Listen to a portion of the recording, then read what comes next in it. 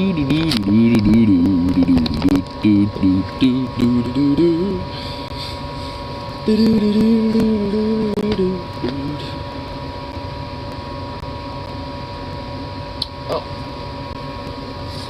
my weed is. I know what weed is.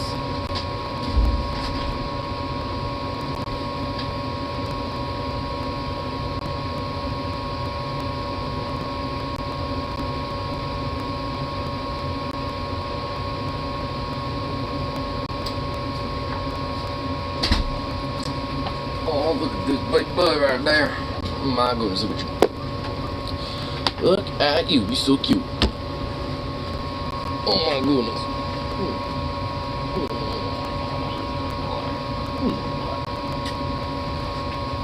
You smell like a wet dog. You're so wet.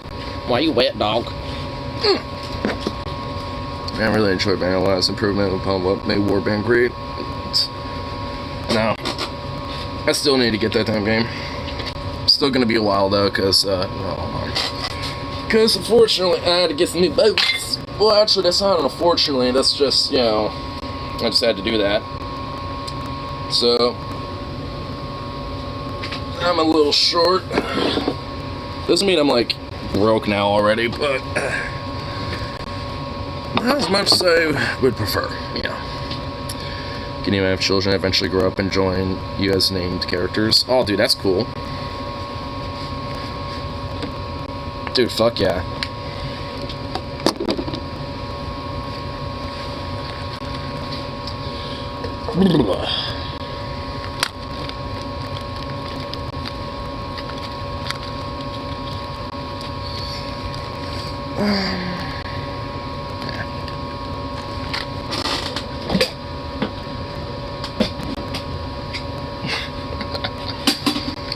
Jesus Christ.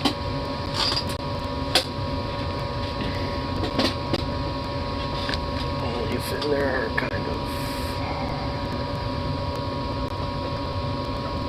Barely fit in there. Actually, hold on.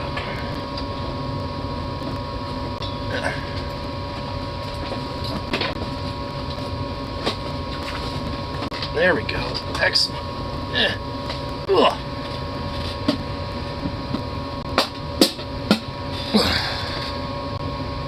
I named one of my kids after you, Little Drew Husky Tate. No, that is not named after me. We called him Drew Tate, Andrew, like Little Andrew Husky Tate. No. I refuse to accept that. That's a bastard child, okay? That ain't my child. That is not my child there, good sir.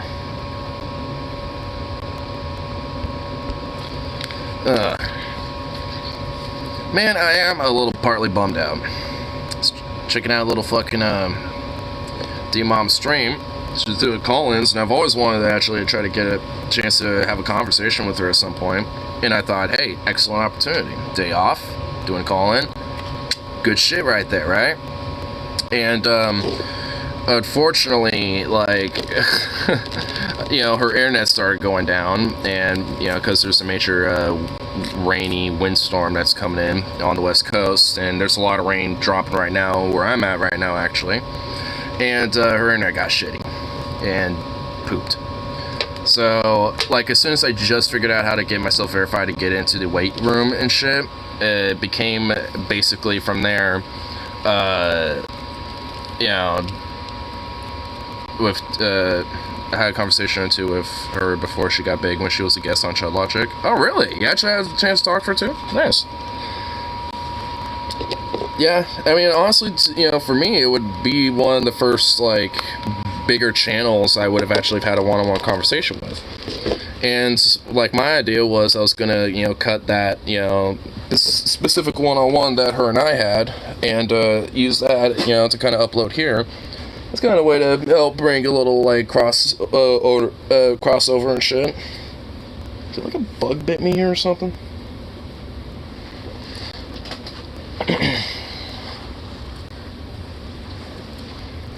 because I mean, that's essentially how like a lot. But did my voice seem a little whiny? What, your voice? No. Nah, dude, you're. I mean, not to be a little like, not to call you out too much, but I can kind of tell you have a little like, I mean, like insecure about your voice. It sounds totally okay. You sound fine. I mean, there wasn't anything wrong with your voice whatsoever. Just to let you know, like you sounded quote unquote normal, as the normies would call it. I mean, if anything, I mean, it just sounded like, I guess, reclusive, quote unquote, just more reserved, I guess. I think I sound nasally as fuck. Dude, I think I sound nasally as fuck. Dude, I don't give a shit. Like, I mean, yeah, at this point, like, I definitely sound like I have some nasally shit. Like, I sound like my voice comes from, like, way back in here, somehow. Instead of like here. Even though I know it all comes in through here, I always feel like it's always like up in here. So, bruh. If you think you're nasally, dude, then holy shit, what does that make me? That must be the most nasally son of a bitch ever. I mean, frankly, it probably, I might have like a deviated septum and just not know about it. I mean, all in all. Like, maybe just a very slightly deviated one where it kind of gives a little bit of a nasaliness, but, I mean, I don't know. I mean, it's nothing that I'm, able to notice, so. And if I do, it doesn't really make that big of an impact on how, I exist, so whatever. But, yeah.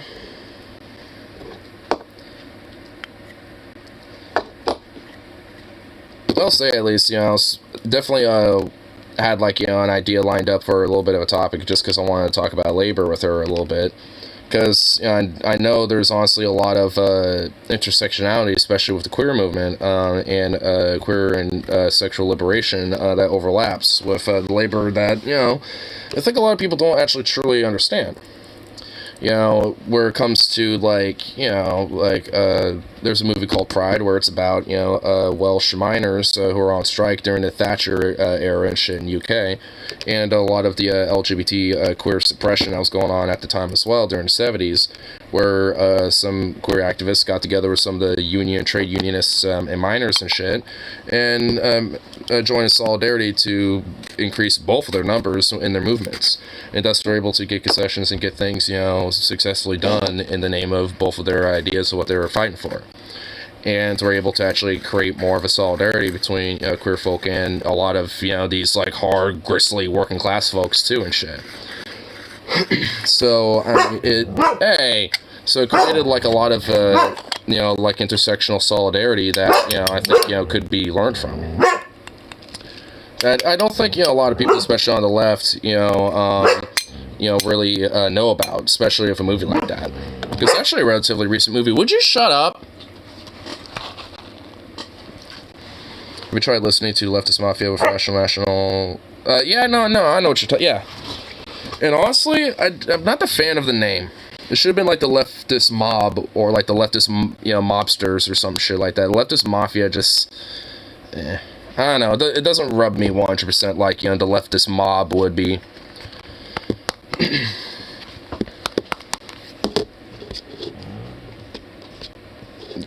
But either way, I mean, I like it. I haven't watched every episode of theirs, but I watched their first one and I think their most recent one, and I enjoy it.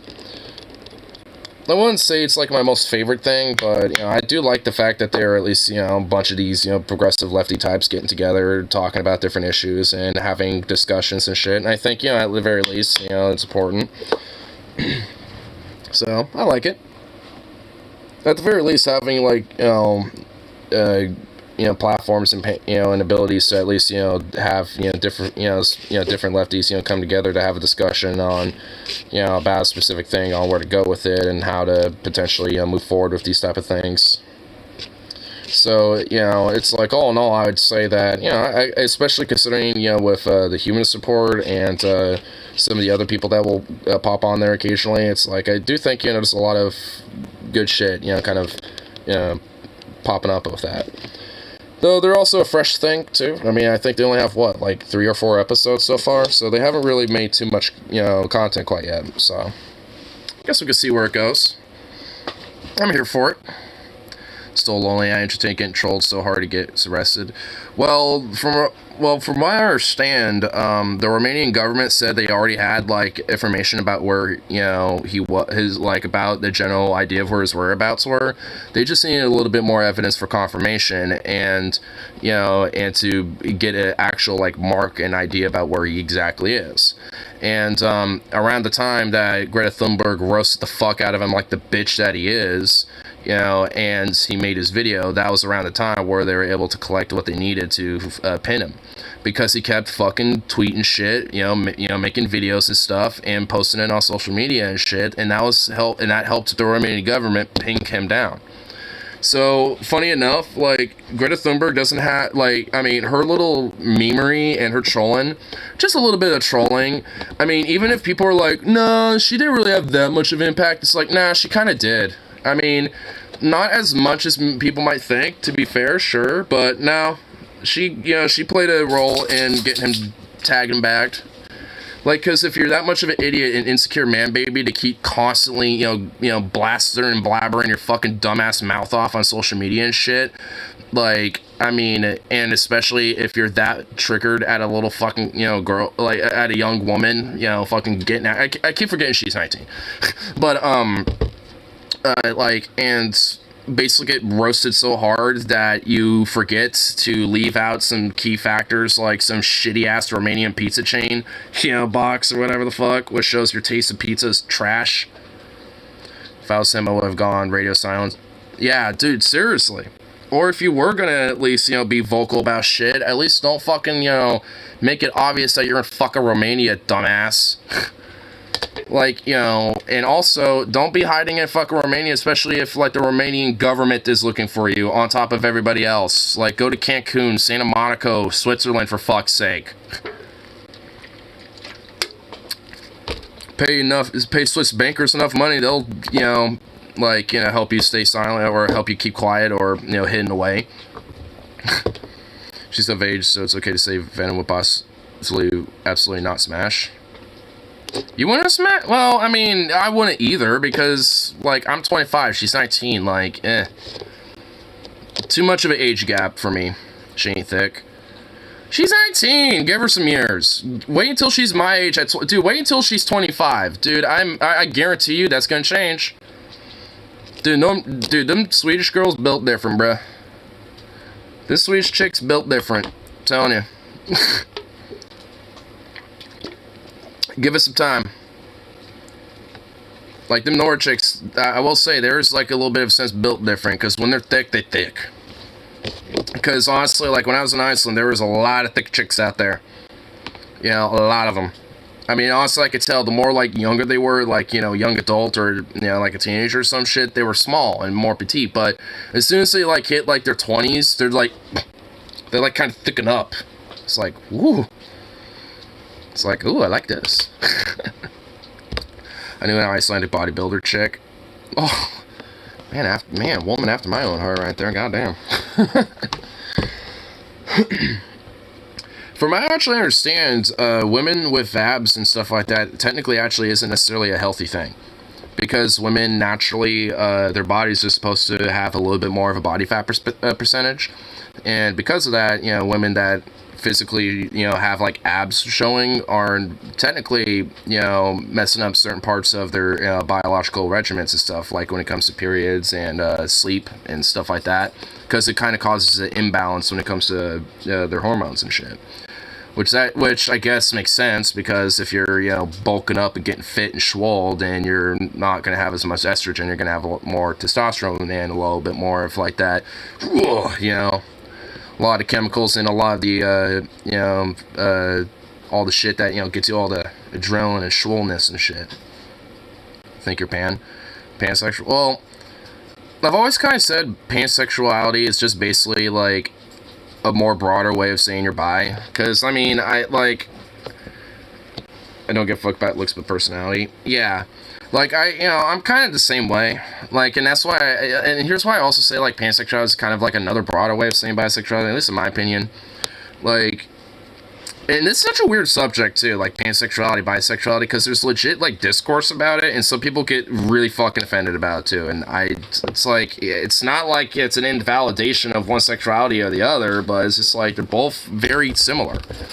I mean, that's kind of the thing. I mean, that's why some people, kind of have the discussion, like I do sometimes, because like, for me, it's like pansexuality is like you like, look, there's, stuff about looks that you enjoy, obviously, but it's more about the personality. But being bisexual, there's an element where it's like, it's more equalized in my mind, or it's like I like the your personality and your looks, like whether you got a dick or a pussy don't really matter to me, type of situation. You know what I mean?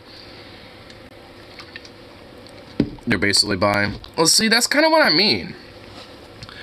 Like, it's like I don't think it's something to really get offended by. I just think they're very similar sexualities. I mean, I think there's at least a difference to it, but I just kind of think that like pansexuality is just kind of a broader, like formulation of bisexuality, because it's, it's kind of expanding more than just, and you like both sex, on a physical level, right? Like, I mean, that's at least how I, kind of perceive it. Because, I mean, like, obviously I'm gonna, want to have at least a liking to your personality to some extent or another, but, like, for me, it's like, hey, if you're, like, at least attractive enough to me, personally, as, like, alright, I could kind of see a little bit of clicking going on, and there kind of is, then, yeah, I like, got interest and shit, but, if, for someone that might be pan, they might not necessarily consider, like, the physicality as much in comparison to someone like me, maybe. That's why, I guess in a way I could be pan, but I feel like I have too much of, like, I have preference in, like, both, physical, like, traits and stuff, I guess, like, where, it's not, like, an end-all, be-all, obviously, but, it does play a role to an extent, where it's, like, if a dude is, like, some ridiculously insane looking strong man, I'm not really gonna be as into that. But if it's like, someone who's relatively fit, kind of got like a bear bod going on, like, I'd be into that a little bit. Someone's a little, like, a man who's a little twinkie-ish, like a femboy, yeah, sure, someone that, like, got a little bit of gut, whatever, not a big deal to me. It's like, there's, like, a big, like, broad spectrum, basically, of just, like, of attractiveness, and then, obviously, the extremes, at least for me. Am I attractive? Roast me. I'd say you are. I mean, I guess I could argue that maybe, like, a little touch-ups here and there, maybe, like, maybe, like, seeing, like, what, like a type of condition to fluff the hair up a little, like, kind of make it look thicker, maybe, or just, like, maybe just a slight trim here and there, just stuff like that, just, like, little touch-ups around the edges, but, yeah, I'd say you are. I mean, shit, I could do some touch-ups around the edges myself, I think, honestly, everyone could probably have, a little bit of touch-up around the edges here and there, but, that doesn't necessarily mean they're, like, unattractive or some shit. Because honestly, if anything, it shows that they do have the ability to have attractiveness despite those flaws. It's just like, hey, here's how you can maybe, like, exemplify some of that. Use a little more peach fuzz. Well, peach fuzz that isn't ridiculous. Like, where this side is way thicker than this side. Oh my god, I can feel it, dude. Dude, there's so much more fuzz right here on my face than right here. Like, I feel like an empty spot right here, and it's nowhere near as thick over here in comparison to here. Dude, it's so annoying, bro. See, that's something that's annoying to me. It's like, and for my touch-up around the edges, I have to basically just keep shaving all this shit until it all eventually somehow evens out over time. And even then, I'm gonna have to trim this side way more than this side, no matter what. It's gonna look uneven, like, throughout my life. It's very annoying. So, but that just means I have to do the touch-ups around the edges once it kind of actually fills in eventually. If, to be fair, if it does. Do you shave downstairs? Like, real talk, unless I'm about to hook up, I just let the jungle expand freely. Yeah, I know, dude, I shave down there, yes. I mean, it's all about the hygiene, yeah. Because honestly, I don't like it like too thick down there, because then it gets all like sweaty and shit. I mean, you think it wouldn't happen no matter what, but I mean, honestly, at least for me personally, I notice that it's not as like stinkish shitty if I at least trim down there and shit. You know what I mean? So yeah, no, I do. I mean, obviously, if I'm not like, you know, like right now, I'm, you know, haven't, you know, like been like trimming, so to speak, as much down there. I still obviously, you know, stay hygienic, but like, you know, when it comes to at least kind of trimming, you know, the edges and all that shit, yeah, right now I haven't really given a fuck about as much, but I still do, because I at least like to have it neat, you know, like I don't want it just all like jungle status, like I got the fucking Amazon growing down there, you know what I mean? Its own ecosystem, like little, you know, macro miniature life down there, you know, starting to form and evolution taking place with different microbacteria down there. Just like, no thank you, I don't need that. Keep trimmed up, but when I get serious, I shave it all off. Yeah. Honestly, sometimes I just do that. Like, honestly, it's kind of a good thing to do that every now and then. Just get a fresh start, just take it all off. You know, fresh start that shit, you know? I mean, honestly, that's kind of the same thing with head hair. You know, like, hey, if you don't know what to do with it, just shave that fucker all the way off and fresh start that bitch. Because, I mean, it is a good way to, you know, kind of do a fresh start. Yeah, obviously you're going to be bald and very short-haired for a while, but if you want to grow it back out, just don't cut it. You know, just let it grow. But if you kind of like a certain area where your hair is starting to kind of meet a length that you kind of like and want to style it a little bit, then you at least have a little bit of time to kind of style it, see if you like it, and if not, maybe let it grow out more, maybe turn it back, see if maybe you prefer the shorter side. Like, you know, if you go full shave and just let it grow back out naturally, you know, it kind of gives you an ability to kind of like see where you kind of want it.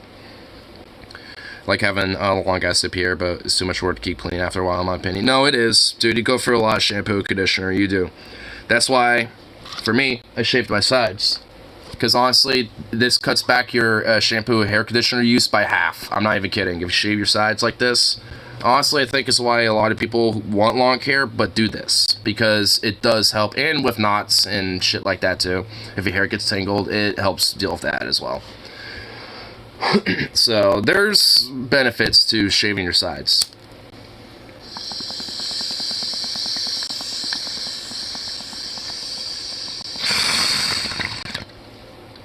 Because that's the reason why I did it initially. Utilitarian. I did it by myself. I didn't pay anyone to do it. Also, I'm kind of slowly letting the back of it grow back out a little bit. Like right here. Actually, you can probably tell some of it's, you know, long enough to where it can get back here now.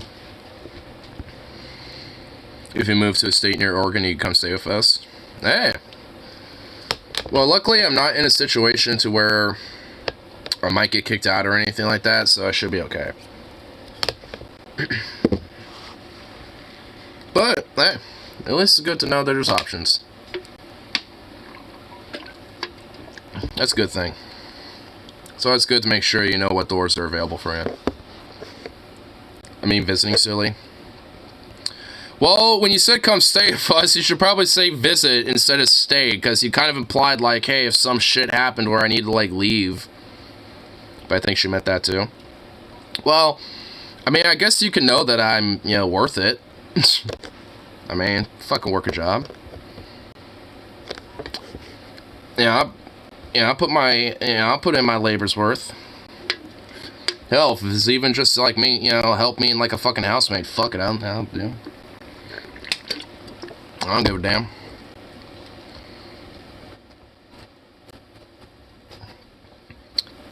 To each according to their ability, to each according to their need, right? More of a handyman than I. And even then, dude, like, I'm just gonna let you. I just fixed the computers. Well, the way you know about that more so than me. Like, I guess I might know more about, like, you know, handyman shit than you, I guess. But, dude, I don't know much. Like for example, if, like, there need to be a pipe replacement, like, I probably will be able to figure it out. But, you know, and be able to do it. But I'm gonna be winging it, just let you know. Like, you know, it is gonna be just kind of on whim. like I have done, some carpentry stuff, even at, on my own and shit. And, so it's not like I wouldn't be able to, but, I mean, I will say I would be winging it. But that is not exactly in a physical condition to, help teach me about a lot of that shit now at this point, unfortunately. He could guide me along, I guess, by observing. Most construction I've done is help install drywall and carpet, which is some pretty basic stuff. There's also, like, I know how to, like, get, like, basic foundation for, like, a wall setup, because I helped, with my dad building this little room in here, and building a fence. Yeah, there's, like, some basic carpentry that actually ain't really too difficult. And fence building, installing carpet, some drywall, that's easy stuff. And, the more difficult challenge is actually building, like, a room, or building, like, a foundation, for, like, a shack or some shit like that. Like, there's, and you want to definitely have some precise measurements of things like that as well.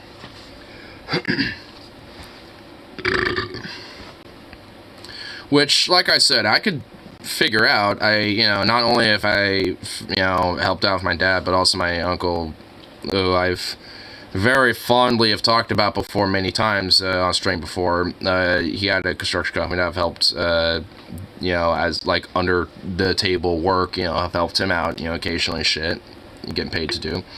So it's like, it's not like I don't know nothing, but I'm probably just, like, slightly above average when it comes to knowledge on, like, carpentry work and stuff. And by average, I mean just, like, your average schmo, so obviously I know, I do not know, as much in comparison to, like, an actual carpenter and shit.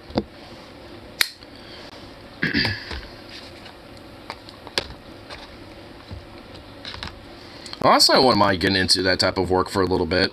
I've done a lot of under-the-table work. Most of that was just carrying tools. Well, yeah. I mean, honestly, when I was doing a lot of the under-table work, with my uncle's construction shit, like, I wasn't doing, like, a lot of the heavy-duty shit that they were doing. But, I was kind of, tasked with some of the more smaller duties. Like, hey, we got this, piece of the porch installed, can you put the nails through and, have it secured in place and shit while we go work on this other half of the porch and shit, you get that part installed, and then, shit like that.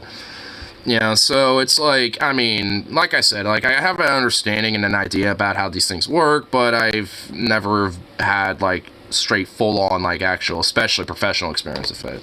I could wing it, I could figure it out, and I've done some of it myself, even on my own, just with my own personal shit that I've, done before, but, I'm not exactly, like, professional by any fucking metric.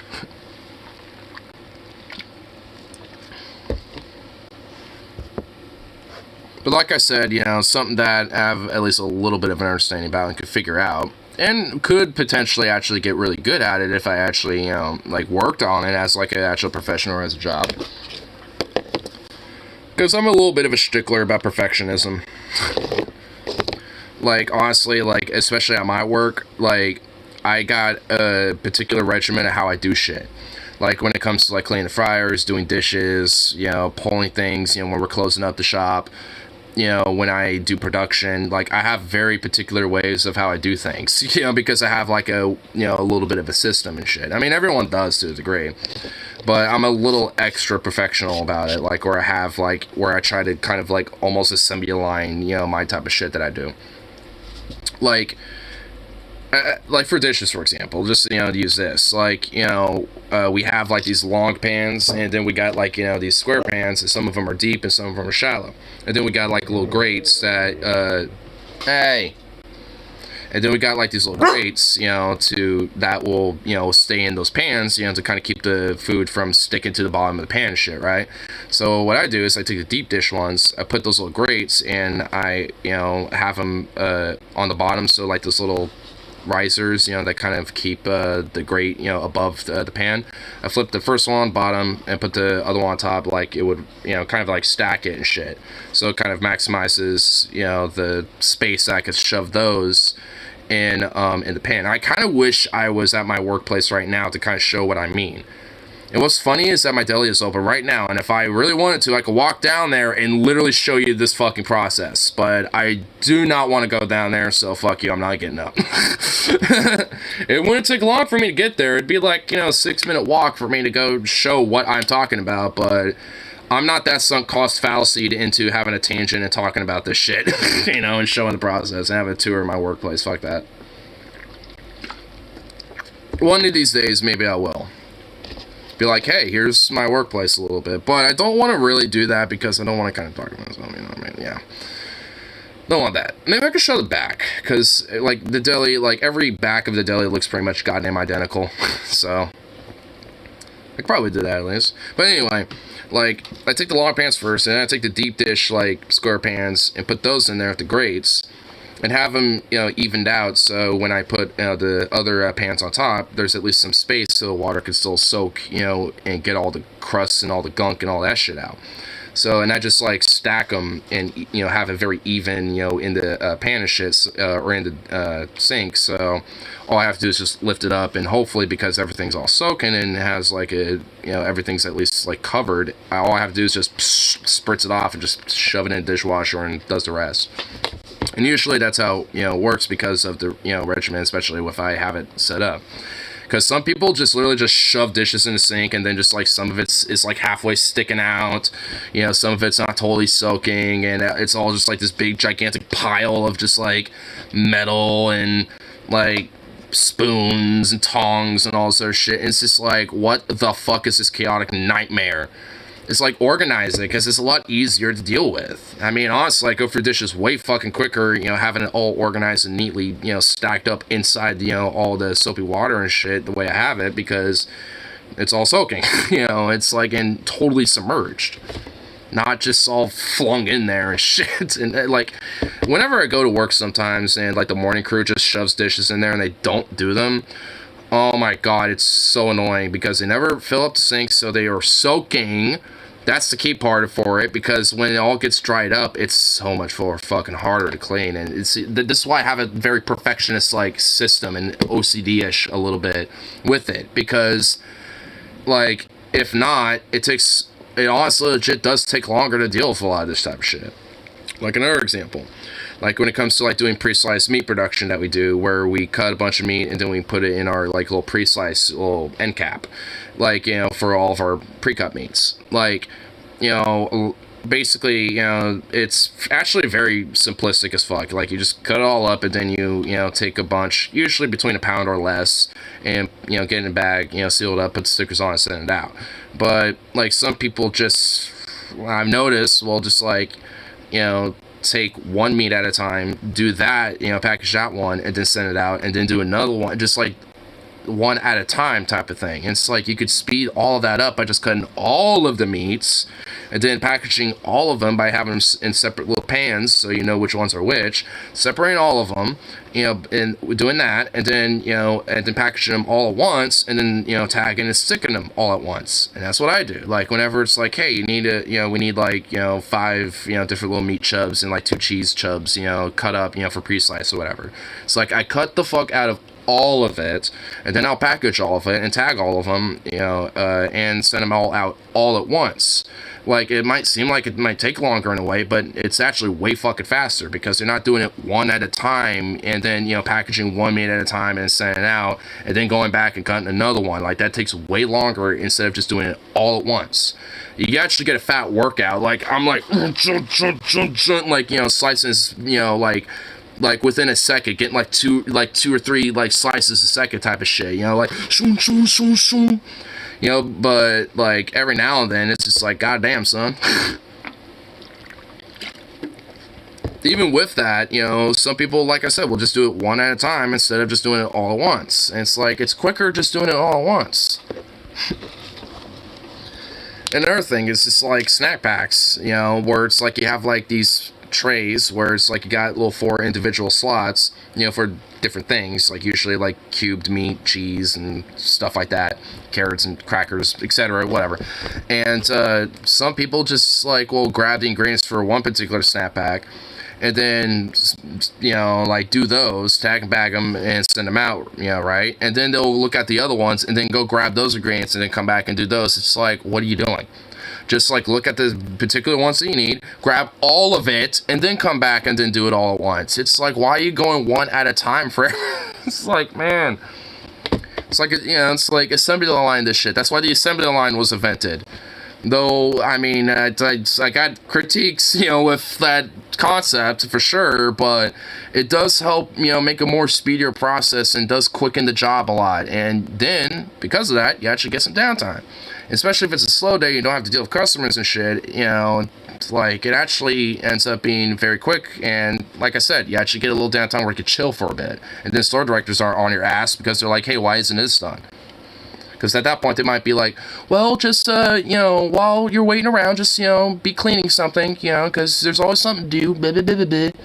As long as you're feigning a task, basically, like pretending you're doing a task, like wiping down a counter that's basically been wiped down like 8,000 times already, they ain't gonna give a shit.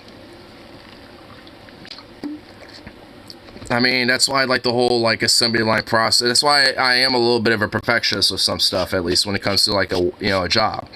At least, because, like, there's a way to, like, if my brain can figure out a way to quicken the process, it's gonna do that, like, straight up. It's the whole premise of work smarter, not harder, it's like, quit making it harder on yourself, it's like, don't make the job any harder than it has to, And deli work is already tough as fuck as it is. Like, I mean, a lot of, people, and I will say the same, like, when it comes to grocery store retail work, it is the fucking hardest job you could be doing. Warehouse don't even fucking compare. Like, where, night crew warehousing shit where you're in the back and then stocking up the shelves at night, that don't even fucking compare. Because at least then you could just chill and vibe and barely have to deal with anybody, because, and all that shit. It don't even compare to fucking Checkers, dude. Because you have to deal with a lot of the production stuff, like I said. You have to deal with customers on the hot cases and all that. You have to deal with, the company management harping on your ass about, like, make sure that this is done, that's done. Oh, we might have an health inspection this week, even though they're never going to show up until, like, a week or two later. All this other shit. Even Amazon warehouses. No. I'm talking grocery store retail. Not like a full-on warehouse, like, that has, like, different little departments in a grocery store, like a deli, bakery, meat counter, etc. That type of work. I'm not talking Amazon warehouse work. That's different. That's a totally different ball game. I'm talking, like, if you're going into a grocery store, like a Fred Meyer, Kroger, KFC, Safeway, fucking Walmart, wherever the fuck, Whole Foods, and they have different little, like, food departments, like a deli, bakery, etc. Like, and like, most people, and again, I will confirm and even vouch for this, most people are going to say that when it comes to that type of line of work of retail, deli is the hardest fucking shit. It really is. I didn't know what I was getting myself into when I fucking applied for that shit, dude. Like, honestly. Like, because honestly, I thought, hey, I did some food work, or I guess, did some food culinary stuff at school. I can apply that at this job, and it would be pretty easy. Just, cook a food, serve it up. What could, how hard could it be?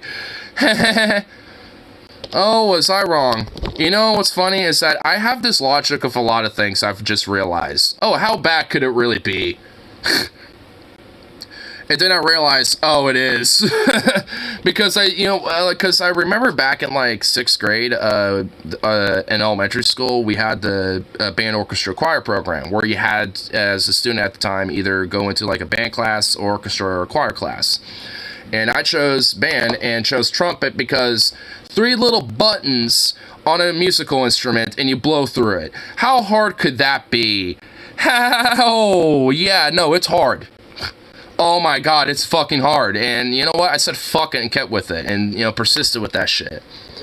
And, and honestly, I think, I fared better with it. And honestly, like, it's a weird, I think, trait of mine. It's like, oh, how hard is it? Oh, it actually is hard. Well, fuck it, I'm gonna stick with it. It's like, I'm in this far. Sunk cost fallacy now, bitch. Because, like, with my job, with, music, I seem to have this mentality with different things I've just realized. A little epiphany I just now figured out. What's another time? Oh, protesting. That's another one. When I went to those protests in 2020. Oh, how bad can it really get? Oh, it could get bad. Oh, shit, son. I kind of expected, I planned, I was smart, I brought my gas mask and shit. I knew shit could get crazy.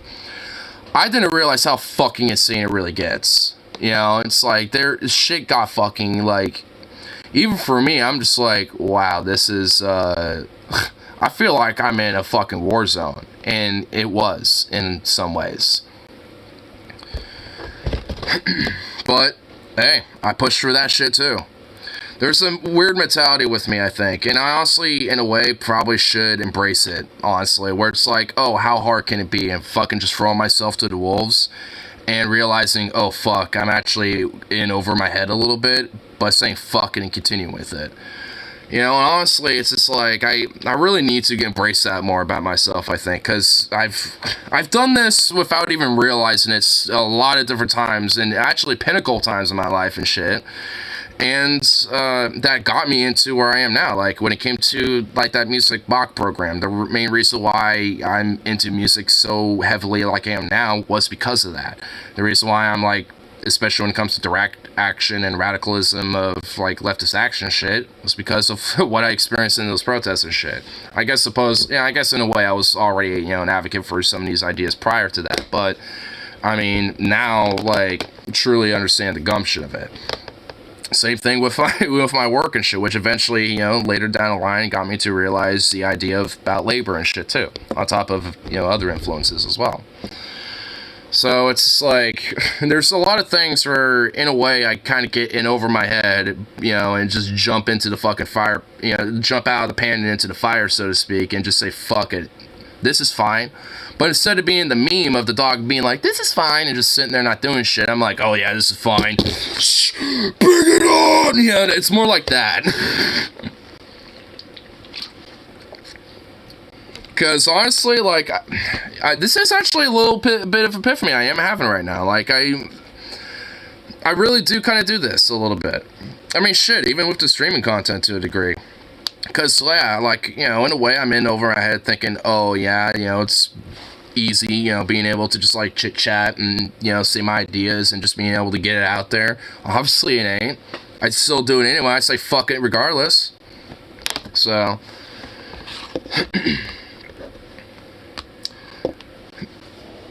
I know I'm privileged. I'm on SDI. I don't have much. I work seriously backwards. I'm just leave. Dude, do not beat yourself down over that, man. Like, cause you were just saying earlier, like, you do a lot of Undertale work. You know, I mean, you know some basic shit around carpentry. You know how to get a fence built up. It's like, you got, like, you know, some, yeah, like, well, yeah, sure, it ain't much. I mean, fuck, I don't got much work history. I did some counter work as shit, under table work. And my first real official job is one I'm still working. It's still, like, my first slight job that I applied for and got hired for was at fucking Safeway, and I'm, for some ungodly reason, still there. You know, so, you know, all in all, I mean, it's like, I don't really got that much, you know, work history if you really truly quantify it.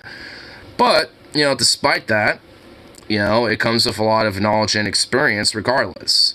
I mean, it's like, and shit, I mean, to a degree, I mean, like, I'm privileged because, I mean, like, think about it, like, nationally, only about, like, 10% give or take of the national workforce is unionized, and I'm one of them. Not many people could say that. And even then, unfortunately, it's not exactly the greatest, most proudest thing to fucking say anyway, unfortunately, considering a lot of unions do tend to be kind of either corrupt from the inside out, defanged, or just, unfortunately, don't have enough of a membership or financial ability to really actually have the fucking teeth and gumption to try to fight and shit. I mean, so, but nonetheless, there's still a lot of really great unions out there, and there's still a lot of real strong unions out there, and there's still big ones that are still fairly certainly worth a fuck out there still. Just, you know, despite that. Teamsters, teachers unions, you know, a lot of them still tend to be pretty strong, especially the Teamsters. A lot of carpenter unions and shit. Ironworkers, like, there's still a lot of, especially locals, that are still pretty fucking strong out there and shit. Well, smaller in numbers nowadays. But also, there's that, even with these, you know, ones that still existed, there's ones that are starting to prop up even now, that, you know, are kind of embracing, some of the old radical ideas of unions from back in the day. Like you got, Starbucks unionizing, New Seasons, Amazon, all these different companies. I mean, Amazon is having a frontline approach and shit, because not only is the Amazon warehouses directly are being hit with the Amazon labor union, but with is New Seasons actually Amazon, or or are they Whole Foods? I actually think they're Whole Foods, but either way, they are still getting a multi-pronged front regardless, because at the same time, if you think about it, like, I know the Teamsters have been making plans, especially, and a lot of strategies and shit to pressure a lot of the Amazon drivers, to start, getting in with the Teamsters, which I want. Like, honestly, it's like, I think, a strong element of unionization at warehouses and factories and grocery stores, etc., is to also have multiple unions represent as well in these places too. Because I know there's a New Seasons that's going to open up right around the corner. It's a little farther of a walk for me. It's about like a 15-minute walk, but nonetheless, it's still pretty much around the corner. And they're obviously not going to be a unionized shop. But, because I'm, a part of, Food and Commercial Workers Union right now, and I know New Seasons Labor Union has been making a lot of successes here locally in Portland as it is, I think it would be in a good interest, for both, our local and, the New Seasons Labor Union making successes here to collaborate with each other. Because obviously, we got a lot of fucking numbers, we got a lot of money because of the dues and the memberships, because of that type of shit. We got, our local at least has a little bit of ability to kind of help prop them up a bit and help get them a little bit more of a success. And honestly, that crossover union solidarity needs to be a lot more of a prevalent thing, because it's not really a big thing right now. It used to, and it used to be a very huge thing where, like a union would, local union would go on strike, to try to, unionize, like, a coal mine or some shit from, like, in the 20s or whatever. And then, like, the lumber unions will come out of nowhere. The rail workers will come out of nowhere. And then, like, like the fucking, like the Seamsters and cotton mill, like, workers and shit will come out of nowhere, and their unions will join solidarity. Like, it would become a multi-union thing. And that needs to spread on top of just, these unions, fighting for their shit, just on their own. Because especially if they're going to have even more successes and more of a spread and more of a voice, they need other unions to back them up. And that's the way to make, some of these other, unions that might have been defanged, but still at least have an ability to probably, gain them back in a sense. I mean, this would be a way to do it. Use some of their pre-existing influence and structure, to help, uplift some of these others. Because also they could kind of take them under their wing in a way, maybe not like directly, but at least at least somewhat indirectly, to be able to organize with more broader labor issues, especially when it comes to contracts that they both are fighting for that have to be pretty similar, or maybe even fighting for a more unitary contract. So. Join the one big union. Yeah, the one big union grant. And also, at least for anyone that might be a musician, find one of these. Little Red Songbook. Not kidding. A lot of labor songs in there. And this is the 1995 edition. So there's probably some more songs nowadays that are in the Little Red Songbook. But at least for this one, there's at least how many pages? 96 pages worth of fucking music. I mean, I could just name some of these songs. At least this one is specifically the 36th edition, from what it says. But, I mean, here's just some random songs. Casey Jones, the Union Scab, Give Me That New Union Contract, Giving Nothing Back, Heroes to Plebo, If It Weren't for the Union, Dreaming of a Fair Contract, the International, Labor's Endless Chain, Men of the Camara, Mexican Revolutionary Song, The New America 9 to 5 song, No Los Moverán. Some of these are Hispanic songs, if you notice. The Popular Wobbly, Porque los Pobres lo tienen. Another Mexican labor song. Public Workers Stand Together, Put It on the Ground, Rise Again. Robert Train. I'm not kidding. That's the name of the song. The Scabs Crawl In, Salon Partner, Solidarity Forever, obviously. Saying not all your workers stand united. The Little Scab, Union Buster, VDT. That's an acronym. I actually don't exactly know. You know, what page is that? 57? What is that one specifically? What's VDT stand for? Video Display Terminal. Well, you don't know my name, but you sure know me. I work in New York, Boston, D.C. Used to be a typist, a secretary, but now I enter data on a VDT. I tell you, it's not like the show on TV. It's hell to earn living on a VDT. You won't hear me say that typing was fun, but at least I could see the work that I'd done. And the boss couldn't test my productivity by punching up a number on his VDT. I swear the screen is staring back at me. It's hell to earn a living on a VDT. It's kind of an older song, I guess, you know, talking about, like, computers, I would imagine, actually.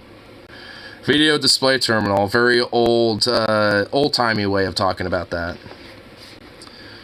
But we shall not be moved. What is the boss? Where are we going to work? Wobbly Doxology. Workers Control song. You gotta go down. So there's a lot of different songs. And that's not all of them, by the way. That was just the ones that I just named off on the list. Do you like horror? Of course I love horror movies. What do you take me for, a heretic? Fucking Christian prude. Because I am. I worship my good Bible. Yes. I'm a good Christian. I do not like horror movies. I'm not a heathen. What do you take me for, a Satanist?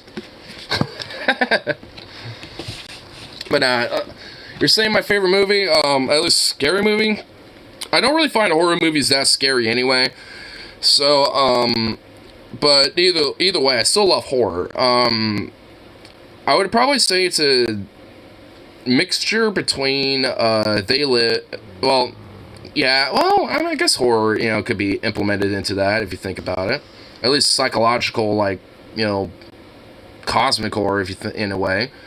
But The Thing, for sure. Aliens, and I like, it would be those two for sure. I guess if you want to make an argument, They Live, I suppose, but it's not. It's more of a sci-fi meta commentary on, you know, current society. Still, even to this day, more so than not. Unfortunately, a bunch of Nazis want to think it's about the Jews, you know, and, you know, even John Carpenter has, like, denounced his own fucking movie They Live because of that. And it's like, man, fuck Nazis. They ruin everything.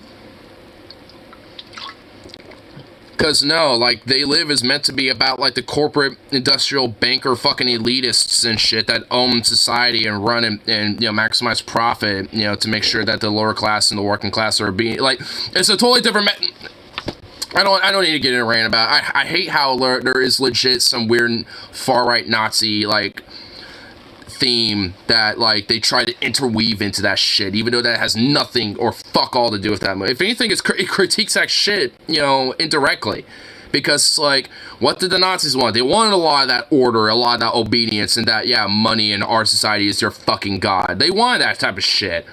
You know, for their fucking grand, supreme Aryan shit. Like, that's what they wanted. If anything, the movie critiques their... Never mind. I'm getting a little too far ahead of myself. But no, nonetheless, though, it's just like... the movie They Live critiques a lot of that type of shit, frankly. Like, at least in my opinion. A lot of it critiques, you know, a lot of Nazistic fascism and corporate dystopian capitalistic, you know, takeover and utter control and shit. Like, it critiques these ideas. It's not about, like, the Jews or whatever. It's fucking Nazis, dude. How can you see this is your God on the money and not get is against capitalism? Exactly. I mean, exactly. When it's like you put on the glasses and you look at, like, the currency that, you know, you do transactions with in society, and it says this is your God, what the fuck do you think that means? It means that, like, capitalism is your God and you obey it. That's the commentary it's saying with that. Well, it's saying that it's the critique of it. It's saying that, like, this money is what represents that. And it's true. In a way, it is. I mean, that's why that movie to this fucking day is very, in fact, probably more so than ever, is still a very poignant fucking movie.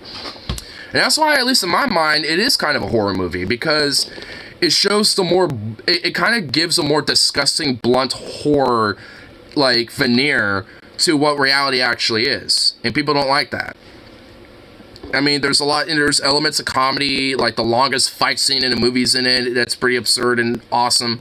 Like, there's a lot of aspects about the movie that are, not horror for sure, granted, but I think, the more broader, like, theme of the film does have an element about that, because it's such a striking critique of our current society, of how it is being so hyper-capitalistic. I mean, that's why, at least I think that's one of my most favorite films of all time. I wouldn't say the favorite film, because that kind of fluctuates, but it will take that spot occasionally. But at least, like, for one of my most favorite films ever, like, it will always be top 5. Always. Because it's so poignant, when it comes to this commentary, and it's just a fucking badass, kick-ass fucking movie. The movie's great. I'm here to kick ass and shoot bubblegum. I'm all out of gum. Wearing those fucking glasses and just, like, one-hands the shotguns. Killing off these fucking aliens and shit. Fucking based.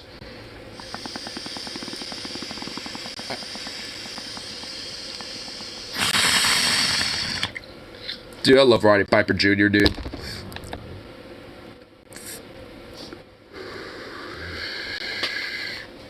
My favorite game of all time? Dude, that's kind of hard. Favorite game of all time.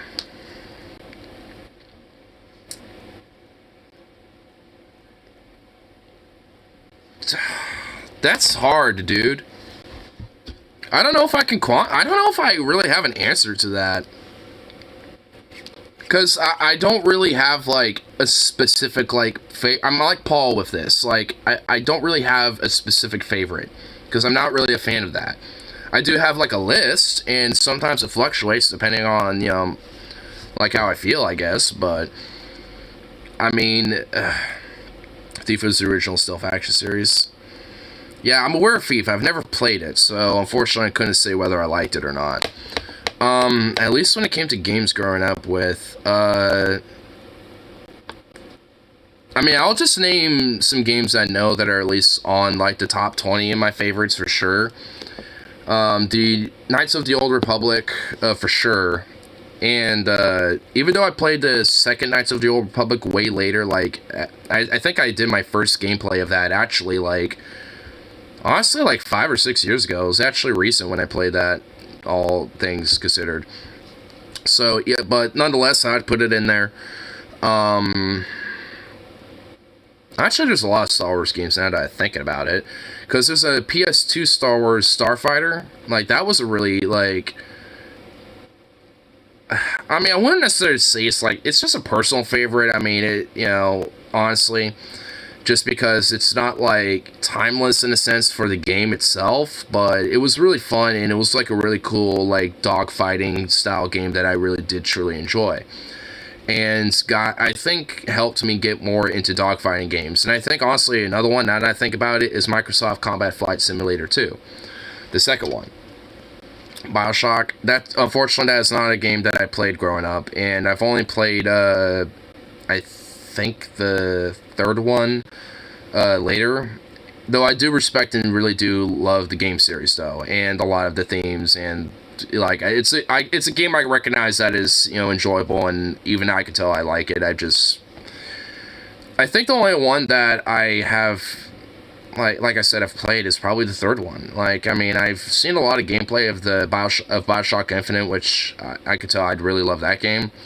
And the other ones I could tell I'd really like. So it's a game series I know I'd like. I've just never played it yet. One of these days I definitely will get into it though.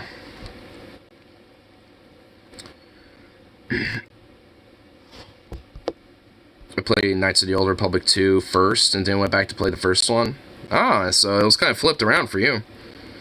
For me, it's Kira really built up the character of Revan and built him up as this fearless Anakin-type hero. Didn't fall, but made a sacrifice to use darkness against the real enemy. Like, yeah, I remember the first Knights of the Old Republic at least very fondly because I really liked the like ability to have like different story outcomes. And that's what got me really into games that have like multiple endings, and I think that's why, especially for me, I have such a fondness for Knights of the Old Republic, because it really gave you like choices and like legitimate choices that can make a bigger impact to the game. And I remember doing so many different playthroughs, just doing different things just to see what, the results of some of these outcomes would be. Like, because I thought it was so fucking cool to have a game that would give you the choice to have an ending, instead of just like, well, I guess in a way it was still like a pre-programmed ending. No matter what, it does kind of lead to like 2 or 3 different outcomes.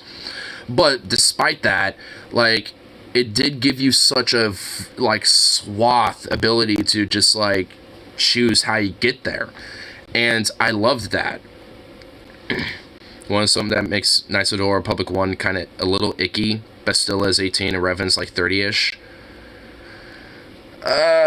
Is Bastille... Dude, I always thought of her being, like, older than that, dude. Is she really 18? Like, around... I thought of her being, like, at least, like, the same age as Revan, dude. I've always thought of her being around the same age or maybe a little younger than Revan. Like, I never really thought of her being, like, I now just turned 18, like, like, teenage...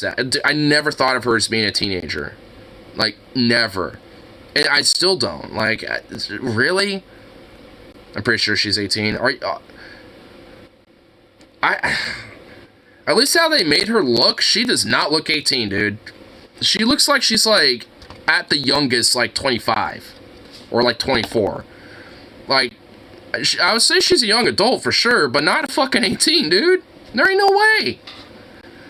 I mean, I guess. I mean, she is a Jedi. She's probably, had to deal with a lot, and probably has matured more because of that, and thus looks older than her appearance, makes it out to be. I guess I can see the argument as, for it, but I don't know. I never thought of her as, like, a teenager, like, 18 status or something, or, like, 19 or something. I always thought of her as, like, at youngest, like, 24, 25. Like, I thought of her as being, like, honestly, around, like, 30-ish, like, 29, 30, 31, 32, about, maybe. Like, still a young adult, not quite middle-aged yet, I've never thought of her as, like, being 18.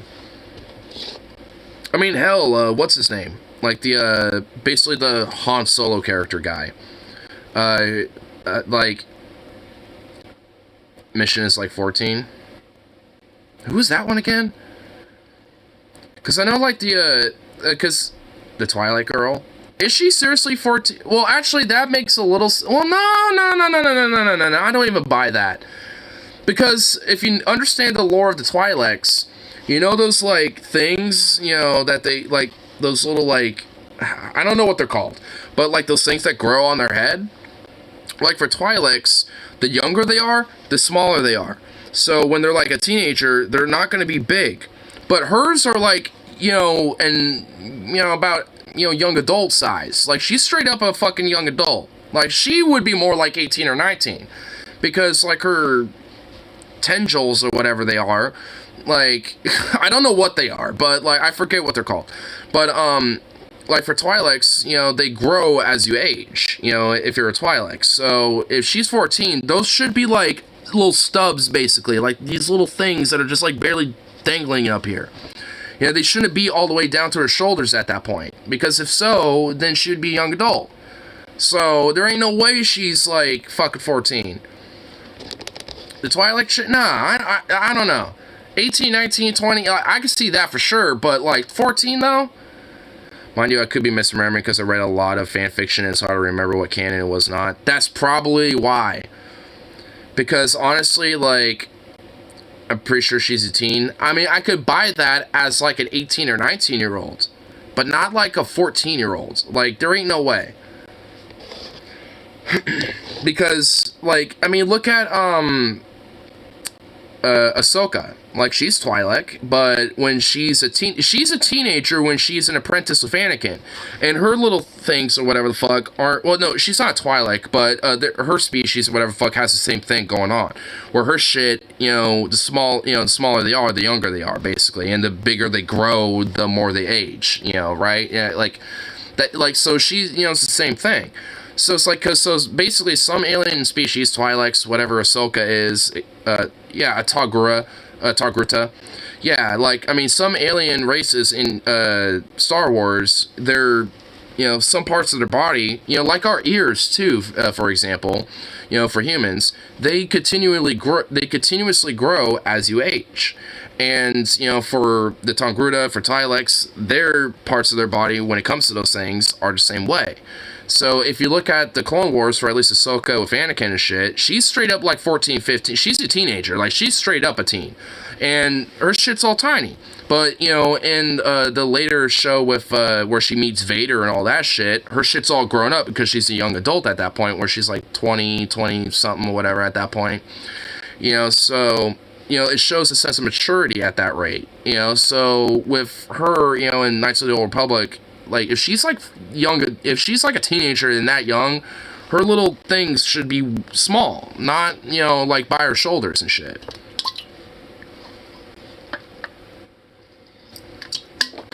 And also, she had a pretty, decently, friendship with her, Wookiee friend, too. They had not like a soul bond, but like, the protection bond thing, where if you save a Wookiee's life, they're like bonded to you and like in your debt, like a life debt thing. Like, so, like, and she was, having that with the Wookiee for a while. So they were friends for at least a few years. So it's like, what, she was 13 and somehow saved the Wookiee's life? It's like, that don't make sense. So, there, like, if she's 14, then there's some logic about her that don't make sense with how her character is, so... I mean, it's been a long time since I played Knights of the Old Republic, but I remember the Wookiee and her, and shit, and I remember, like, if she's a teenager, then she'd have to be, like, a child, that saved a Wookiee somehow, and how does that work? I mean, that don't make sense. Because a Wookiee would just be so much more stronger, than a child Twi'lek, so... It's like, unless there's, like, some crazy happenstance that happened where, like, some miracle or some shit, like the Force guided this kid or some shit, like, unless there's some cockamamie excuse, I don't see how that would work. So she has to at least be, like, a young adult at that point. If you talk with the maiden enough, you learn that her mother disappeared at the end of the Mandalorian Wars, and her description of her mom is eerily similar to Kreia. I love the character of the Handmaiden, but I think she is Kreia's daughter based on her and Kreia and all you care about. Yeah. I remember, that's Knights of the Old Republic too, right? Because I remember, yeah, I think it is, because I remember some of that conversation. I think you still end up fighting her no matter what, though. Because I tried to, like, talk her down from a fight, but I still had to fight her. And I was like, aw, I kind of liked her. I was kind of liking her as a character. But she refused to let me pass and do what I had to do. I think there was if I remember, actually, I think there was a speech limit. Like, I mean, if you have a certain, like, level of speech, you could actually not fight her, but I don't think I was at that level yet. But I don't remember. It's been a while since I played the Knights of the Old Republic series.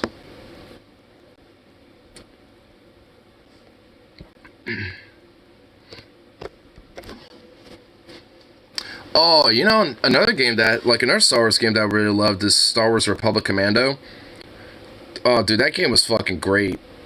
And I love the mission where you're stuck in that derelict cruiser.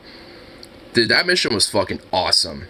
It has such an alien vibe, to the show, or to the show, to the fucking game, that it was just awesome. I love how if you spare the maiden enough, you can train her, and if you do, Atris will ask her if she loves you when she tortures maiden. Damn.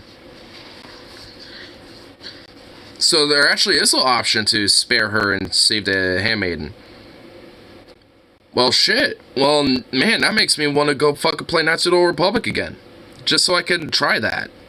Because honestly, I remembered when I did my first serious gameplay of that, of Knights of the Old Republic 2, I tried. I was like, yo, I don't want to fight you. Like, I actually kind of like you.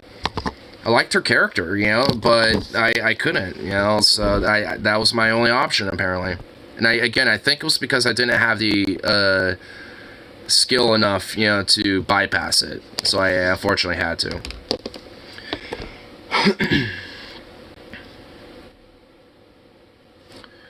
You know, what's another game that's, I know Warband is another one that's up there for, like, timeless games, at least for me personally. You could train every organic friend to be a Jedi or Sith based on your Force alignment. I knew that. Because there was an ability, especially at least with Force-prone characters, to where you could do that.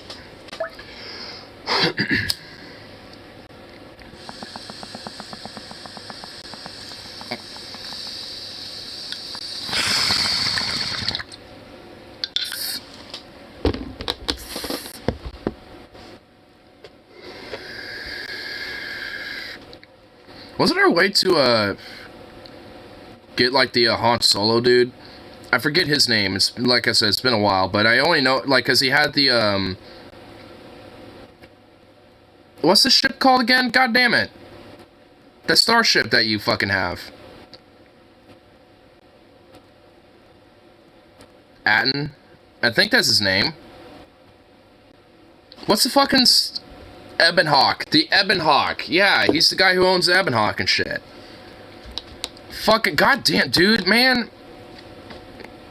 Like, I guess it shows that I know a lot about Knights of the Old Republic, but there's still some shit that I have to jog my memory with. Get out of here, you stupid fucking bot.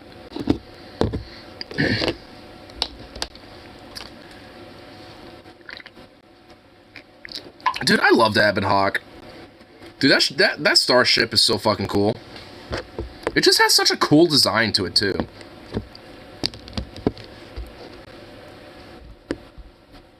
Knights of the Republic 2, in my opinion, is better than 1 in most ways. Oh, see, I don't know if I agree with that. I mean, to be fair, it's been a long time since I played both games. But from my memory, like, I honestly prefer Knights of the Old Republic 1 a little bit more. Now, that doesn't mean Knights of the Old Republic 2 is bad. Honestly, it's fucking amazing. Both games are phenomenal in their own ways. Yeah, I would argue that Knights of the Old Republic 2 is more darker philosophically, you know, at least as a driven game. But I don't know, I think, like, with the plot and, like, with the development of the first game, I don't know, dude, this is, see, like, that's hard, like, because, I mean, to be fair, I played the first Knights of the Old Republic first, not the second one, so I have a little bit more of an affinity for the first one. I don't know, like, for me, it's, like, it's kind of hard, frankly, to, you know, really, like, say which one's better.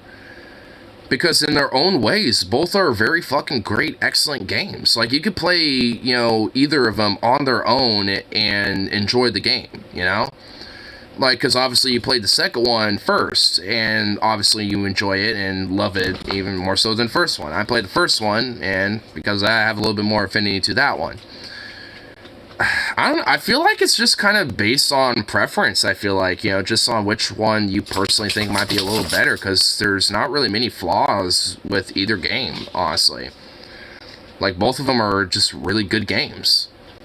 I'd say the reveal of Revan in the first game is better plot twist than Kreia being a Secret Sith. I agree with that.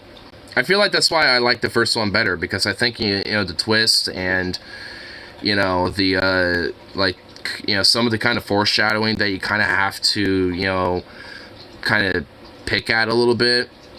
I will argue, though, that I think the Sith battles in the second one, where you meet some of the Dark Sith lords and shit, then, are better. I feel like, when it came to like Nihilus and, fighting, the other Sith Lords in the second one, I thought that was honestly very fucking cool. The first one has some pretty cool Sith Lords, and you got to fight Malak, dude, Darth Malak. Dude, that guy is fucking badass, honestly. He's a pretty cool Sith Lord. Improved on how weapon modifications are handled. Yep, I will say that there were some better things about the second one when it came to, weapons and things like that. What's your favorite Star Wars race? Mine's Klingons! Oh, man. You know what's funny is that despite my affinity for Star Trek and Star Wars, I feel like I'm a little bit more of a Trekkie. I do have a strong respect and love for Star Wars, especially the expanded canon and stuff like that, but I don't know. Something about Trek. Something about that. I think it's just because it has, like, it's more of, like, an alternate, like, futurism history, in a way. Instead of just, like, a total new universe, or at least a totally separate galaxy that's obviously far, far away. Which I guess implies that, like, the, Star Wars universe in itself, is hypothetically, a thing. First game had better pacing as the first hour and a half of 2 is a slog. Yeah, I agree with that. Progress is a nightmare. Dude, I hate, yeah. Dude, when you first start off in Knights of the Old Republic 2, I hate it. Honestly, like, when I first played it, I kind of fell out of it because I was getting sick of being on that fucking mining world or whatever the fuck. Eventually, I pushed through it and got to the rest of the game, and then I was like, smooth sailing. This shit's awesome. Especially when you're revisiting some places that you've been to in the past.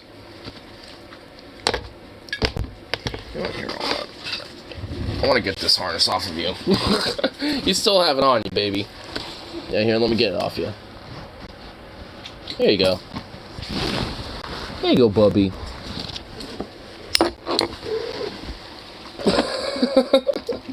You goofy baby. He was a sweet boy. He was a good boy. Yeah, you're just a good boy. He was a sweet boy, baby.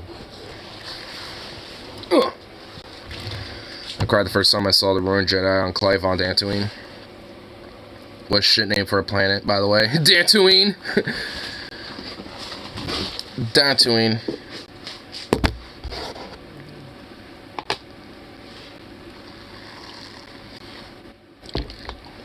At least Tatooine sounds kind of cool, because that's like tattoo in it. And also, at least that planet is actually kind of cool. I will admit, honestly, a lot of the planet names in Star Wars kind of suck. I'm just gonna be honest. I mean, not all of them. Like, a lot of them actually are pretty cool. Like Kashyyyk. That's a pretty cool planet name. Kashyyyk. Home of the Wookiees. Like Geonosis. Like, that's a pretty cool planet name. Yeah, like, there are some Star Wars planet names that are actually pretty cool. But, I don't know. A lot of them do legit kind of suck. Sion is my favorite Sith Lord and coder. Seem to fall in love with you if you play a woman, and loves you if you play a man. Oh yeah, dude.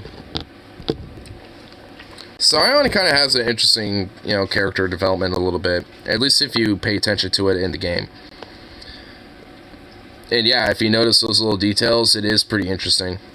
Because it's like, because in a way, it's like, it's, in a way, it's kind of like he's kind of like a motif of, like, the insecurity of masculinity, almost.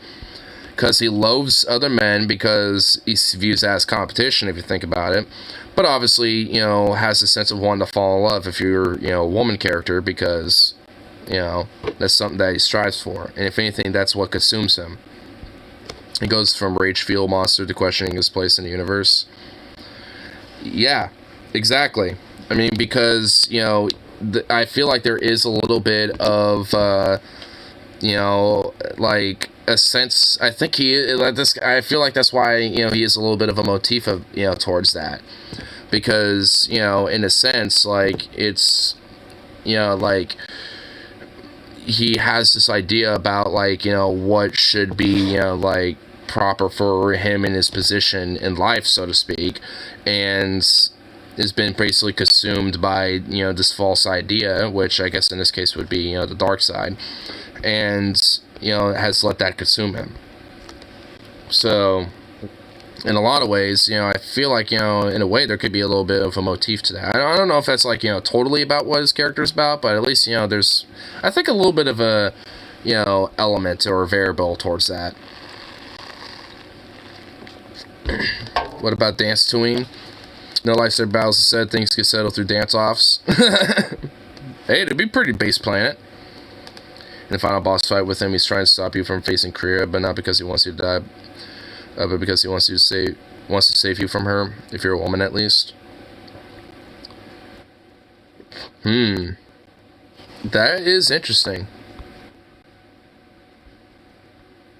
I should play Knights of the Old Republic 2 as a woman, just to see what, like how that works and see that dynamic, because I've never, because I will admit, I've never seen that dynamic play out in the game, because I never played a female character, at least in the second Old Republic. So I have not seen that. That's actually a dynamic I've, been unaware of. So I will have to check that out.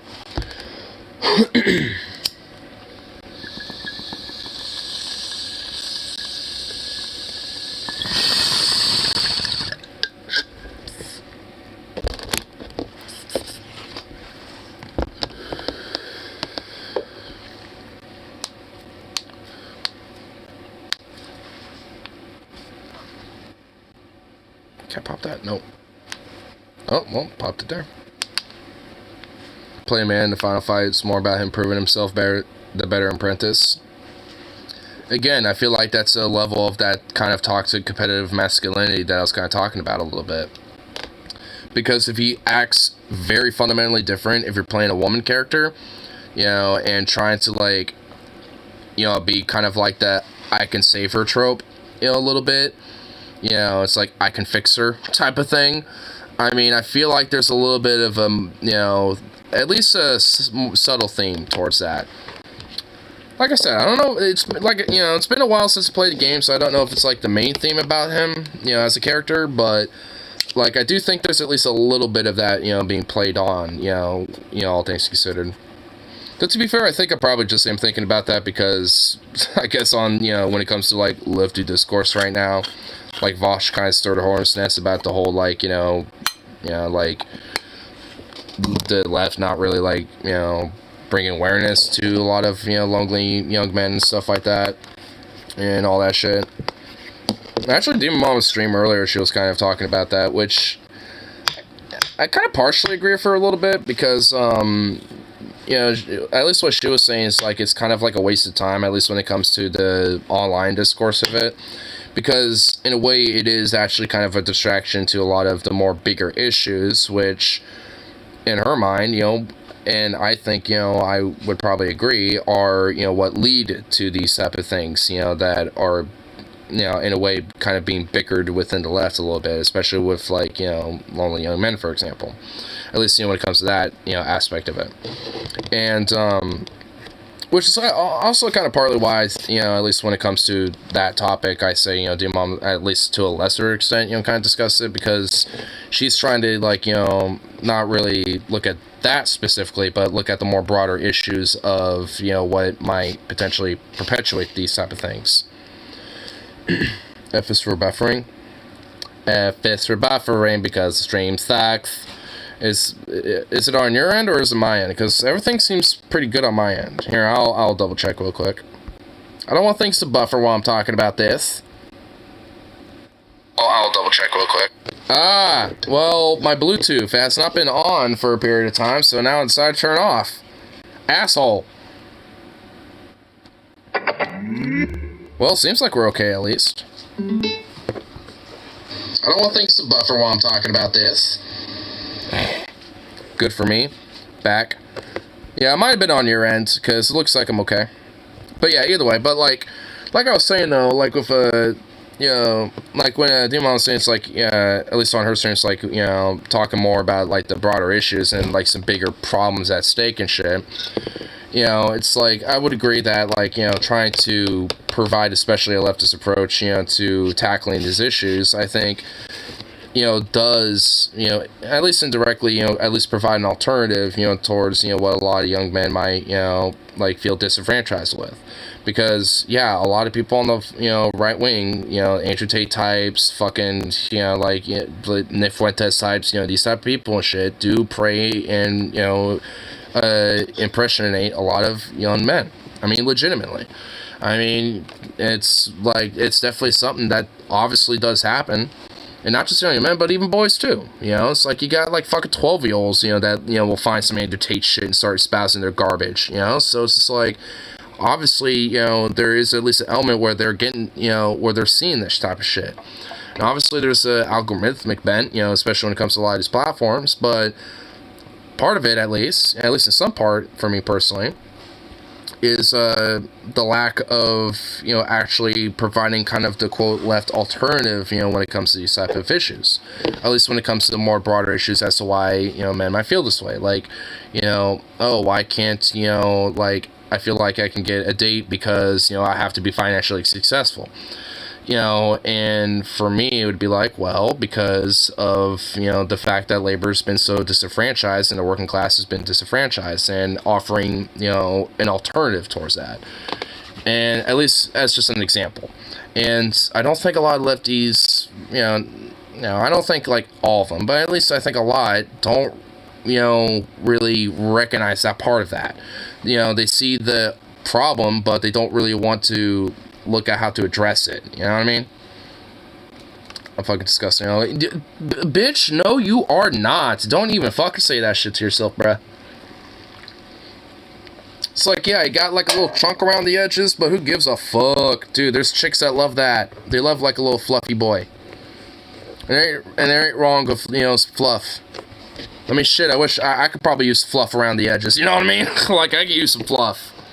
Give me some of your fluff, like, it's like we could lipo your fluff into me. Reverse lipo. I mean, so and this is actually kind of another part of it. It's like there are, there's elements about our culture and societally that have, like, this element of, like, oh, hey, there's a standard of, like, what is beautiful or what's attractive and all this other shit. And frankly, it's all just, kind of bullshit. I mean, it's like, yeah, people obviously got their preferences, and there is like a element of biological, basis for stuff like that. I mean, obviously, we're biologically driven creatures, nonetheless. All animals are. But despite that, like, we are able to at least change how societally and culturally we perceive these things. And and having this very superficial standardization about what is, quote, attractive and beautiful leads to a lot of these fucking insecurities, and a lot, not just men, but even women too. It's not, just a misandrous, thing societally, but yeah, like I just said, also a misogynistic thing too. Because, oh, women have to, like, have the wide hips, thin, or like the wide, pelvis hip region, and, like, thin waist and all this other shit. It's just like, nah, not really. Sometimes, just thick all around, sometimes some good shit, a little, sometimes a little heavy set, or, probably is a little better instead of, like, this other very arbitrary type of shit. That's like, seriously, I find myself like, well, like I said, like, I think, it's because of a lot of variables I think, frankly, the broader left doesn't really address, at least on a way that can at least show that it's not an individual lacking.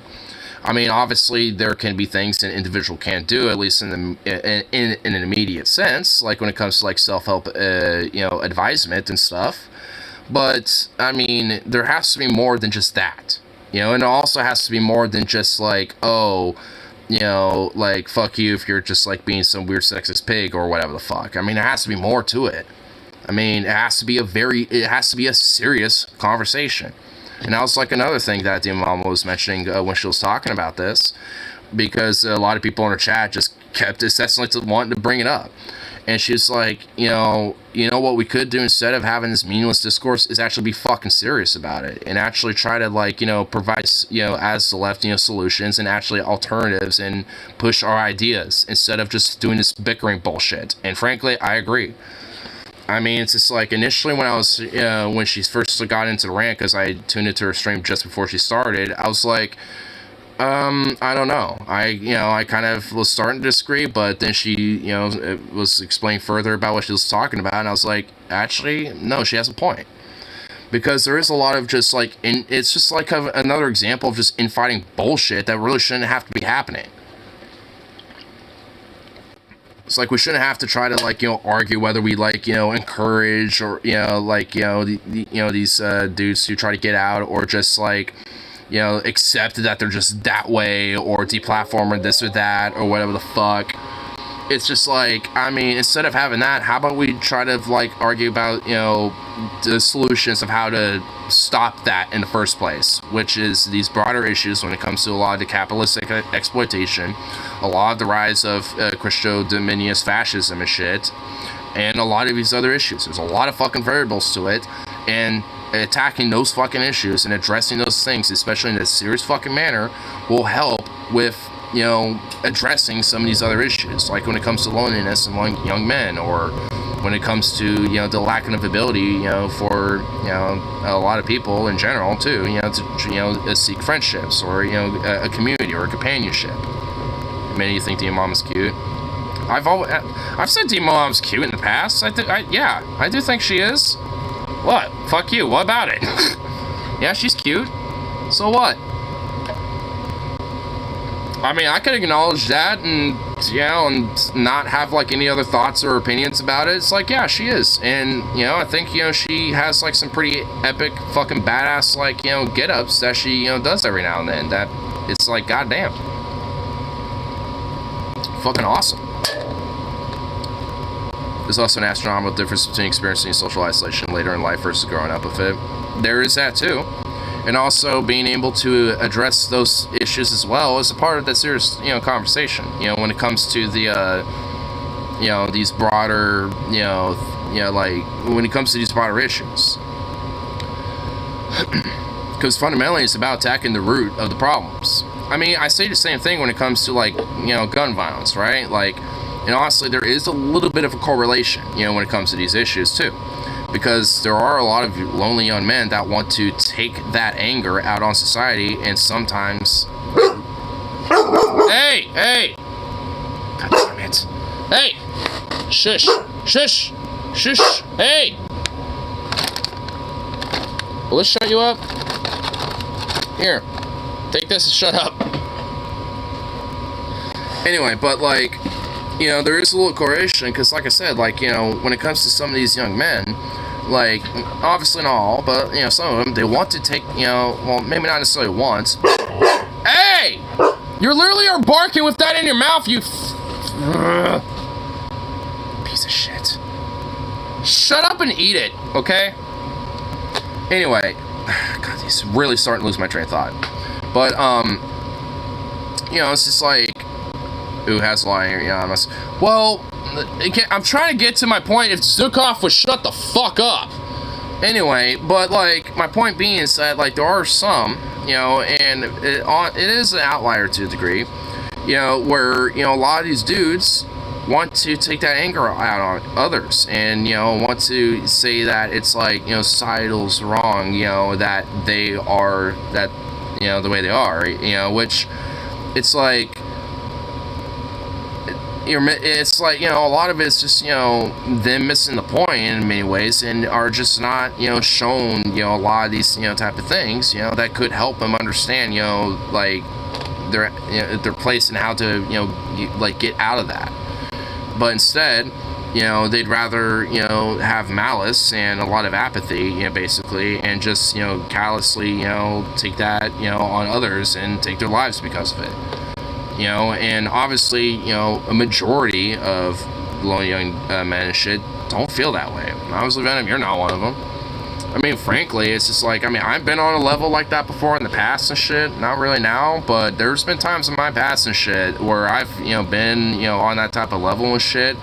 And fuck, I mean, I, couldn't really, think about, like, going out and fucking, like, doing some, like, harm to other people and shit. Fuck, I mean, it's like, if anything, I'd rather, for myself, instead of others. That is at least, my position with it. And honestly, I think most people, and most men especially, are more on that level with it. That's why there's also at least a degree of high suicidality.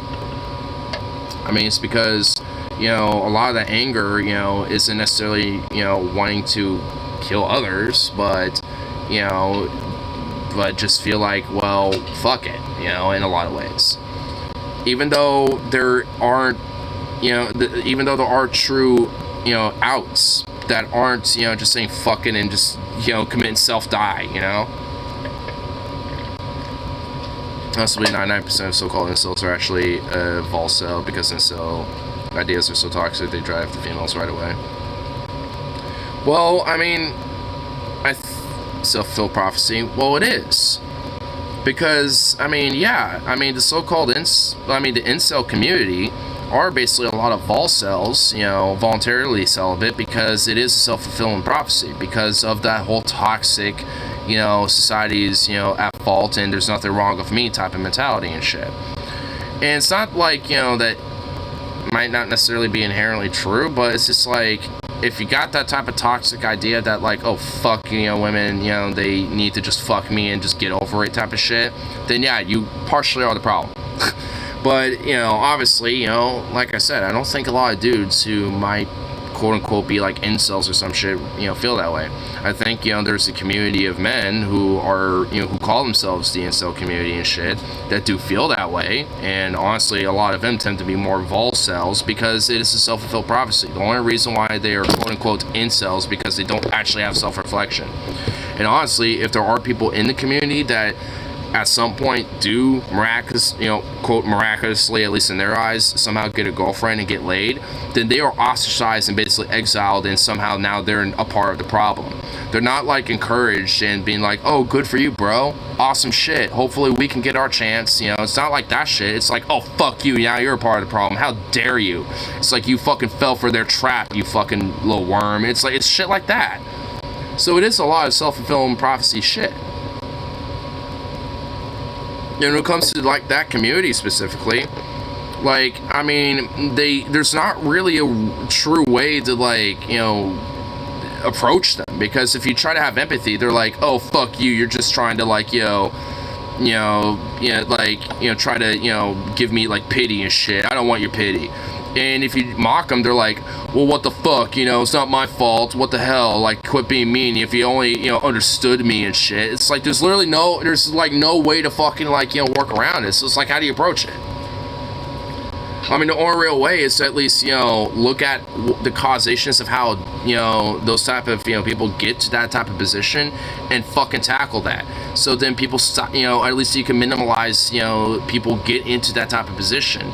And hopefully, because of that, you might be able to get people naturally weaved away from it. But, it's like, you can't really directly tackle something like that. You have to, get to the causations of how and why, that happens in the first place, and hit those issues. And actually have a serious, like, solution for that. Instead of just being like, oh, we need to just, like, get unions better, and that's it. It's like, well, yeah, but it does tackle all these other issues that, add to these causations too. There's other variables. It's like, yeah, you might be able to, like, get a little more time off and better pay and shit, but if you don't have, like, proper mental health, acclimations and better health care on top of that, then, that doesn't, it's like there's a few links missing here, It's like you have to tackle a lot of these other issues and be very fucking serious with it. Unfortunately, I just don't think there's a lot of people on the left that do take it seriously. And there is, I think, still a very vocal minority that, are, very adamant about being, like, the whole quote-unquote, like, pop feminists, like, woke skull types and shit. Like the whole, like, anti-men femmes or whatever the fuck. Like, they're, well, I think, kind of become more of a minority. They're still very fucking vocal. I mean, so if we call a lot of the far right a very vocal minority that has a lot of influence, I mean, wouldn't that be the same logic, on that end? More times I count, it's a numbers game, is basically eventually someone will... Yeah, and honestly, yeah, I mean, that's like everybody's, thing, I mean, like, to some way or another, chances are you're probably gonna get rejected more than you're gonna fucking, like, get laid, or have a partner or some shit. And honestly, there's not wrong with that. I mean, it's just like, if anything, sometimes if you get rejected, you might have dodged a bullet. Who knows, I mean, it shouldn't always be seen as a bad thing. I mean, if there's, like, some genuine, like, kinship or connection, but then, I could get it. But if it's, like, if you're just trying to get in the pants, but there's, like, some other stuff that, might be, some issues or something, then it's like, you've dodged a bullet, so why feel bad,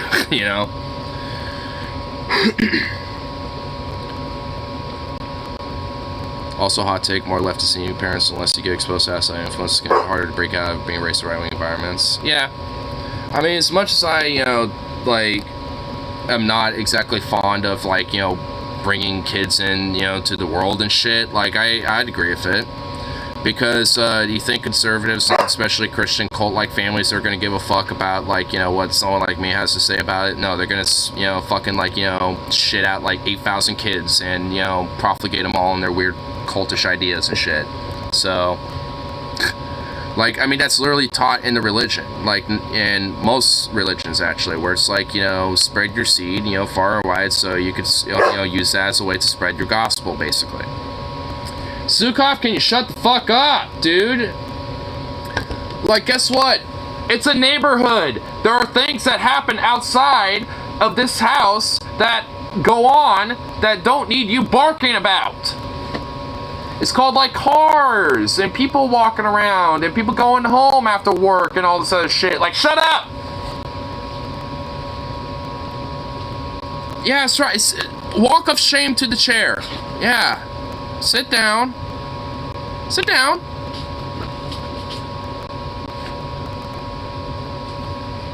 Your butt. I think our population won't be a problem if we can figure out local system space travel. That is a hot take, because that is just some sci-fi level shit right there. Yeah, I mean, hypothetically, theoretically, you're not wrong, but we are so far away from that right now that, yeah, currently, that's a hot take. I mean, at least concurrently. Maybe, like, 100 years from now, that probably wouldn't be, but, like, right now, like, we're so far away from that at this moment that yeah. That's far-fetched sci-fi level right now, currently. That doesn't mean that all sci-fi, stays sci-fi. Some sci-fi has, been mimicked by reality in a way. Because sometimes, the whole life imitates art thing.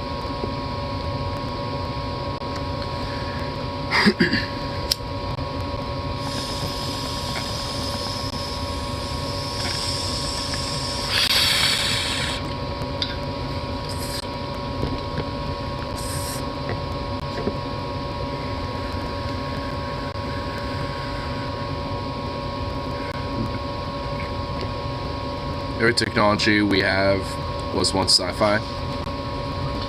That's kind of my point. Like, yeah, like, I mean, every tech to a degree, is sci-fi. It was sci-fi, in someone's mind at one point.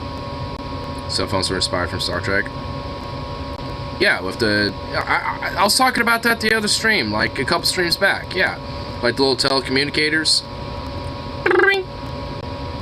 Scotty Enterprise, whatever the fuck, it's just like, this Kirk to the Enterprise, coming in, beam me up, Scotty. It's like, that's where that shit came from. In later iterations of Star Trek and shit, they either had it, like, on the wrist or a lapel. I mean, hell, in the original series, they also had it on the lapel.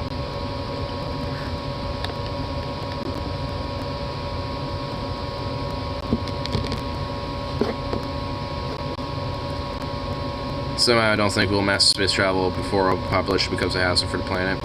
Yeah, because unfortunately I feel like that's what's more likely. Isn't it bad that I never watched the original series? I mean, no. The original series is honestly cheesy as fuck. But I enjoy it. I still enjoy it. It's fun nonetheless.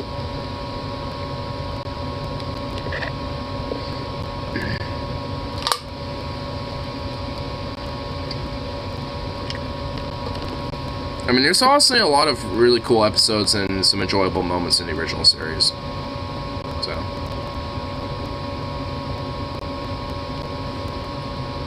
TNG Voyager.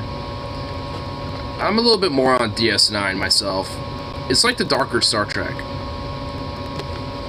It's like kind of delves into more like darker themes, you know, some different darker philosophical commentary and social commentary and stuff. Like, it also has like, you know, some like darker story plots and all that shit. I know Janeway is a bad captain. No, she is not.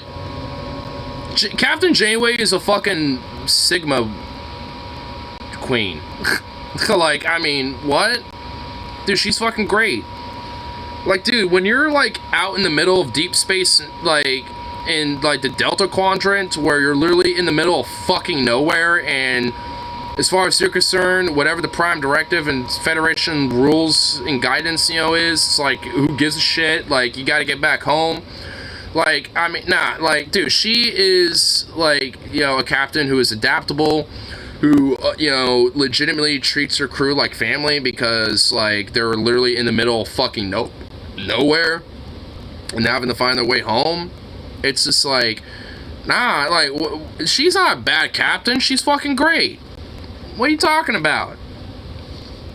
You'd be shocked how much of the fan base hates her. Well, fuck them. They're a piece of shit. I want legit reasons. What's the hate about her? I want to see some I know, like, you know, you're not, like, I know you're not, like, saying, you know, she's outright bad. You're just kind of saying, I know. But honestly, I fundamentally disagree with that. And honestly, like, with most conversations I have about Trek, like, when it comes to, like, good captains, like, Janeway is not, like, considered a bad captain. At least from conversations I've had with people that know Star Trek and shit. Like, if anything, people don't really like Sisko or, like, Kirk or something. Like, you know, usually people will, like, go at them or something. Which Kirk I could kind of get, because he violates a lot of, you know, laws, technically, if you know, at least when it comes to, like, the Prime Directive and when it comes to, like, the Federation laws and stuff like that. Like, he breaks that shit a lot. Like, I mean, and when it comes to, like, being a captain who's, like, you know, ethical or, like, you know, good, or, like, accordance to, like, you know, the Federation and shit, like, Kirk is actually probably not, you know, the good captain. But you know, we like him for who he is, though. I mean, we like him because he's not a, quote, good captain, you know what I mean? Most of the critics of her is how she is a Mary Sue that can't do no wrong. Bullshit. That is some bullshit, dude. Like, no, dude, there was some, nah, that's some bullshit. Like, okay, for one, she's a fucking captain, so she has to kind of, like, you know, be the authority figure. Like, I mean, like, she's still, you know, the leader of the crew. Like, she still has to, like, you know, like, she still has to fucking, like, you know, work that, right? Like, there's a lot of, like, elements about her where she still has to be the strong leader type. And that's not her being a fucking Mary Sue. There's a lot of episodes where she, you know, where sometimes her leadership is challenged, where, you know, like, she suffers, you know, a lot of personal challenge. Like, nah, bullshit. Like, there's no way she's a fucking Mary Sue. Where Picard struggled. Honestly, you wanna know why? It's because, like, one, she has 7 of 9. Like, I mean, she, you know, she got into Borg territory, was able to, like, narrowly fucking escape, and was able to capture 7 of 9 and de-Borg her, and was able to use a lot of the knowledge that she got from 7-9 to be able to help, you know, combat, you know, against the Borg. And also, there's species 7898 or something like that. I forgot the number. but like the fluid universe like species and shit, like she also, because you know, learning to adapt and overcome in a situation, being in the Delta Quadrant, she essentially like has, you know, she understands, you know, the whole enemy of my enemy is my friend situation, and using the Borg as an advantage and a means to an end, you know, to get her and her crew back home. So she used, you know, cunning and, you know, diplomacy in a way to at least, you know, have, you know, a neutrality with the Borg to fight, you know, a bigger common enemy. 8472, yeah, it's species 8472. Yeah, but again, like, she ain't no fucking Mary Sue. Like, I mean, I don't buy it.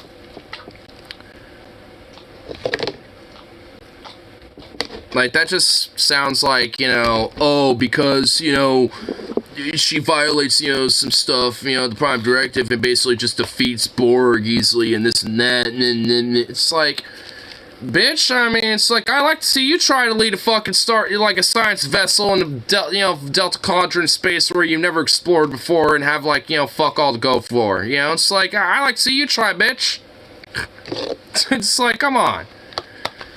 I mean, you know, it's like, I don't buy it.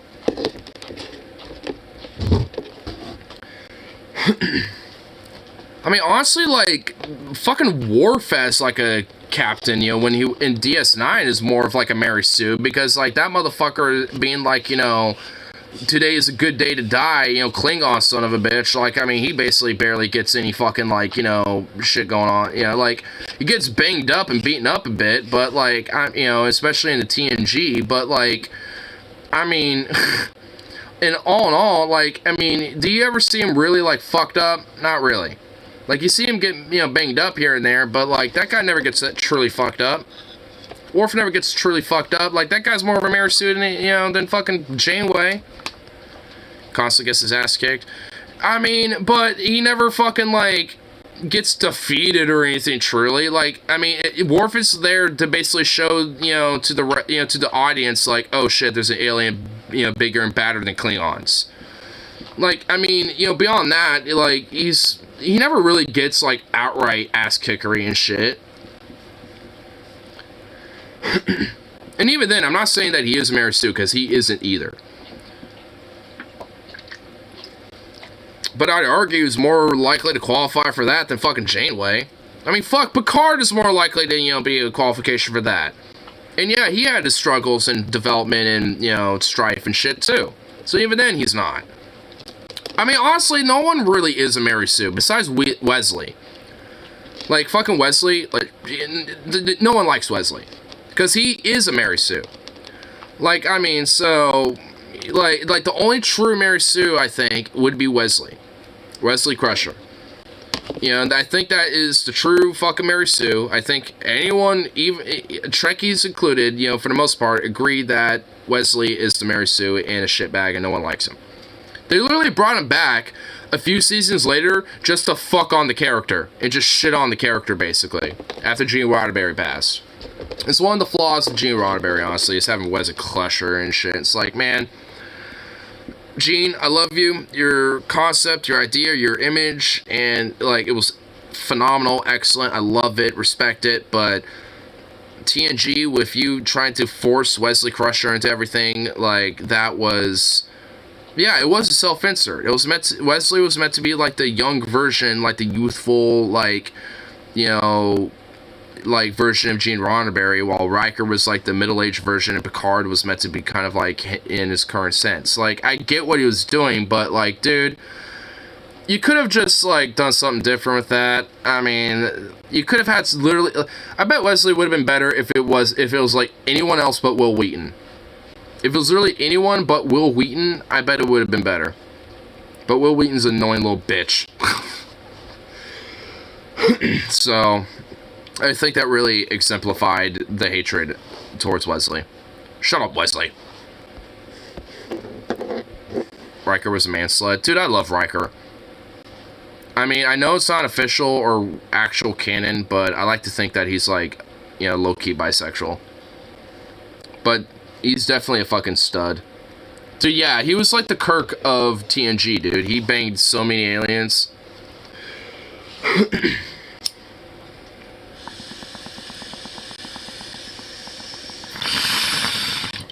I mean, to be fair though, Jonathan Frakes is a little bit of a stud. I mean, during TIG, he was kind of a stud.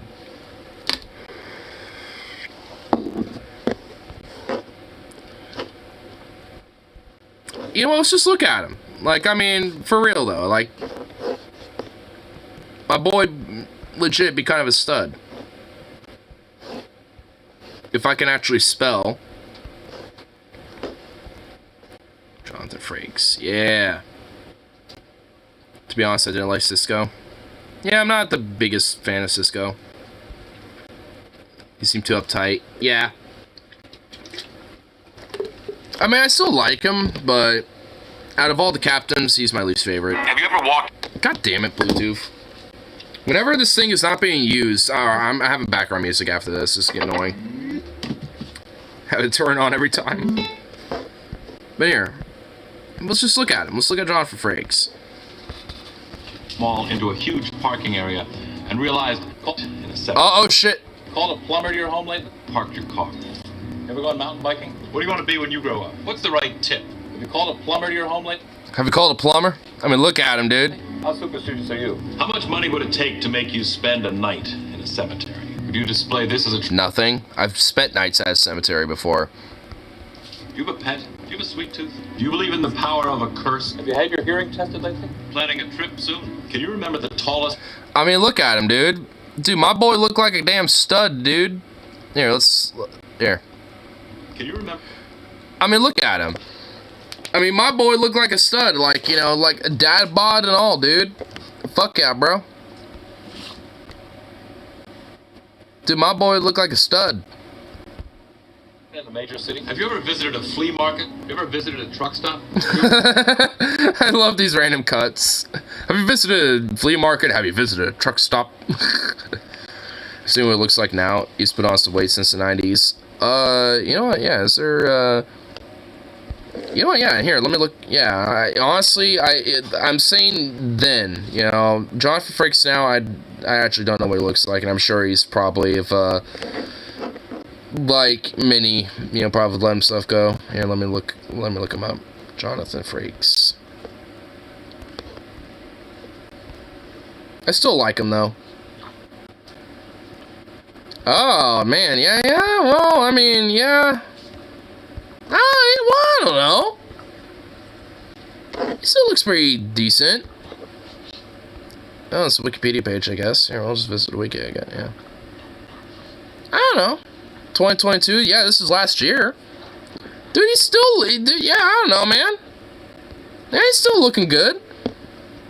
I mean, he's not in that, like, you know, fuckable, you know, range for me anymore. At least for me, personally. I'm not, like, you know... Yeah, it's 70, yeah. It's to a point where it's, you know, past the prime for me. But, you know, I don't know, man. You know, he's still got the looks. He still got it. My boy still got it.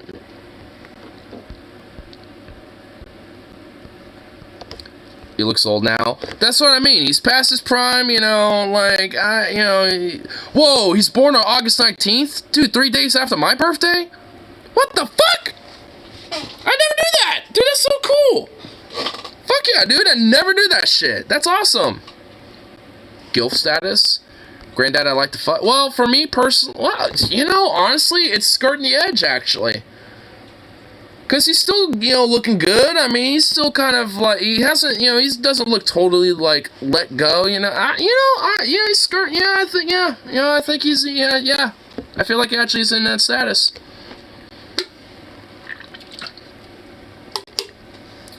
I mean, given some time, I mean, you know, he'll, like, probably pass it. I mean, he's 70 right now, so...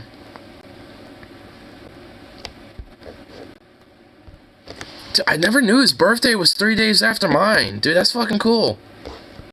I never knew that. Does he have grandkids? He has 2 children. So likely, yes. It doesn't say who they are, it just says he has 2 children.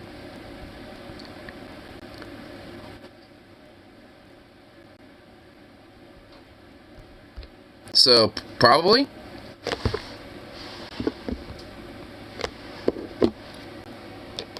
I mean, he has 2 kids. I heard Patrick Stewart is a riot to hang out with. Like, he'll even smoke weed and do the Picard voice with you. Dude, I love Patrick Stewart. Dude, Patrick Stewart is just a gem. He's a gem. The day that he dies, I'm gonna just, like, down a bottle of whiskey or something, dude. What's his... Dude, does, like, Patrick Stewart have, like, a particular drink that he likes? Because I'll just down a whole bottle of that in his honor. Dude, Patrick Stewart is a gem that we cannot lose. We need to, like, clone him. We need to clone him and keep him around. Same thing with Morgan Freeman. We need to have the Morgan Freeman voice. Perpetually. For all time. For that is what Morgan Freeman must become. The voice of narration. For all time. I like to think that I do a pretty decent Morgan Freeman voice. His voice is pretty nice and subtle and very humble. It's like smooth butter at times. I don't know, I like to think I actually have a pretty decent Morgan Freeman voice a little bit. If Seth MacFarlane manages to keep making Orville seasons, he'll need to get Patrick as a guest star for an episode. He should. I actually been getting some YouTube shorts of the Orville, and I'm starting to see what you mean. Like, with it actually being a, you know, kind of a funny show and, you know, kind of like a more comedic Star Trek. So, you know, honestly, I need to check that show out already. Because, honestly, I always felt like, you know, Seth MacFarlane kind of fell out now, but it seems like, you know, it's not really that he fell out, it's just that he's focusing on Orville now. And he's just, you know, been doing that now. Yeah, so I feel like this is kind of what's been going on. I just haven't, you know, bothered with the Orville, so I haven't really been seeing what he's been primarily been focusing with. Because obviously he still kind of does some of his, you know, previous works a little bit, even though he's not directly affiliated anymore, like with American Dad and Family Guy and shit like that. But, you know, because a lot of those shows, you know, have kind of fallen out to the wayside for the most part. I might still have a good episode here and there, but, you know, again, just, you know, kind of whatever. Starts as more comedian Star Trek, but it turns into its own thing after the first season. So, you know, basically everything from season 2 onward is, you know, kind of like, you know, kind of more legit story plot.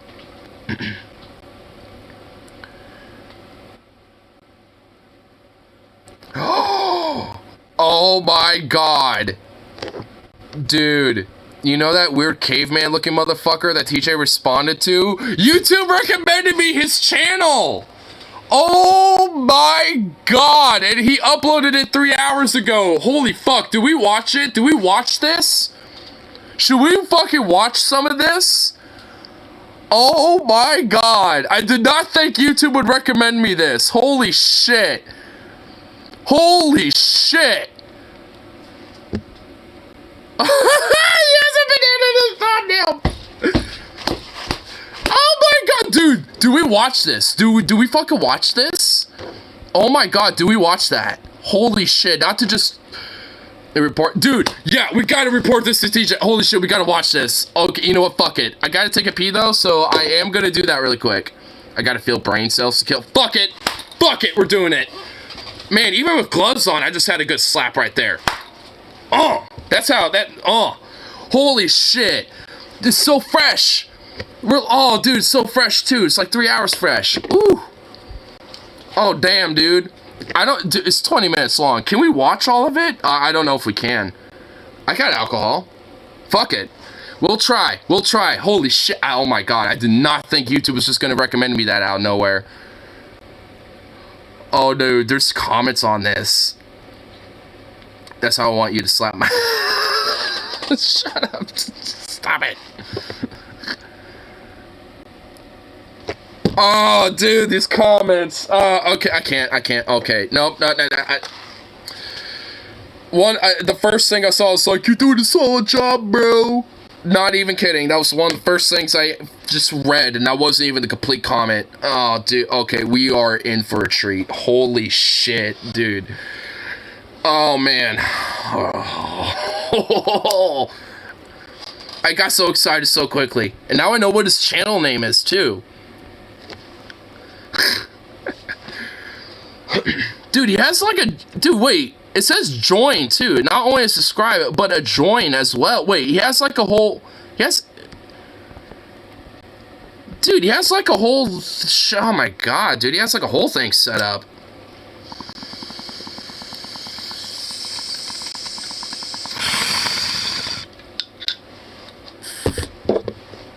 Pissed out the Drade like the quarter rig. I wish I got pissed out this guy's Drade. Oh, dude, we're definitely gonna have to show this to TJ. We're definitely gonna have to show... I don't think he will respond to it, but I don't know. He might make some fodder out of it. There, I'll be right back.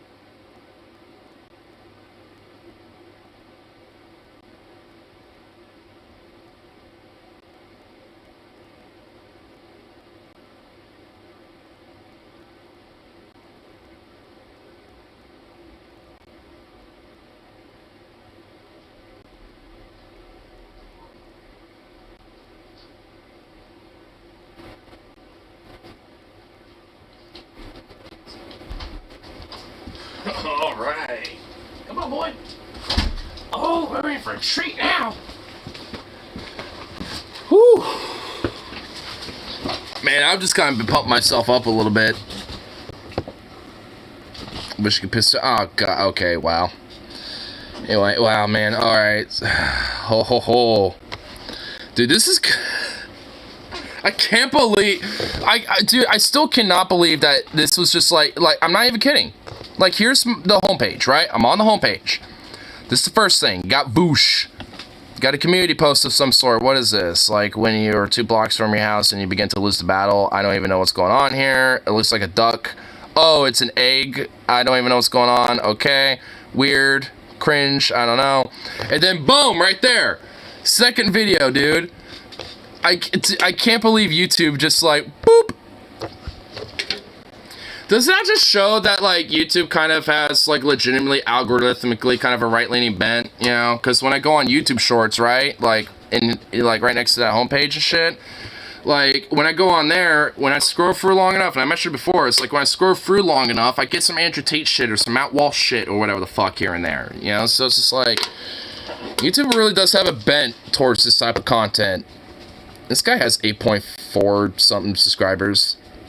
I bet this dude edits TJ out of context. Well, it's a 20-minute video, so I'm assuming he kind of reacts to the entire thing. I don't know. We'll look. What? Oh my god, dude. I can't believe this is a thing. I can't believe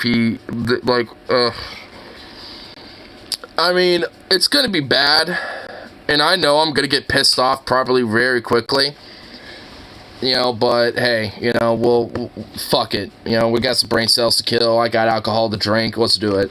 I'm really trying to make. I'm down to fuck you up. I am true. Based down for some fucking violence, motherfucker. Woo! Cause I'm a fucking lunatic. but I'm a lunatic for justice, and I'm... Wait, what was that? Hold on, lunatic for justice? Motherfucker, because I'm a fucking lunatic, but I'm a lunatic for just... All, quote, all ages drag show? No, this isn't. Like, wow, I love it. We're not even 50 seconds in, and again, the quote, dog whistles are just foghorns, and this person doesn't understand what a fucking mask is. So it's just like, yeah, this is supposedly an all-age drag show, which is obviously a 21 and up drag event, which it doesn't even look like it's a drag event. It just looks like a 21 and up, you know, queer event of some sort. And I'm a lunatic on your side. Which was another 18 and up, you know, drag event from the looks of it. How do you say when you walk into a room? Oh, amazing. It's awesome that you're here tonight. Thank you for being here. So you had someone who was in drag, which honestly did look fucking fabulous, by the way. Dude, this person looks fucking fabulous. Like, what's going on here? Like, what's the problem? Like, they're totally dressed up. Like, they got, like, you know, some leggings on, so their skin ain't showing when it comes to their legs. Like, what's the issue? Oh, it's because it's a man in a dress. That's the problem. Oh, amazing. It's awesome that you're here tonight. Thank you for being here. A child. Hi. How are you? Oh, there's another one. Justice? Oh, a child. Hi, how are you? Oh, there's another one. Like, wow, what a random clip to take out of context. I mean, just like, good fucking lord. Like, is that all you got, you fucking random ass, like what, nuclear grifter? Wow, grifter's in the name, bro. You don't know what a mask is, do you? Like, we're not even 30 seconds in, my dude. And, like, you're already off to such a shitty start. Like, this is already based. This is awesome. Like, what the fuck, like, oh no. Like, we got, like, you know, some obviously 18 plus, you know, out of context, you know, like, queer, you know, events and shit that were, you know, showing. And then some videos of all ages drag shows where there's some drag queens who are fully clothed, who are, you know, at a drag event that is all ages, where there happens to be some children.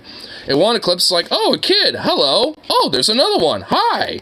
It's like, yeah, because, you know, it's like, maybe that, you know, particular drag queen maybe wasn't necessarily expecting children to be there. But if it's an all, you know, ages event, then, you know, that's gonna happen.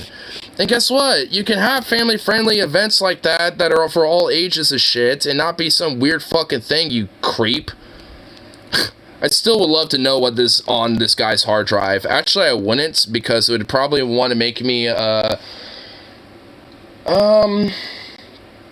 only have 5 magazines that are not fully loaded at the moment. It would probably make me want to make sure that all of them are not loaded anymore, instead of the 5 that I do not have loaded, you know what I mean? But anyway, neither here nor there. Because I had sex with my father's... Works for Nickelodeon Disney. Oh, is this guy using the same clip from the previous video? Or like the same trope? Like, oh, this guy worked for Disney and is also a drag queen and goes to all ages events, but also 18 and plus events. It's like, yeah, because guess what? Artists and creative individuals who want to express themselves can go to all age events and adult only events as well, you dipshit.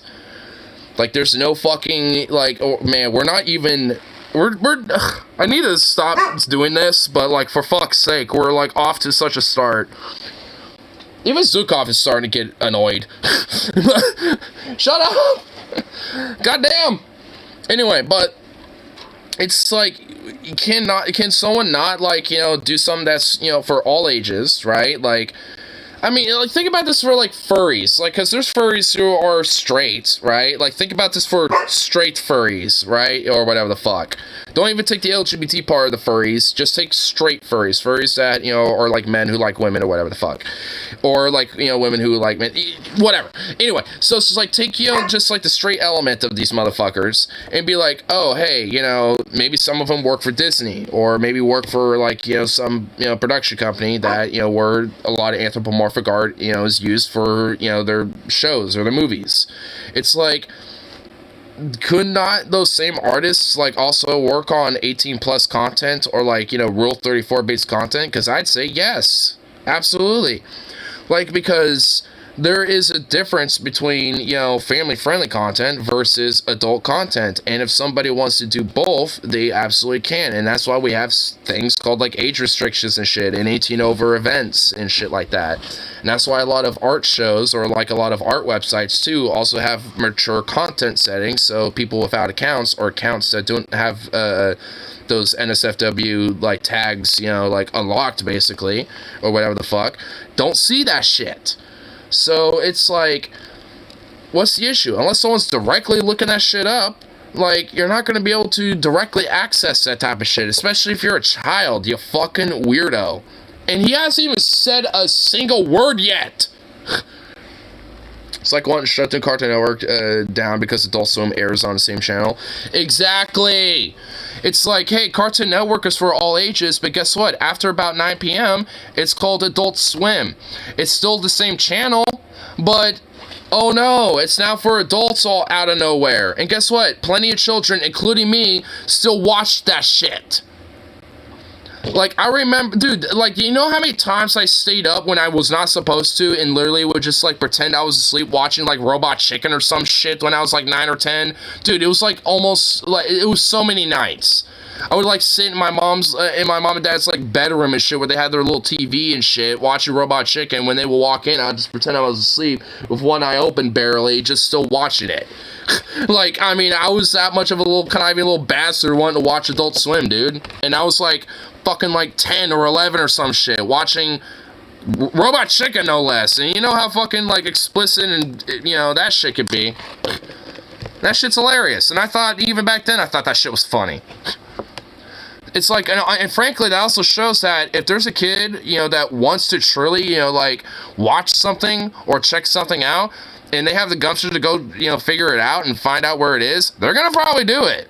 Because I did. It's like, I found out, like, oh, hey, because I stayed up one night long enough, and I was watching my dad watch Robot Chicken, I thought that shit was funny. So I was like, hey, you know, if I can, you know, stay up and sneak it in, you know, maybe I could watch it too. And I did. Because I didn't give a fuck.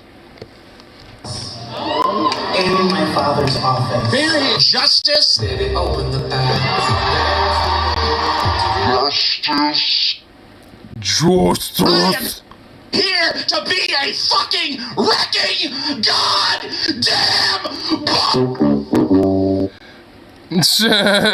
goddamn wrecking ball and monthly gain video views for The Amazing Atheist. Like, this is supposed to be a own.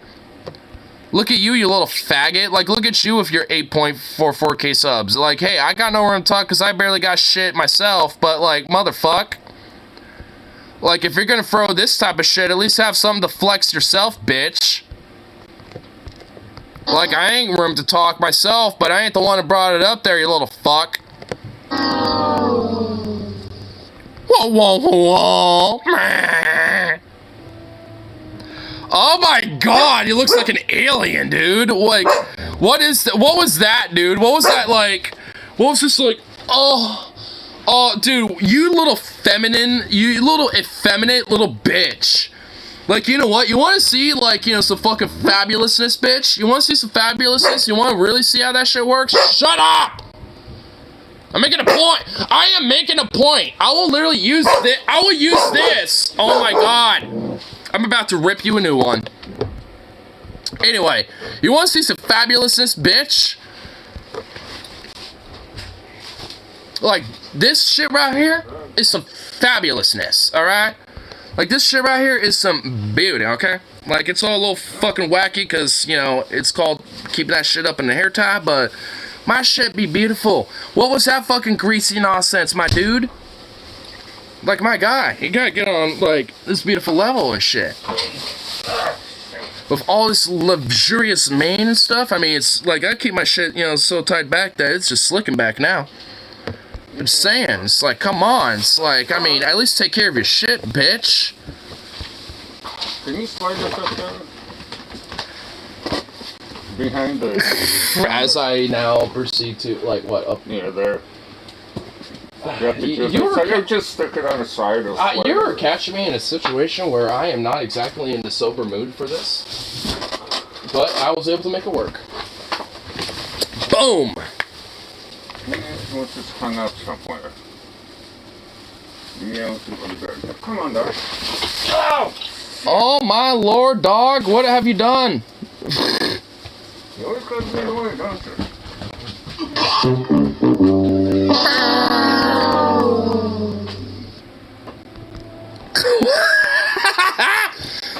Dude, you look so, like, what is that, my guy?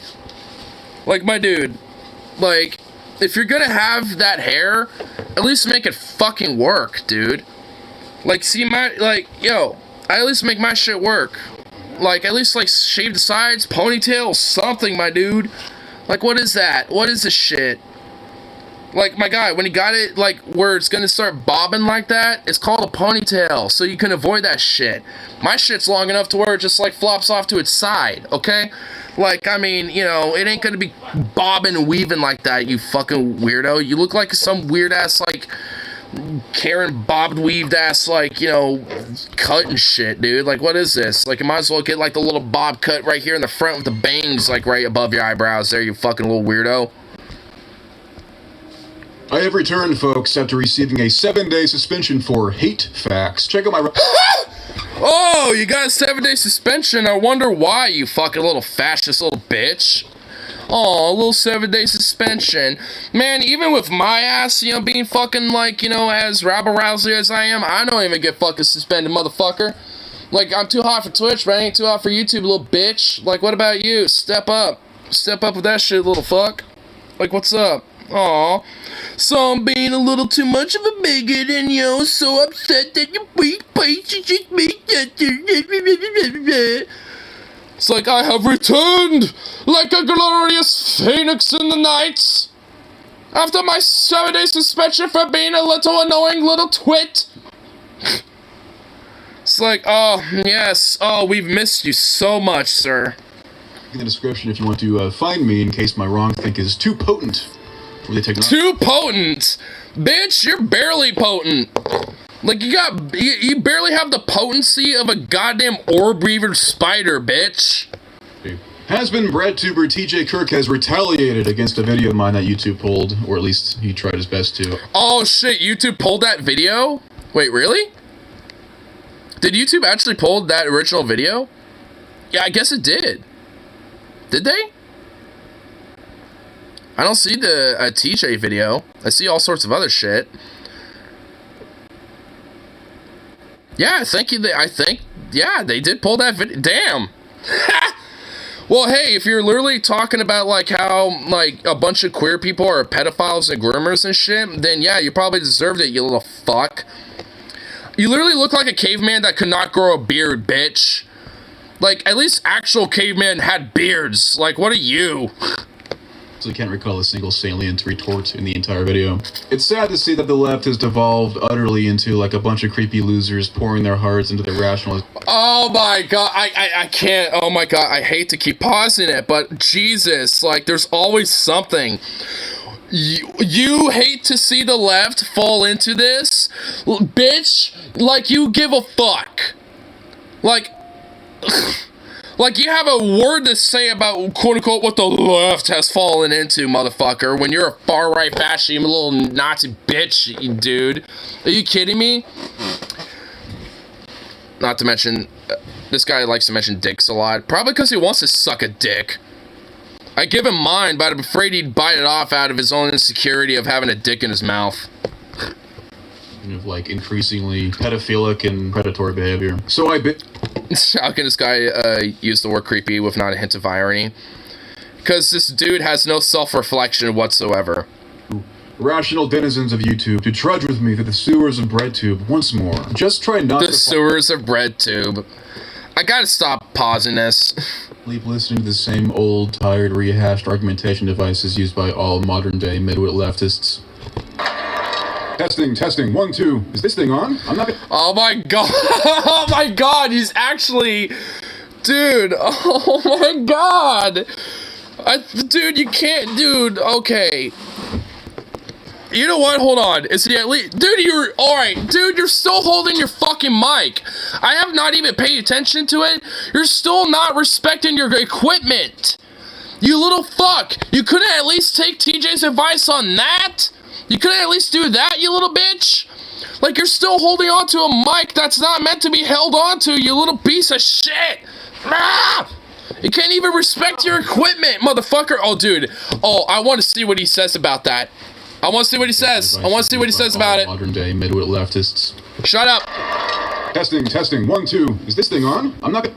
So, first of all, if you're gonna get an RE20, get a fucking stand for it. Don't hold it in your fucking hands. It's not supposed to be a handheld mic. Oh my god, look at him! Look at him! He's literally like observing it. He's like, oh, this thing? Huh, this weird little thing? And he's fickle fucking it with it. Yes, that mic, you little dipshit Neanderthal fuck! Like, yeah, that thing that you're holding on to. Yeah, that RE20 mic? Yeah, that thing. You're not supposed to hold on to it, you dipshit. For your equipment. That's an expensive microphone. You should treat it commensurate with the value that it represents. Exactly. Well, I didn't take the Amazing Atheist as being a stickler for convention, seeing as it looks like he just got shot out of Willy Wonka's asshole. Secondly... And you don't? Like, bitch, and you don't? Like, that's the shit that you have to say to, like, just not even a critique on your politics, just on how you respect your equipment. Like, my dude, like, that's what you have to say? Like, take at least, like, that little bit of advice and actual, like, merit and just, like, you know, something. Be like, oh, you know, maybe at least on that particular thing he might be right on, and at least give some credence, you piece of little rat fuck. It's been in the family for like 25 years, and I'll hold it however the fuck I want to hold it. Maybe I'll... That thing has been with you for 25 years. God, bull fuck shit, dude. No, I don't even believe you, dude. That is some bullshit, my guy. No, it's been in your family for 25 years? No, bro. And you're gonna say you're gonna hold it however the fuck you like it? Well, if you want to preserve your little family heirloom, maybe you should respect it, you little fuck. Like, oh my god, dude, that's not even an own, that's a self-owned. You hoisted yourself by your own petard, you dipshit. Like, if it's a family piece, you know, that's been passed on to you, shouldn't that give you more of a reason to respect it further instead of, you know, fickle fucking in with it like a dipshit? Like, my guy, dude, like, you're such an idiot. Like, honestly, like, Venom, you're saying he's totally a grifter? No, he's not. Like, he wishes he was a grifter. This guy wishes he was that much of a grifter. He wishes it was big enough to be a fucking grifter. He wishes. This bitch ain't a grifter. He's just like some weird sass sop in the basement with a green screen behind his ass, you know, fucking just being like, oh, well, you know, let me just talk about the left and, you know, how their pedophilic woke agenda is just tearing everything apart in his little mommy daddy basement shit. With his little, like, with his dad's fucking, like, RE20 mic and shit that he disrespects and probably fucks up occasionally and shit, and his dad wonders why his mic's all weird, and it's because his fucking son, you know, he's fucking with it. It's like, oh, maybe that could be the case. And honestly, his dad should probably, you know, fucking check his hard drive while he's at it, too. Is this good? Who gives a shit? People that actually understand what fucking audio equipment is, you fucking idiot! Second of all, if you're gonna be a green screen guy, like, who gives a shit? Are you fucking kidding me? People like me, people who are musicians, who give a shit about what mics, you know, are, you know, best, you know, when it comes to fucking recording. You idiot! Like, who the fuck do you think? People who are into, like, audio technicianal work and shit, and people who are musicians, people who are into podcast, who the fuck do you think? Like, what do you mean, who gives a shit? Dude, we're not even into it, whatever points he's about to get into. He's just pissing me off with this shit. Because, like, I'm a musician. Like, an RE20 mic would be, you know, like, something that would be good for, like, you know, like, something that would be decent for, like, you know, some more heavier bass, like, acoustic sounds and shit. Like, if I was using my acoustic bass, if I wanted to, like, use that, like, it would be a pretty decent mic for that. If I had a stand, you know, that was at least, like, a foot away from my bass while playing it, that would be a really excellent mic for something like that. Like, you know, that's what they're meant for. An RE20 and those type of mics are meant for that shit. Like, there's different styles of mics and different types meant to record specific things that are meant for very specific needs. And when it comes to, like, voice recording or, like, audio in this type of way, when it comes to just, like, podcasting and shit, then, like, you don't use that. You don't use that. I mean, it works, but you don't use that type of mic. You use a different one. Like, there are handheld mics.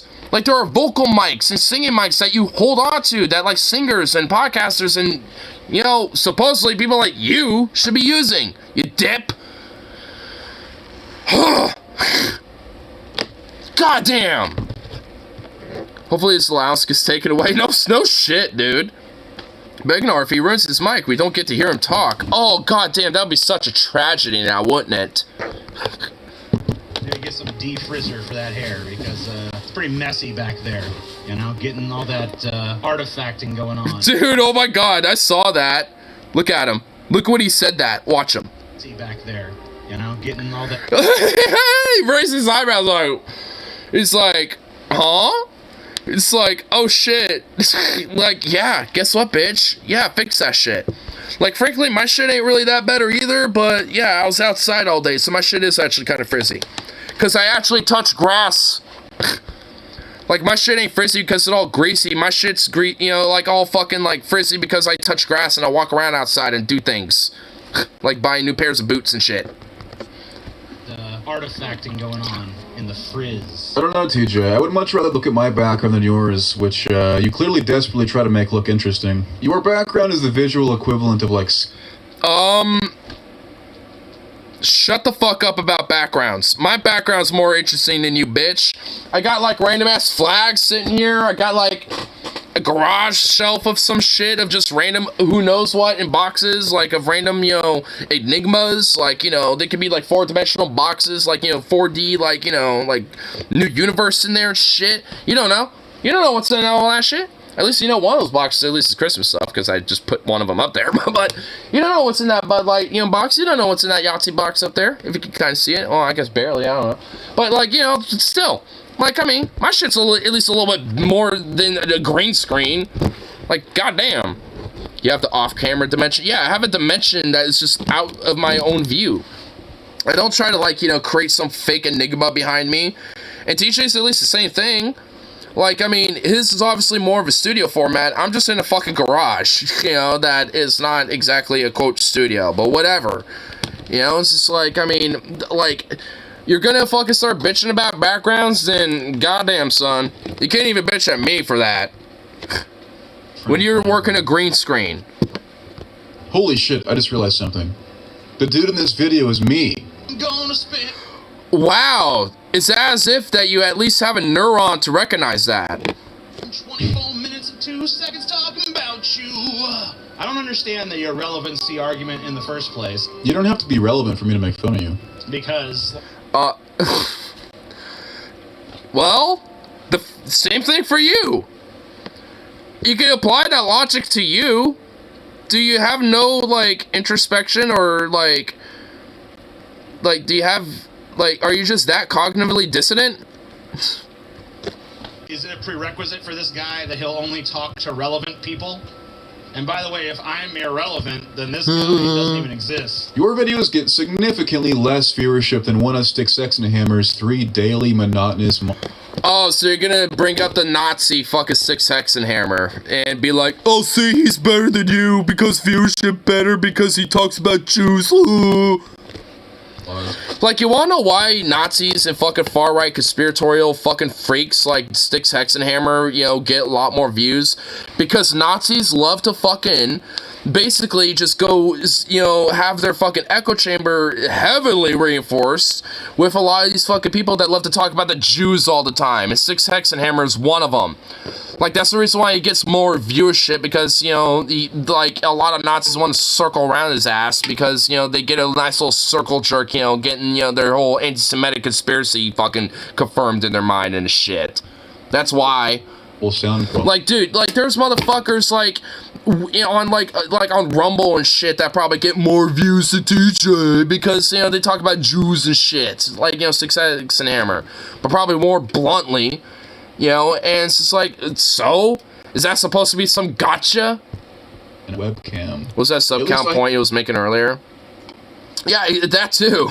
Excuse for being irrelevant as I'm new, but have fun watching me get bigger than you as a hobby. Oh, really?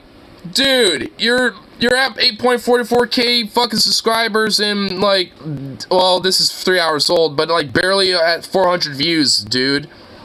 Like, you really think you're gonna be as big as TJ? Dude, you're gonna have to be doing this for literally, like, 20 years for that even to be remotely close. Like, give me a break. With your little smug laugh, are you serious, dude? Like, I'd love to see you actually go on Joe Rogan or have an appearance on CNN and shit, because at least TJ has that in his belt, bitch. How old is this channel? Yeah, actually, let's see how old your channel is. Let's see. Let's actually look.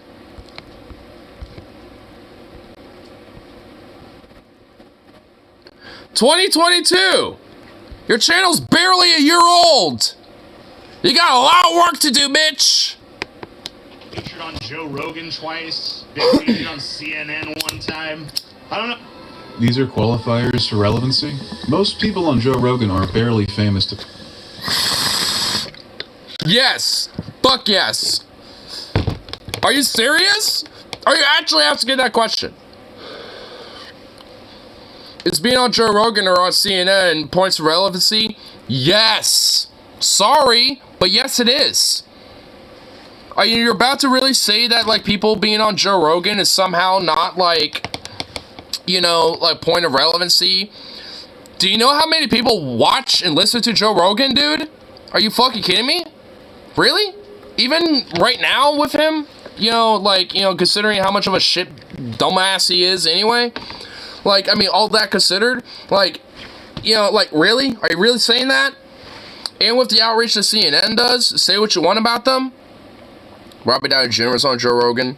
Yeah, Neil deGrasse Tyson was on Joe Rogan. Jordan Peterson's on Joe Rogan. Steven Crowder, Ben Shapiro, Bernie Sanders. All these motherfuckers were on Joe Rogan's podcast. You're not, is this guy really going to say that Joe Rogan's podcast is, like, you know, somehow not a point of relevancy? Like, really? Like, I got my critiques and my issues with the show and Joe Rogan, personally. But even with that, I can recognize that he's a relevant dude. And I can recognize that his show is relevant, especially to a lot of fucking people. Like, are you serious? Are you really gonna say that the Joe Rogan experience is somehow, like, some non-qualifier when it comes to relevance? Are you fucking kidding me? Really? Are you really? Like, dude, oh my god, you're a fucking idiot. Like, even I recognize that, and I don't even like Joe Rogan. Like, I recognize that shit, dude. Are you fucking serious? Really? Really? Are you that much of an idiot? Even with that being said, being hosted on a relevant medium like 5 years ago or something does not qualify you for being relevant today. Yeah, I know what you're about to say, and so the fuck what? More relevant than you. That's the point. The fact that even though 5 years... Were you on Joe Rogan or CNN 5 years ago or some shit? No, you're not. You weren't. So when it comes to relevance, who's more relevant in the zeitgeist? You or TJ? Especially online. No, I feel... At least the difference between some small being like him and me is I recognize my place when it comes to, like, my relevance. Yeah, I'm a small dude. I don't got a lot of viewership. I'm a tiny guy. I recognize, you know, that shit. This motherfucker doesn't. He's gonna be smug, even though, yeah, he might be bigger than me even, and be like, oh, look at me, you know, just like I'm gonna rise and be more relevant, and I'm already more relevant than TJ, you know, by proxy, because he's just so irrelevant to me or some shit. It's like, are you fucking kidding me, dude? Really? Really? Are you gonna be that cognitively dissonant? It's like, yeah, you got, like, a lot more of a smaller little hub in the community than me, for sure. Yeah, I ain't gonna deny that. Because I recognize that shit, unlike you. But are you really going to try to be like, oh, I'm going to be bigger than TJ? I don't even think that, bitch. I don't even think I'm gonna be, you know, as big as TJ and shit, because, like, he's like a one-of-a-kind motherfucker, unlike you. Bitch? Like, really? Oh. Man, this guy's more of a smug fuck than I really thought. Holy shit, dude. We're not even 4 minutes in. I just looked at the oh no, there's no way we're gonna get through all this. Dude, I will blow a gasket before we even get all the way through this. Holy shit. I'm only gonna go as far as I can, and then we're gonna eventually cut it, but like, oh my god. This fuck. Like, he really thinks he's all that in a bag of chips and that, like, you know, big of a hot shot? Like, really? Earned a lifetime supply of relevancy from my exploits. Even if I were to die. Oh, don't be a laughing motherfucker. Oh man, dude, I wanna just smack that fucking little laughy little grin off your face, bitch. Oh, dude, the chance. Oh, Oh, you want to have a little laugh while you're fucking listening to that shit? That's not how it works right now. This channel for the first time in like 5 years. Oh, you really think that's how it works, bitch? Oh, I can. Sorry to tell you. Oh my god! God, I'm about to go insane! Holy shit! God! Do you know when to pause your shit? Oh my god, this is really. Okay. Oh, I need a breather. Oh my god, dude, there was so much laughter and weird Joker shit going on there. Oh my god, I need a breather for a minute. I'm at fault for that too. I partake in that. Like, I'm guilty for that as well. I will admit. But oh my god, I need a breather for that one. There was just so much.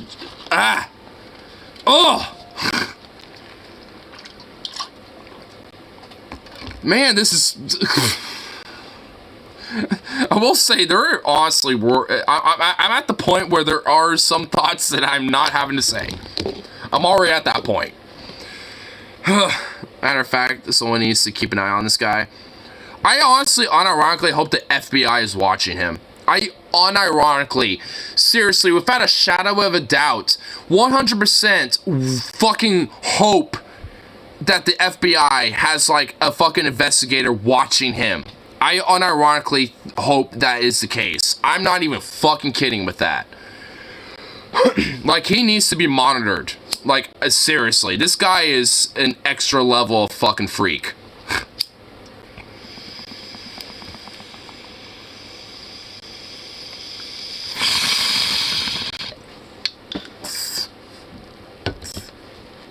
And frankly, like DJ said earlier at the beginning of the video they clipped out, we could fuck shit up. Because our level of crazy, you don't even want to see, baby. You don't even want to know. Because I'm capable of that shit too. Especially on a more, less liquid courage level, it's like, it's definitely easy to keep, bottled up, I guess. But, motherfuck, like, when push comes to shove, you don't even know what fucking crazy is until you know. Until you fuck around and find out. He's talking about kids having dick slaves in their faces, bit of a Freudian slip. 100%. He hasn't said it yet in this video that he's uploaded, but honestly, a part of the reason why I think his video got taken down is because he kept saying that too much, because he was protesting about that a little too much. And again, like, he needs to be monitored, and I guarantee if you fucking looked at his hard drive, there's gonna be some PDF files like you wouldn't believe, dude. And frankly, you want to know what's even more fucked up? Is that they have specific name titles. Like, you would think of, like, if you were looking up some specific thing that you really like on the hub, you know what I mean? Like, they have titles and shit. And that's kind of the fucked crazy shit. Like, there's one that, at least when it comes to the channels that talk about, like, some of the dark web and stuff that, like, kind of, make it digestible, I guess. I forgot, and frankly, I don't even want to remember the name, but I know there's some, I know the name, it has Daisy in it, but, like, there's, like, a very specific piece of this type of shit that is, like, I don't even, like, I'm just gonna leave it at that, basically. Like, it's just, just an exceptional piece of just fucking abhorrency. Like, just based off the verbal descriptions. And it's just like, I mean, you know, and that's just, you know, like, some of the more obvious, you know, exceptionally gruesome shit. And it's just like, knowing what, you know, just some of the more quote-unquote benign stuff is, you know, in comparison to that shit, you know, makes it even more fucking disgusting in my mind. And these motherfuckers want to think that queer folk, drag, you know, queens and drag kings, trans people, are that. They want to think that all that shit is, you know, a very specific particular type of people that are in society that are somehow perpetuating this as like some sort of cultish, like, mafioso agenda. Like, when it comes to, like, the, you know, like, they'll call it, like, you know, the gay agenda, the, you know, queer mafia. They call it different terms. And obviously, when it comes to the specific people, they always, you know, have, you know, especially right now, groomer as, you know, the big buzzword when it comes to, you know, fucking, you know, throwing it around. And that's why, fundamentally, this is serious fucking shit. Because at the end of the day, all this is doing is perpetuating and enabling more of the actual fucking child exploitation and harm, and these motherfuckers, you know, start feeling emboldened. And also, a lot of them perpetuate the same type of fucking conspiracy shit like this motherfucker, and at the same time start off protesting too much. And in a lot of ways, these motherfuckers are straight up in your own fucking community. Because I would know about this because, you know, like, obviously I'm not a victim of it, but this type of shit was uncovered in my own fucking town. And the dude who was, you know, doing this whole little, you know, child, like, exploitation ring owned a business, a little cafe that was next to a private school for K-12, and then a public school that I went to high school. It was a high school that I went to. And this guy had a little cafe that, you know, it bounced around, you know, being different little cafes and businesses, but eventually became what it was. You know, I guess, you know, for at this point, I won't say a name. You know, when it first came out, I talked about it when it first, you know, got uncovered as news, and talked about it on stream. But at least it's, I guess because of that, fuck it. I mean, it was called the Ovation Bistro. And at least at the time, one of the co-owners, obviously, the management and the employees and the workers there and the people who own that business have utterly, you know, like, detached him and fucking exiled, like, basically excommunicated him in every way that, you know, is possible, essentially, and said that he is not affiliated with us and we are, you know, he's unwelcome, you know, not just here, but in this community, you know, as far as they're concerned, which good. But nonetheless, like, also, like, one of the co-owners, Sean Sexton was his name, was the oldest of, you know, who was caught, you know, when it came to this whole child, like, you know, PDF file, you know, like, exchange ring, and all the, you know, and, like, and the crazy fucked thing is that a lot of those dudes that, you know, he was the oldest at, like, 53. All of them, on average, were between, like, 25 to 28. Like, when it came to the ages of the other 7. And honestly, and the fuck thing is, there's probably more that weren't caught, that weren't as active when it came to that fucking stint. And that's the fuck thing, is that there were some that slipped through that fucking crack. And that's the scary shit, is that knowing that, like, these things are in fucking, you know, our communities and shit, and do exist, for sure, 100%. And yet, this type of fucking whole, like, groomer trans conspiratorial shit, and this whole, like, groomer queer shit, is what, you know, gets actually, you know, get these motherfuckers emboldened. It's what, you know, continues and perpetuates, you know, exploitation of children, especially sexually and shit, when it comes to, you know, the churches, when it comes to shit like this, when it comes to foster care, etc. And it perpetuates that fucking shit, and it deflects from the actual fucking problem of these issues. And then, you know, motherfuckers like me and, you know, trans people, drag queens, and fucking, you know, queer folk have to fucking, you know, get, you know, scared back into the closet because, oh no, we're going to be scapegoated as these motherfuckers who are actually harming kids. Well, like, what were you trying to do? Exist? Fucking live? So why do you think I own fucking guns? I mean, honestly, there's a lot of reasons, but at this point, one reason now especially is because of this shit. That's why. At this point, you know, the biggest fucking, you know, like, thing I purchase nowadays is ammo. I'm not even kidding with it. I'm serious. Like, the biggest expenditure right now is ammunition. And I'm not even fucking kidding. 100% I shouted out. I spend more money on ammo these days more than anything. By the way, that, you know, you just happen, after 5 years of totally ignoring the Amazing Atheist, I just happened to decide, hey man, what's going on with that channel? And when I went by, what should I see? But you know, TJ has a point there, buddy. Not to pause it again, but he has a point, because guess what? You're reacting to his shit again. And to be fair, I am too, but that's just because YouTube happened to recommend me, you know, your shit. So, thank YouTube. Thank that whole YouTube that you all love to fucking call, you know, and cry about and shit. Thank that for boosting your content, bitch. Because that's the reason why I'm reacting to you. I would have never known that you made this video if YouTube didn't recommend me this shit 3 hours after you uploaded it, fuck.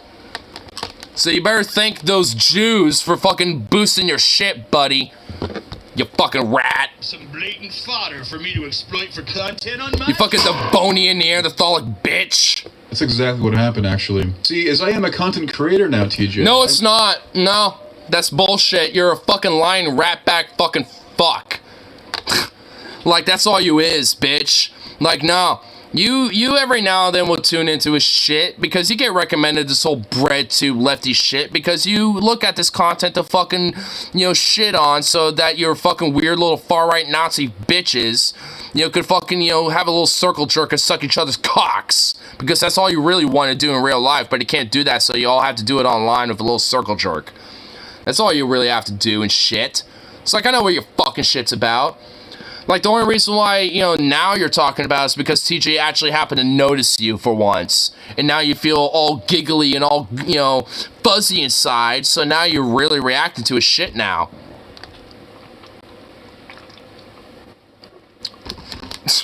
That's the only reason why you had, like, you know, you really are, you know, reacting to TJ's shit. It's because he happened to react to somebody that you really had an affinity for. And now he noticed you, and now you're going to be reacting about him for quite some time. I guarantee you're going to make another video about TJ. Because guess what? Like TJ knows you, I fucking know you, bitch. I know what you're going to do before you even fucking do it. And TJ knew it too. TJ knew you were going to do this too, bitch. Because you're so fucking predictable. You fucking Nazi fascist is so fucking predictable. That's why. Because you're a hive mind. As much as y'all think about yourself as free thinkers and individualists, you're all a bunch of fucking hive mind and fucking Borg.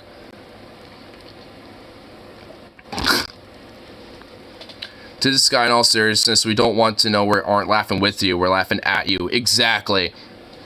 You want to see some of these comments that I was mentioning from at the very beginning? I remember seeing that guy around 2015. I can't believe he's still crawling around. What type of name is this? I can't even bother to pronounce that. I'm not even gonna bother with that. Like, how in the fuck do you even say your name, bitch? Trying to sound fucking, like, sophisticated or something? Trying to compensate? And it's edited, too. Like, what? You have a little typo? You're doing a solid job, or this is the one that really got me to cringe. When they come at you, means that you're doing the right thing. See? Self-fulfilling prophecy validation. You know, honestly, this is like a lot of the shit that the fascists and the far right love to do. It's like, hey, they're trying to deplatform, they're, you know, criticizing you and they're attacking you. That means you're on the right side. That's what they think. There's no fucking self-reflection because they have no concept as such. Their idea of self-reflection is self-validation. That's what their idea of self-reflection is. Teacher spent his entire video trying to cope with the fact that he was wrong. What about you, faggot? What about you? Like, what have you ever done? Have you made a fucking video trying to, you know, like, rebuke his shit, bitch? Breadlord? Like, what do you think this little fucking wannabe, little beardless little Neanderthal's trying to do, huh? What, you don't think he's trying to cope? TJ needs his hands free while using the mic. Yeah, guess what? Because he understands what a fucking mic is, you stupid fuck. You fucking Devonian little bitch. You fucking primate. Like, he understands what fucking technology is. He literally refuted his points. Yeah. Like, see, these people are, see what I mean? Like, it's all self-validation. Their introspection is self-validation. That's all they know. I mean, it's like, you wonder why the left seems to be so fucking, it has such animosity and such, you know, fucking reflective defensiveness against shit like this. That's why. That's why.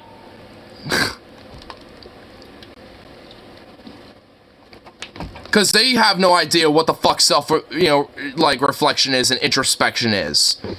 All they are is nothing but, you know, going on the fucking offensive. And if you dare, you know, criticize them even slightly, then they, you know, throw the biggest defense ever and make them the biggest victims in the world. That's all they ever think. And it's a wonder, you know, why the left has such animosity towards shit like this. And it's a wonder, you know what, just to fucking, you know, like, prove the point, it's a wonder why fucking leftists have shit like this. It's a wonder why leftists have shit like this, huh? I wonder why. I wonder fucking why. Curious. For people to expose. Exposing evil is a great source of entertainment for people. Oh yeah, it is. Because we're exposing a great source of evil with you, bitch. We're exposing the great fucking barbaric, fucking savage ideas of the fucking abhorrent evil that is Christian dominionist fascist ideology that is you, motherfucker. Yeah, that's what we're doing. Huh. Weird. Are you protesting a little too much on yourself there, bitch? Very informative. Shit, wow. Bullshit. No one buys that shit. Be honest, you've been watching my shit for a while now. I normally have a rule, you guys. Because he is. And that rule, yeah, he got ya. Yeah, you got nothing to say, don't you, faggot, huh? Got nothing to say, don't ya? Bullshit. I hate when I am responding to someone who is responding to my video, because I feel like it gets very fucking confusing. I'm breaking my one rule because this guy is... Dude, like, the left will always be the lord of bread. Because, like, when it comes to it, like, who is the one who wants to make sure that you get your fucking, you know, access to bread? Who's, like, this side that wants to make sure that you get your daily bread? And not just your daily bread, but even learning how to fucking make it. Like, which side is more likely to fucking teach you that shit? Of course, because I already am the lord of the bread. You know, if you happen to be on this, you know, the left side of things all in all, then you already are, as far as I'm concerned. Because if you want to fight for that fucking daily bread, then there you go. Shit that I definitely... Thank you, TJ. That is a very validating insult. And you bake bread one day. Bread is fun to make, dude. You know, because I've had culinary class, I've gotten the chance to, you know, learn how to make bread, and it's fun. Like, it's a fun experience to make some bread. Like, and once you actually get, like, a really nice, like, you know, loaf of bread made up, dude, it is a nice fucking feeling, dude. Like, I mean, there's one, you know, there's the feeling of, like, you know, cooking up some shit, like, you know, like, getting some, like, you know, noodles made up, like, you know, some, you know, like, ground beef, you know, some seasonings and some veggies, and mix that shit together. Like, that in itself is satisfying, right? But, like, there's something about baking some bread that is just, like, you know, even if it's just some basic-ass wheat bread, you know, like, there's something about baking bread and, like, going through the whole process of making some bread that is just fun and so satisfying. Because there's, like, a science to it. Like, there's a science to bread, because you gotta let the yeast rise, you know, you gotta, like, you know, get the process of getting all the flour, the yeast, and the eggs, and all that shit together. Like, there's a whole process, you know, to, you know, like, you know, making bread. And it's such a fun thing. Yeah, so making beer is just like making bread, only you cook the bread, and you let the beer ferment, sit a while. Yeah, I mean, hell, that's what, I mean, why do you think, you know, alcohol is such a thing in society? It's because, you know, people are like, hey, What can we do with, you know, this process of bread? You know, let's let it ferment. Let's see what happens. And then beer. Alcohol's a thing because if you drink water, it made you sick and die.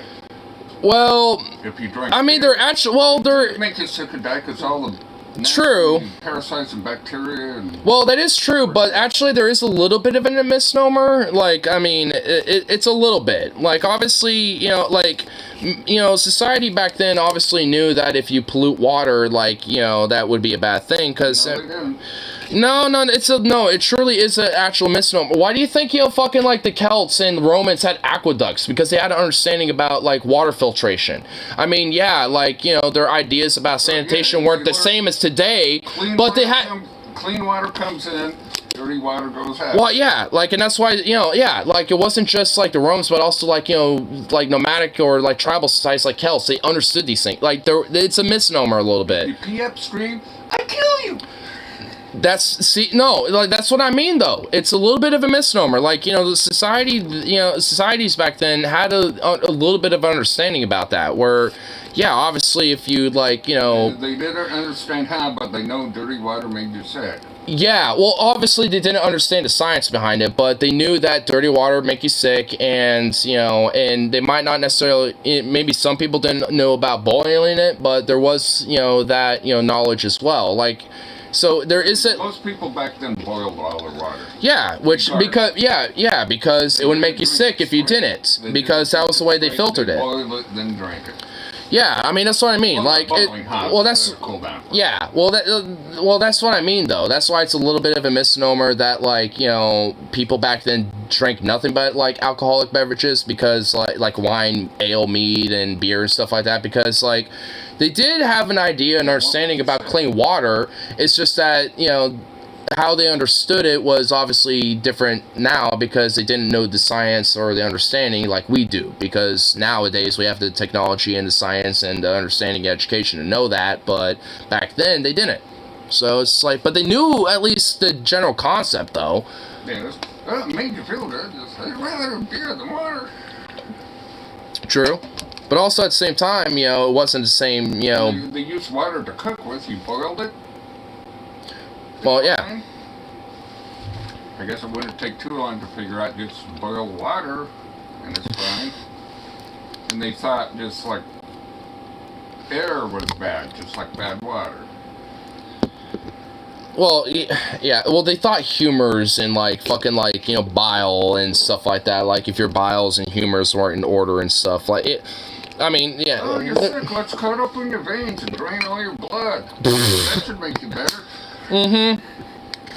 Yeah, there was a lot of different ideas that obviously weren't exactly great. But, I mean, nonetheless, though, you know, despite that, there, at least in some part, there are some misnomers about, like, how society was, like, throughout those time periods and shit. Yeah, like all the plague doctors generally didn't get sick because they had those stupid looking crow. Well, no, they're not stupid. There is actually another reason for it, because... Yeah, there's filters in them, so yeah, they wouldn't breathe in the bacteria. It's not really filters. It was literally just, like, different flowers. Like, different flowers and different, like, you know, like, perfumes type plants. Like, you know, stuff like that. Like, and it would just be... cloths. Yeah, like, it would be... Yeah, it would be basically a filter, but they would stuff it in there. And that's why it stuck out so much, because all that shit was stuffed in there, so...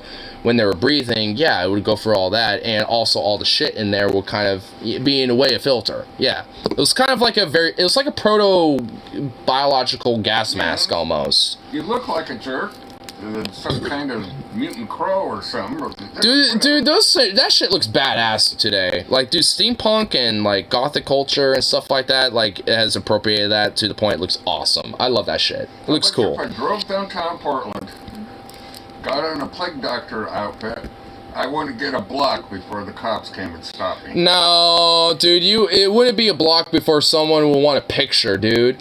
What are you talking about, dude? There would be like, dude, the Portland police do fuck all anyway. They do nothing. Like, they're a piece of shit. They do fucking nothing. Like, I mean, like, dude, they barely respond to fucking shootings and shit in Portland. You really think they're gonna stop you for that? Are you fucking kidding me? Yeah, they need more cops.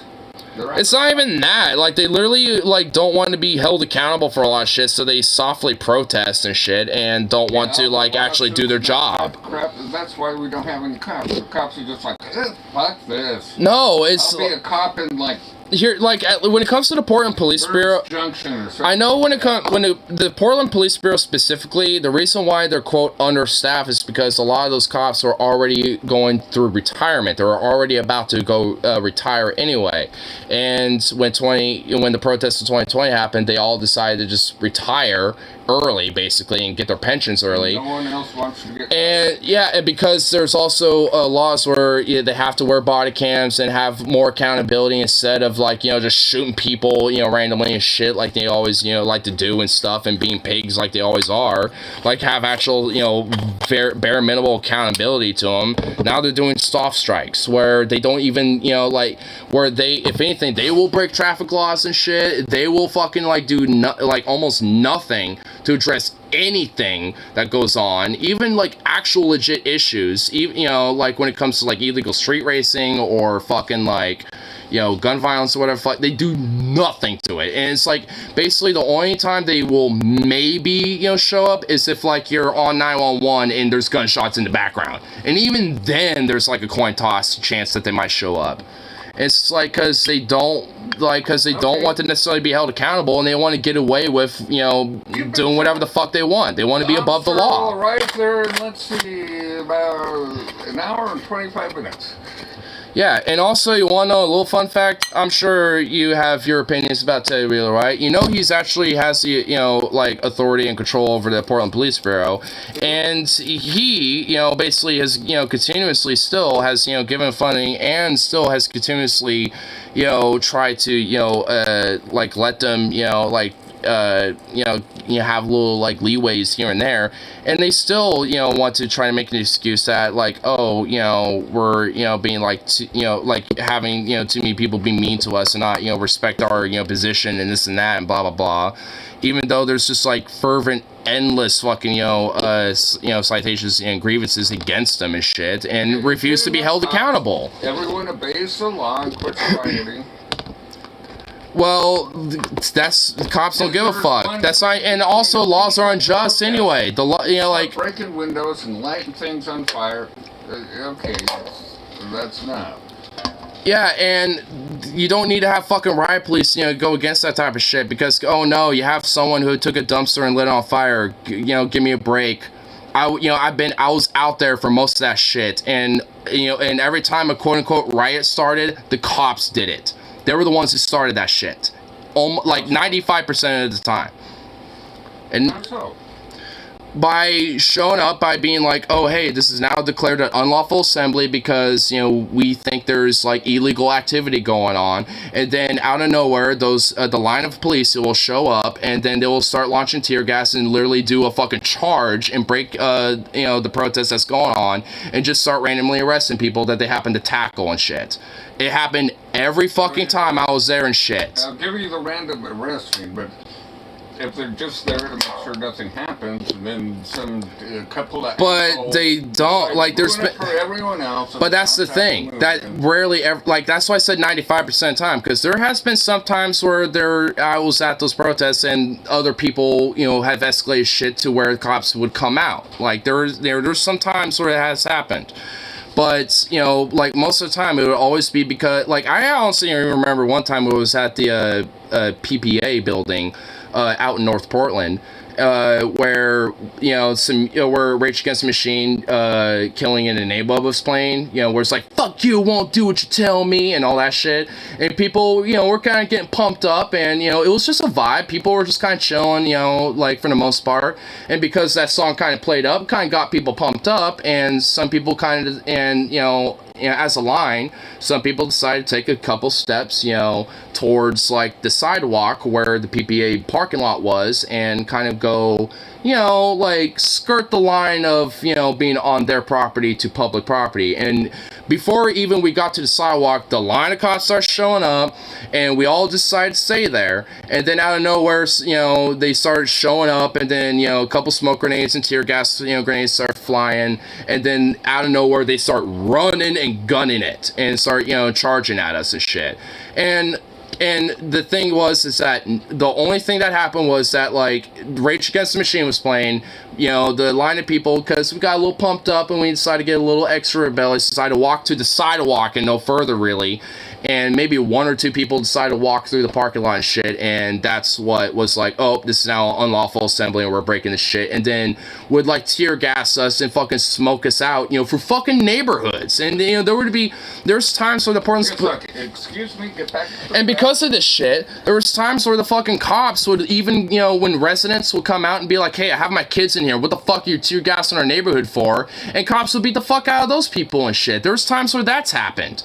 And it's just like, and there would be sometimes residents would actually, you know, try to, like, get some protests to be like, hey, you can hide behind in my backyard and shit, and or hide in my house if you need to, and we'll, like, you know, and shit.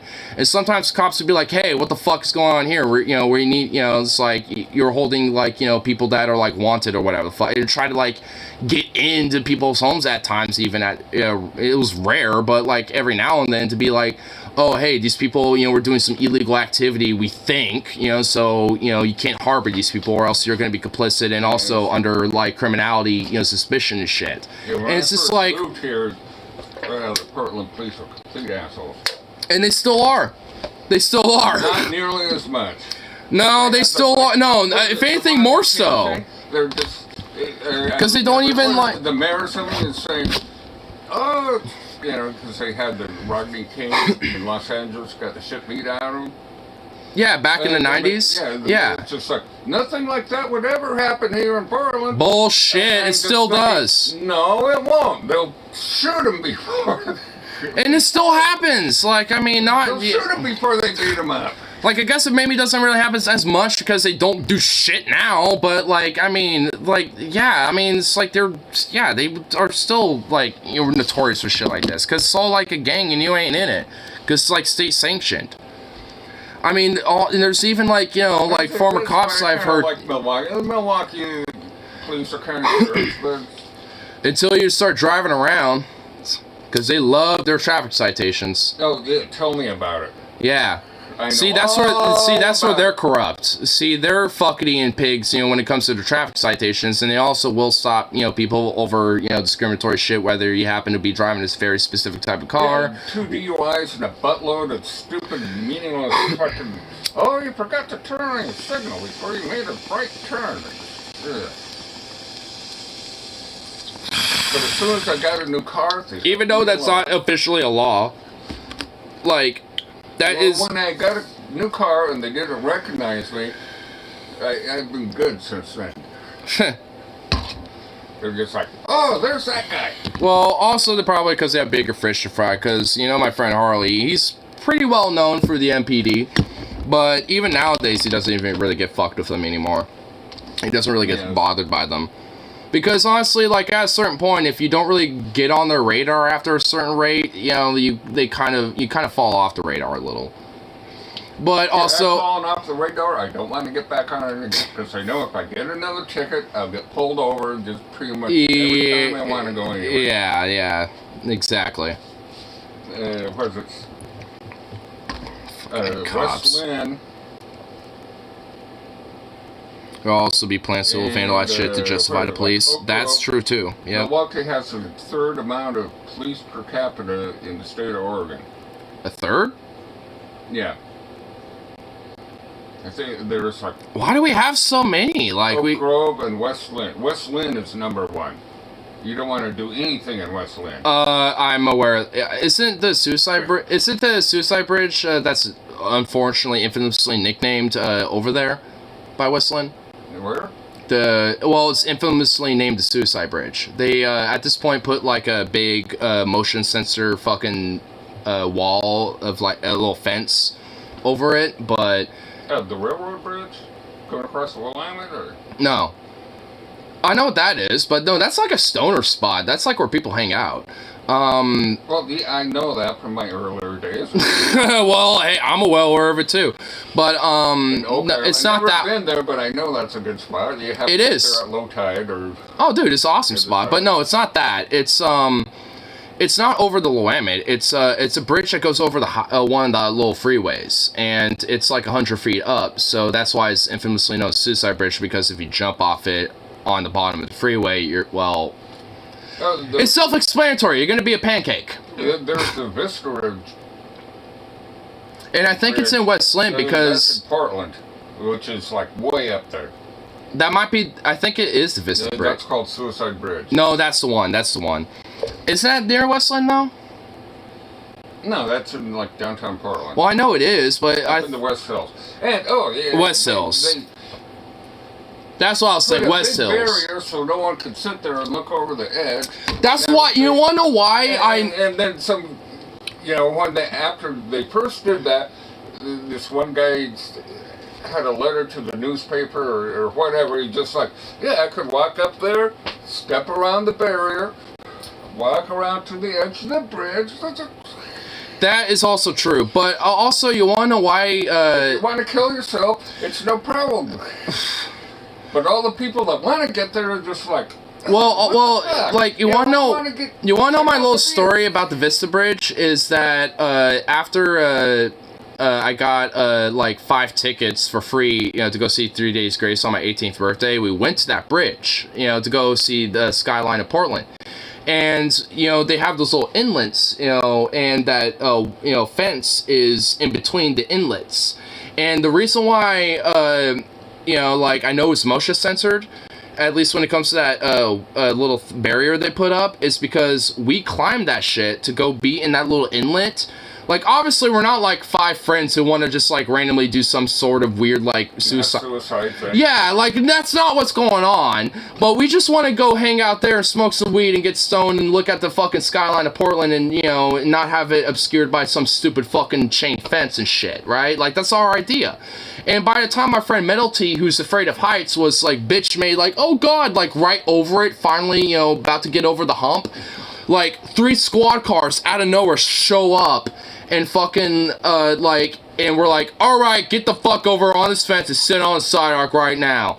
And we're just like, fuck. So we all, get down, and they're like, you know what this place is, right? And, gave us the fucking lecture and shit. And it was like, and they were like saying, we could arrest you for this because it's trespassing. And we're all thinking like, fuck you. Like, I mean, this is a... If you want to commit suicide, you're going to climb over there and jump anyhow. Let the people that... Yeah, honestly, by that point, yeah, like, if that also was the logic, we would have just done this already.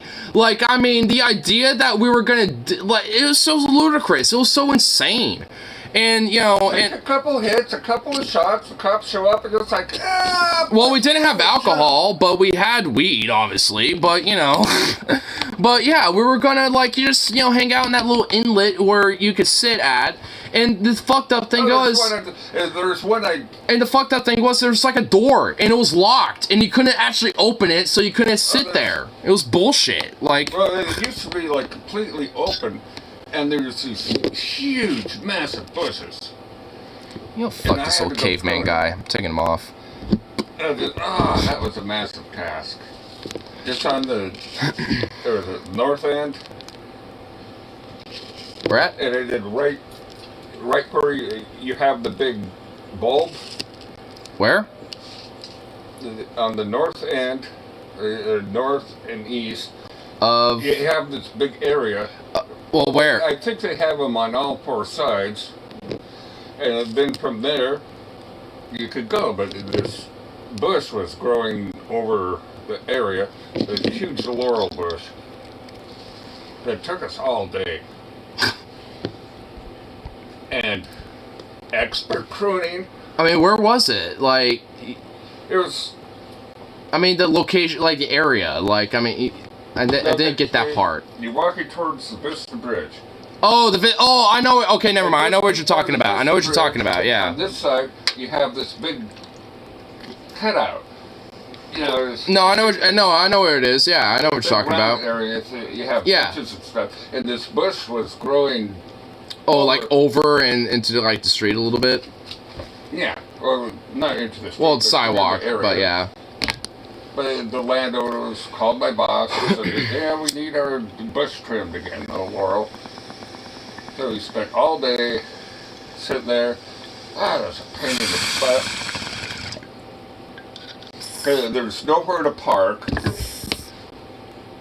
You have to like come up, stop, hit the flashers, load a shitload of stuff on the truck.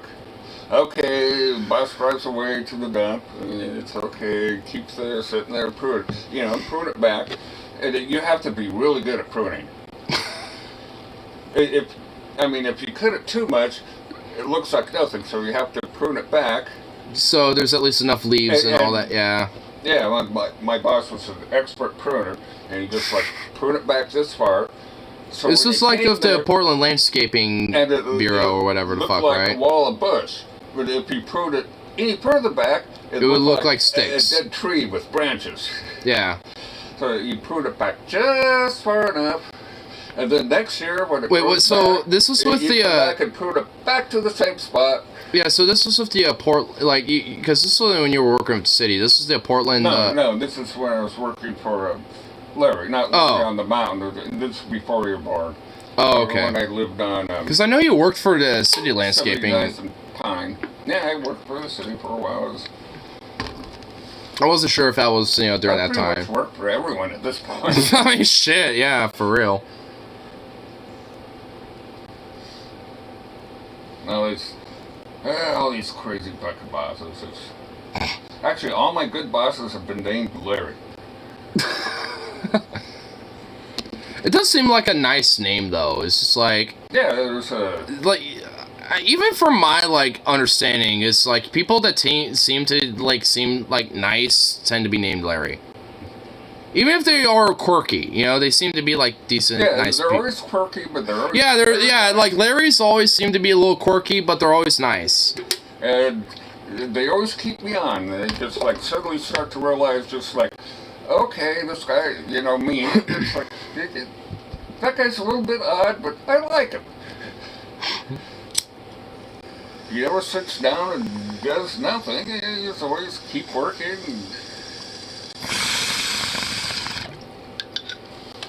What was it? Larry's East Grove or something like that. But this was before when we lived on 79th and Pine. It's way down in Malotma. Yeah, just up.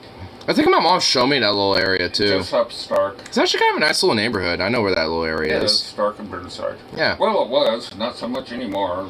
Oh no! I mean, I've been there last year. It's like an Asian gang spot now. I mean, the more commercial areas, if you go down near Burnside, especially, yeah. But if you go in the neighborhood area, no, it's right up Burnside. Yeah, but the neighborhoods around there, no, they're still all right. I mean. It's not all of Portland. It's all fucking gang ridden at this rate. I mean, there's still plenty. It's little there's spots. Plenty of places that are still fine. Little spots that are bad, and right next to them, there's spots that are good. And frankly, that's it's whatever. Yeah, honestly, that's most cities anyway. But yeah, yeah, most cities have. Most. This is bad. This is good. This is mediocre. Yeah, and obviously, a lot of the negative shit about cities, tend to be highlighted, and Portland ain't no exception. Because honestly, I even remember during the protests, every now and then, at least back in 2020, there would be a thing, every now and then that would be posted hey, here's other events that are going on outside of the protests that are going on and shit. And sometimes there'll be little soapbox derbies or little other things going on and shit, so it's obviously, when it comes to a city and shit, there's all sorts of shit happening. What was it? It's the whole metric of if it bleeds, it leads, So they decided to do a big woods, what was it, Vortex or something like that. Did a huge music event, and they wanted to be like Woodstock, and they put it up in a park up the Clackamas River. Mm-hmm. So all the people that might have wanted to protest are just oh, we'll go up here and party instead. I mean, honestly, like, even during the protest, there was some It was shit. like, yeah, President Nixon or something like that was coming here. Actually, during the There was protests. some convention that they didn't want, like, all the hippies causing problems. So Well, yeah, because Nixon had a major, like, he was the one who kind of helped start the drug war because he basically, like, they incited put a on- lot of hippies and, you know, a lot of blacks to basically be like, oh, these are a bunch of, like, smoking, you know, like, weed smoking, you know, hippies and acid doing yeah, the hippies and a drug bunch of war, crackhead he blacks just and shit. promoted this huge, up on the, I mean, promoted everywhere, but. like up by what's the name of that park? Up there, they put on this huge concert during the time Nixon would arrive. So all the people that might have wanted to protest were just like, oh, this They would is go gonna over be there the next instead. Woodstock. Yeah, let's all go up here. And they all went up there, and they're disappointed because all the bands they promised us didn't come up. But they had bands, and you know, everything was cool.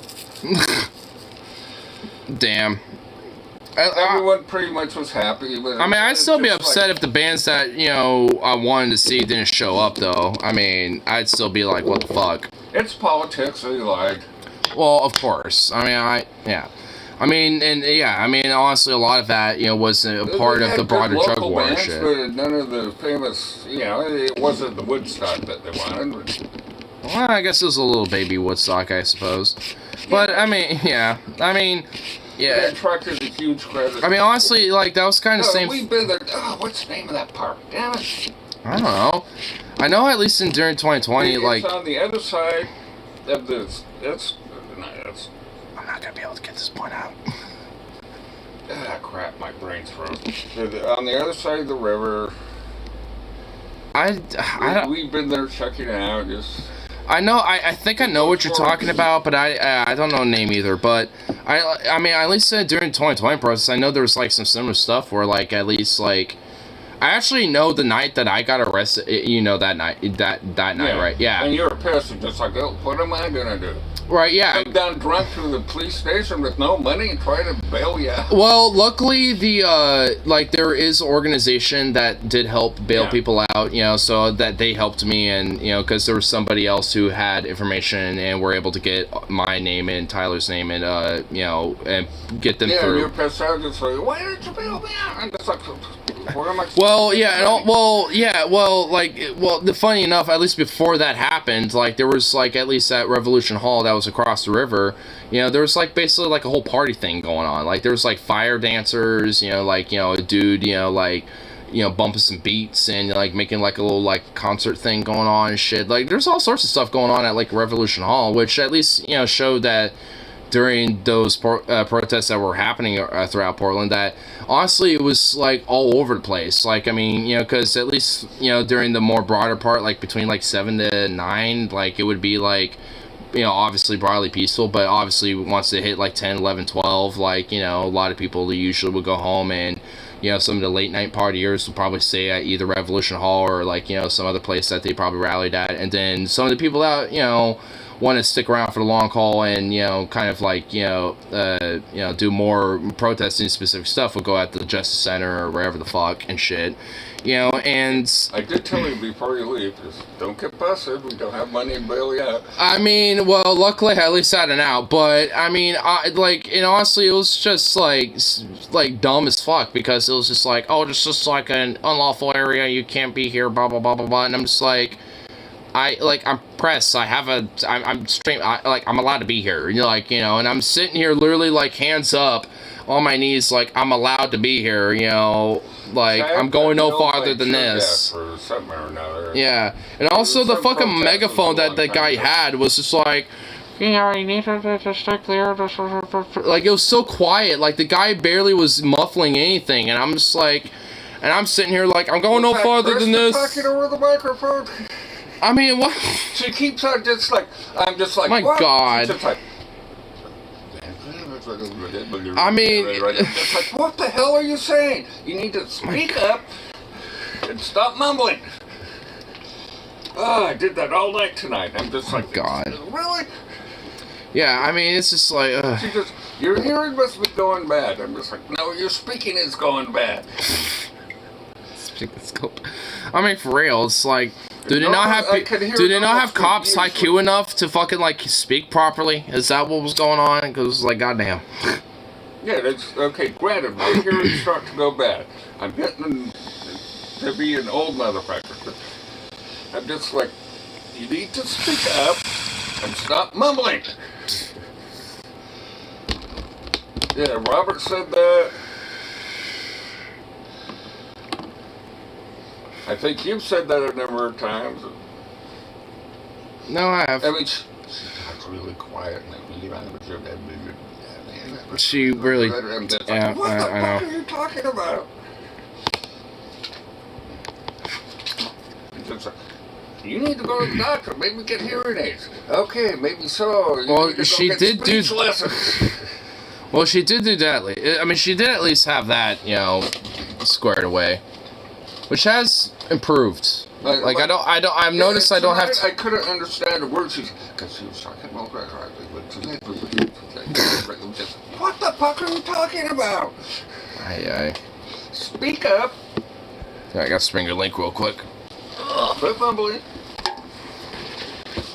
Yeah, crazy woman. I'll have another one later. Nice think I got Zukoff, you're not gonna follow me? Zooks! You're not following me. Wow, you're a little prick. He's just chilling and being comfortable.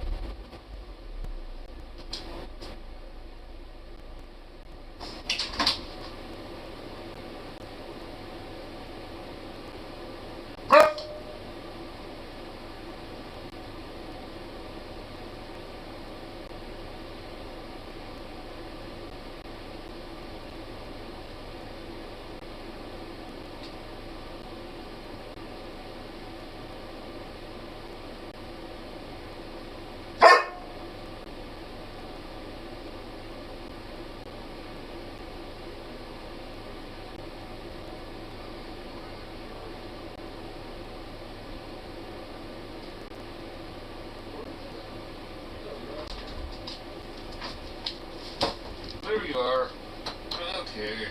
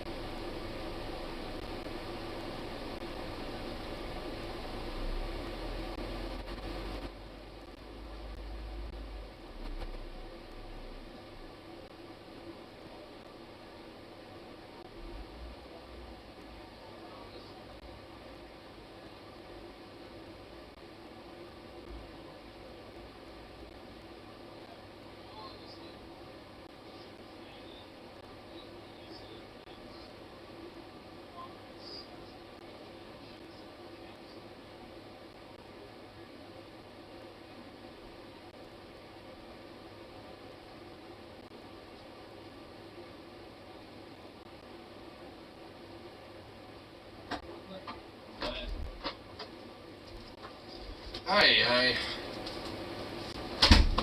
Man, it is, it's sometimes so hard to get out of a fucking conversation with that son of a bitch, I swear to God. Because he just goes on and on and on and on and on. Do I dare continue going on with this fuck?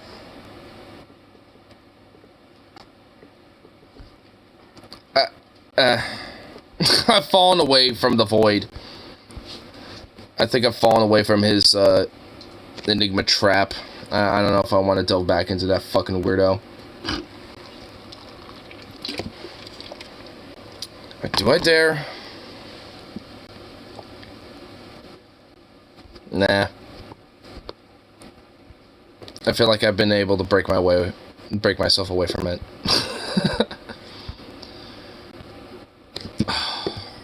Though part of me, now I have a part of me that wants to like maybe cling, be like, do I dare delve further back? I'm barely like 5 minutes into his video. That's a fucked up thing. Do I skip around?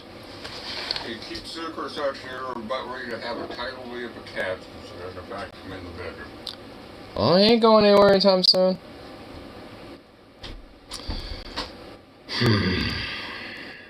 Nah.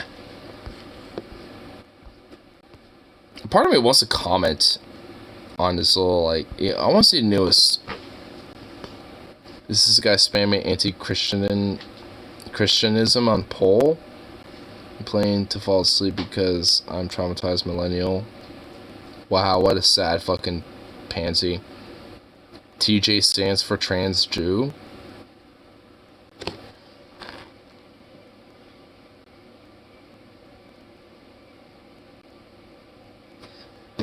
Wow. I remember the Amazing Atheist made a documentary about himself years back. It featured interviews of his mother explaining what intelligent renegade he was as a child. He's a pretentious douchebag. What? Both can't be true? He's a pretentious douchebag and an intelligent renegade. He's a intelligent, pretentious renegade douchebag. I mean, honestly, take the pretentious out of it. He's just an intelligent renegade douchebag. Doc is still on YouTube, and if anyone likes to irritate themselves, the opening monologue is enough to make you sick. Whatever. Atheist, when there isn't a peer-reviewed scientific study to explain how trans people are twerking in front of toddlers. What? Damn, all the people that attacked of all the people that attacked TJ, you the saltiest. Especially when you still defend the idea that homosexuality leads to pedophilia, even though both of you are wrong and there isn't a correlation, or that most men clothe a child and have zero proof they have even cross dresses. I guess I kind of get what that comment is saying. I mean, I'm gonna give it a like just because it said that he was the saltiest.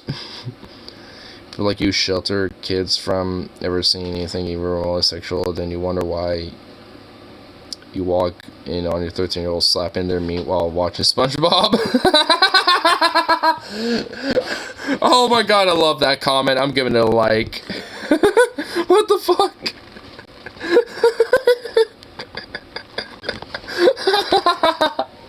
Oh my god, fuck yes. This channel gives me hope for the youth today. Ah, fuck off, you faggot. As Sticks X and Hammer is fucking brutal, people still subject themselves to that garbage. What? Sticks X and Hammer? I don't get that one. I don't know if garbage is Sticks or who. You claim to be anti-trans, yet you look like a Snapchat gender swap filter. Curious? A gender swap filter! Oh my god, dude. Oh man, some of these comments are actually giving me hope. Amazing Atheist has an actual micro penis. Wow, wow. Stating facts and thinking it's its own. Got it. Chris profusely because he lacks actual eloquence. It's actually the opposite, you fucking moron. Like, someone who, you know, actually curses and has vulgarity in their vocabulary is actually someone who has more eloquence and has actually got more of a linguistic, you know, broader, you know, vocabulary. Like, what are you talking about? Just imagine him saying, every time he throws a fuck or a shit. Why do you think he says that? Because of being like, or whatever the fuck. Yeah, it's just better to say, you know what I mean? Or shit, or, you know, or whatever the fuck. Like, I mean, like, what do you, like, yeah, it means that you have more eloquence because instead of using ums or uhs or stuff like that, you use, you know, at least, you know, something that's in the actual, like, you know, lexicon of the language of English. The English language, you know, like that thing. Should parents actually meet the gallows? The parents should... What? Okay, whatever. Over 50% of gay men are child... Oh, well, yeah. Nazi want to perpetuate that stupid shit. Sorry, but I'm not going to flip the coin, and I hope that you're one of the good ones, especially when you're already showing predator-like tendencies by flashing your sexual body parts. Oh, just like pastors and preachers and, you know, a lot of religious foster, you know, parents, you know, due to their foster children and shit, because of a lot of the sexual exploitation happens to kids in those type of environments. Yeah, you know, that. Oh, you're not talking about that? Oh, such a shame. Because that's actually where a lot of that child exploitation happens. It's not with, you know, queer folk. You fucking degenerate.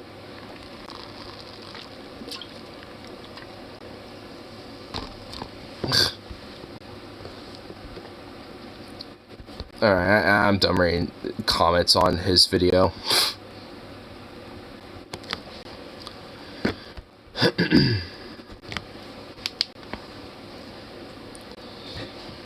I mean, I barely made 5 minutes into that shit, but frankly, my dad kind of helped me get away from dealing with his shit. So, you know what? A rare time where the boomer dad, you know, in his weird rambling antics, like, actually saved me.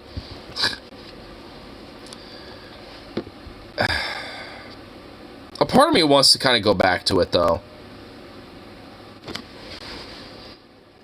No, I don't want to kill brain cells. I don't want to kill more of my brain cells. Nah. I'll say, you know, there's a part of me that wants to. Because I know, like, yeah, I know where I can get to with it, but nah. Nah, fuck that little bitch. He doesn't deserve the recognition outside of what I gave him. I will say that I'm gonna make sure that I send that to like the Jig Event Discord, like the TJ Discord, because I feel like TJ needs to see it. I don't care if he reacts to it. If he doesn't, I don't give a shit. But I feel like he needs to at least see the video.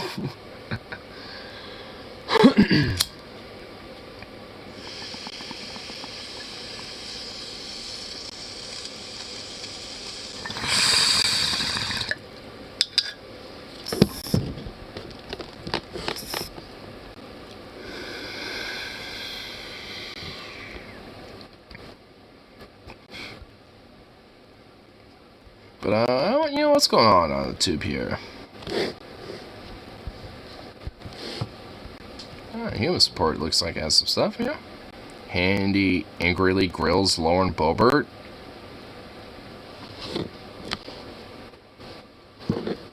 What else does it say? Over McCarthy, Fox News' viewers revolt. What? Oh shit. Is it far right, like, infighting? Awesome. Dope. Based. Sean Hannity grills Lauren Boebert, a fucking fascist. A fascist grill and a fascist, and a bunch of fucking far right weirdos and Republicans are just like, freaking out. Fuck yes. Yes, please. Gimme. Town Hall quoted you. No! Damn Bluetooth. I need to get my Bluetooth from my goddamn fucking phone stand back from my friend, dude. Oh my god. Like, I don't care if he gets annoyed, you know, with me pressuring him. You know what? Fuck it. Quoted you today saying the president, you said complimentary things about President Trump, needs to tell Kevin McCarthy that, sir, you do not have the votes. It's time to withdraw. Let me turn the tables, Congresswoman. Kevin McCarthy has 203 votes. Your side has 20. So if I'm going to use your words and your methodology and your math, isn't it time for you to pack it in and your side to pack it in, considering he has over 200 and you have... Oh, shit. Oh, damn, dude. Is this like a weird, like, alternate reality where Sean Hannity is actually being like a investigative, like, journalist type and grilling a politician? I mean, he's also doing like the... Like, he's like slapping desks too, dude. Like, I mean, like, he's doing some desk slaps and shit, like, with everything. Like, I mean, you know he's, like, being serious when he's doing some shit like that. Whoa. This is like a side of Sean Hannity I don't think I've ever seen before. And I kind of like it. It's doing some Sean, things to me. I understand the... Like, honestly, you know, seeing Sean Hannity like that kind of did some things for me. It's like, whoa. Like, I never seen you like that, Shawnee. Like, whoa, hey. I never knew you could be a little rambunctious. Oh, shit. I promise you, but I'm not frustrated. he does You didn't not have answer the my votes, question. and we are hearing... I'm not frustrated, did it? Oh, shit, bro. Oh, Sean, my boy. What are you doing to me? Hey, what are you doing to me, dude? Stop it. Like, oh my god. Dude, he's getting me gay as fuck right now. What the fuck? Dude, what is Sean doing to me right now? What's Sean Hannity doing to me? Ah! I don't know if I like it. Now that I'm actually reflecting on it, I don't know if I like it. What the fuck are you doing to me, Sean? Whoa. Whoa. Like, this is a rare side of you I've never seen. And it's really legitimately doing something to me, dude. Like, what the fuck? Like, damn, you're grilling her. I like it. What the fuck? Why? Ah! I don't like this. I do not feel comfortable with the feelings that I'm feeling right now.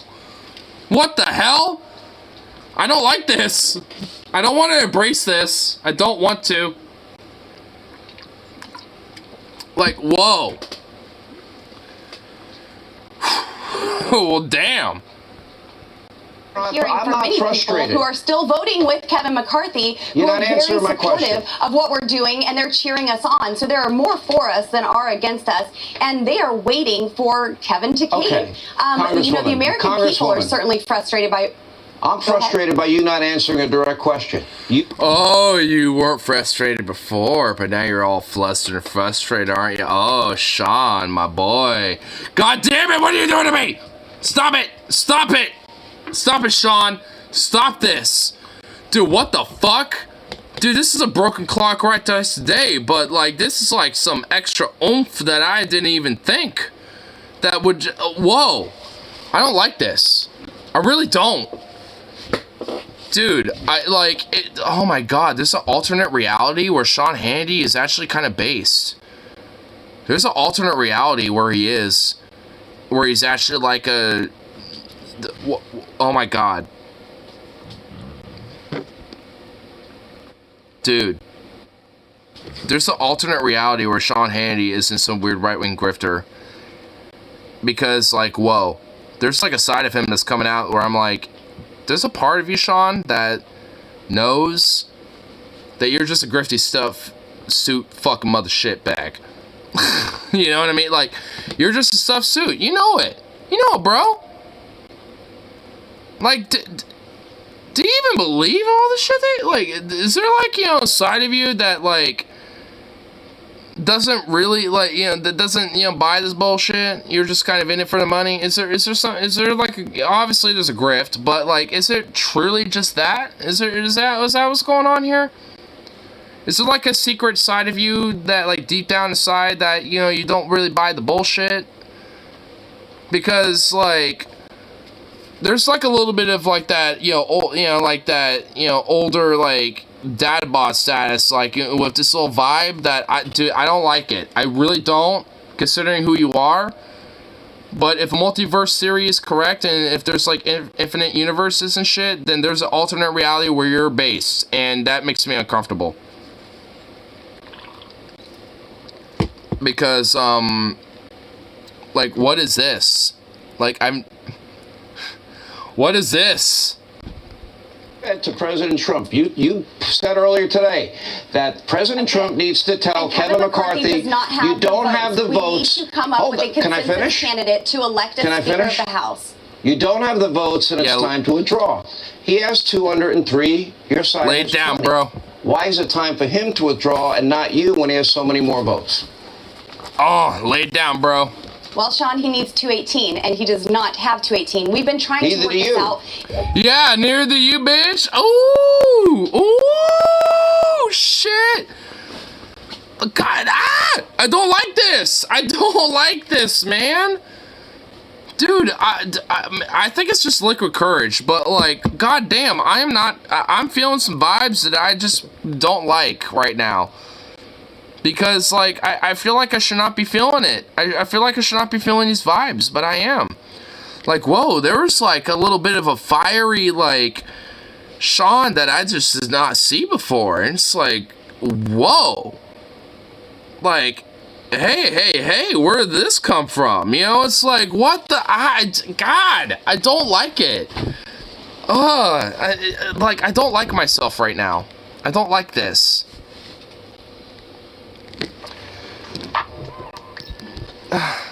You just watched Sean Hannity grill Lauren Boebert, and I love it. Oh, it was so good.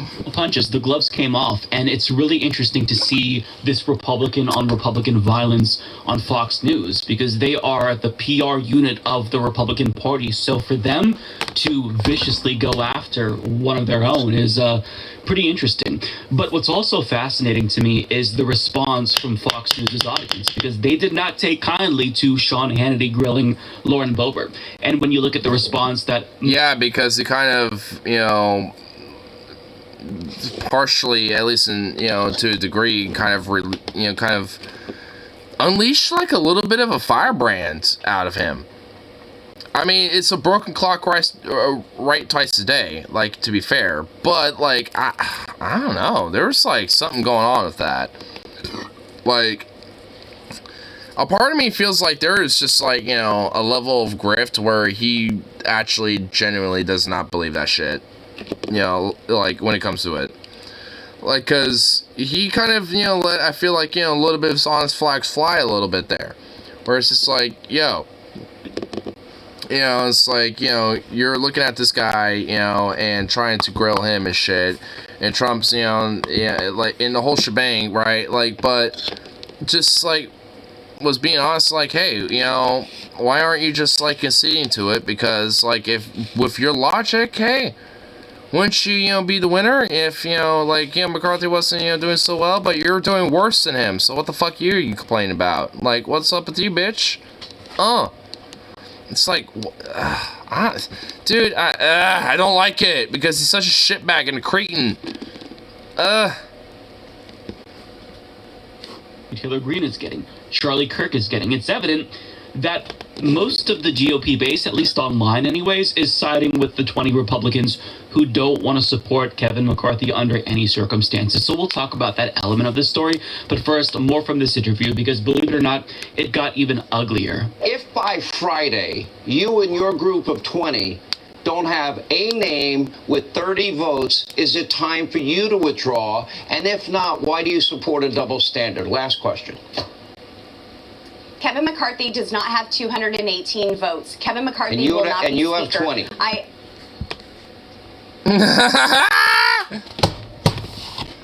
You got nothing to say, bitch? You got nothing to say? Oh, get fucked on. Like, I mean, like, you can't just say the same fucking talking point like you're a fucking Marco Bot Rubio, bitch. You're not Marco Bot. Like, like, actually have a fucking thought in your head, bitch. Like, this is a rare time where Sean Hannity actually has a brain in his head. And it's making him, like, weirdly attractive, and I don't like it. Like, that's how much of a cretin you are, bitch. That's how much of a shitbag you are. That's how much I despise you. Like, you're making Sean Hannity unironically attractive to me, and I don't like it. It's uncomfortable. I asked you a very specific question. If by Friday when we don't get have this right, 30... I will not, Sean. I will not withdraw. Our asks were... I will not withdraw, and I will not answer your question accurately because I'm a stuffed fucking dumb bitch. Of Kevin McCarthy. They were not self-serving. We simply were asking for commitments on what the American people want to see. They want to see a vote on term limits, a vote on the Texas border plan to secure the southern border. And for crying out loud, Sean, we asked for a vote on a budget that actually balances. Imagine. With all due respect, shut the fuck up. You're just a lunatic. You're just ridiculous. Like, you're a loon. With all due respect, shut the hell up. Come on. Say it, Sean. Say it. A Congress that stops spending money that we don't have. We are going to get this right, and we are going to get the right speaker, Sean. If you only have 30, to be clear, you will not withdraw. 30 is going to be a beautiful number to reach. But you're telling Kevin McCarthy and the... 30 is going to be a beautiful number to reach? What about that whole, like, 218 that you keep boasting about that McCarthy can't reach, huh? What about that? Huh? What about that shit, bitch? Because apparently, like, 30, you know, apparently it's such a beautiful number, but at that rate, then what about 218? What does that make? What does it make that? 203 people that support him to withdraw because they don't have 218. That's what you're saying. Look, it's obvious by tonight's motion to adjourn that Kevin McCarthy and his supporters are already getting voter fatigue. And I asked you a simple question, Congresswoman. I feel like I'm getting a liberal I'm not going an to answer support from a Kevin liberal. McCarthy, Sean. Okay, so we...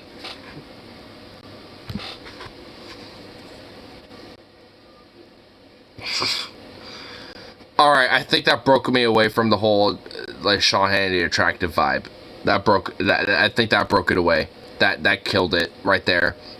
Thank fuck. Oh. At least there's something that Sean Hannity said that killed it. Thank God. It's like I feel like I'm getting an answer from a liberal. No, dude. You fucking idiot. No, this is literally the answer it's stereotypical Republican always fucking makes. Like, what do you why do you think I mentioned Marco Bot? Because, like, she's being Marco Bot Rubio right now, dude. Like, I mean, I'm honestly surprised I don't remember him. But, like, she's basically being a robot. Like, Chris Christie called Marco Bot over that shit. That's why that stuck. Like, not even Trump, you know, did that shit, bitch. Like, I mean, come on. It's like, you're not getting a fucking answer from a lib. You're getting an answer from a typical Republican talking head. You should know. You're a talking head, Sean. If you only have 30 votes, Kevin McCarthy. You will not abide by what you told President Trump to abide by. I got it. I feel like we've made progress. Look, I love President Trump. You're not going to turn me on him. You're not going to pit him against me. Not trying to pit him. Oh my God. Oh my Lord. Okay. Oh my God. This is some brain rot. Holy shit. You will not turn him against me. I see what you're doing. You're just doing some sort of fucking mainstream liberal fucking agenda. You're saying that I'm answering like a liberal. Well, how dare you, you liberal.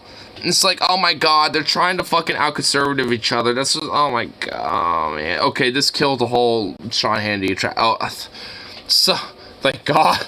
Oh, if there is a God, oh my God, thank you. Because you just, like, killed, I'm so happy. I'm so happy with that. I am standing... I have You're seen the one the that said it to trust. him. Look, Sean, you can ask her tough questions. You can push back against her. You can grill her. But to say that she's acting like a liberal, that's just a bridge too far completely. I mean, for real, that killed the whole, like, oh, Sean boy. Like, they killed that whole vibe out of me. Like, thank God. Like, I mean, because, like, the idea that she's, you know, sounding like a liberal is fucking insane and ludicrous. I mean, it's just comical. Like, that's stereotypical Republican 101 answer shit. I mean, granted, like, corporate liberal Dems are no better, but, like, I mean, goddamn, like, no one does it better than Republicans when it comes to shit like that. Like, are you serious? It's like, come on, Sean. It's like, you had something going for you there for a minute where it was doing some weird shit for me, and you literally, like took the David Crockett nuclear weapon and just obliterated and vaporized the fuck out of it. Like, I mean, fuck the David Crockett. You took the Tsar Bomba and vaporized the shit out of it.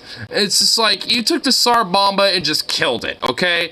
Like, which, thank goodness, I'm glad, but, I mean, it was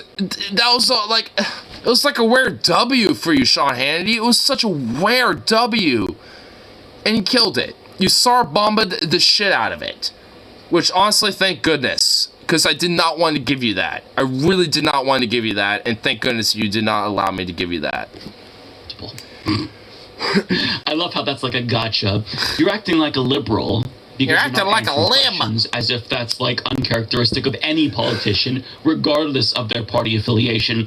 But there's a different point in the interview where Sean Hannity says, look, you want all of these things from Kevin McCarthy, and you don't believe that he's going to deliver when it comes to your policy priorities, even if this is about policy. But I don't think it is in actuality. But either way, Sean Hannity pointed out that Kevin McCarthy has given you an insurance policy. Just 5 members can recall him as speaker. So if you don't like what he's doing, if you think that he's lying to you currently, you can easily recall him because he agreed to that. But she's still not agreeing, and it just makes her look really unreasonable. And it gets worse for the 20... Because she doesn't know what the concept of reason is in the first place, so thus she always has to be unreasonable. That's our bread and butter. Republicans to just normal people who are watching, because Kevin McCarthy caved to even more demands. CNN's Manu Raju reports McCarthy proposes key concessions, allow just 1 member to call for a vote to oust the speaker per 2 sources, more members of Freedom Caucus to serve on powerful House Rules Committee, and promises to vote on some bills like term limits and border security. So he's given them everything that they wanted, but at the time that I record this video, he lost for the 8th time. So at this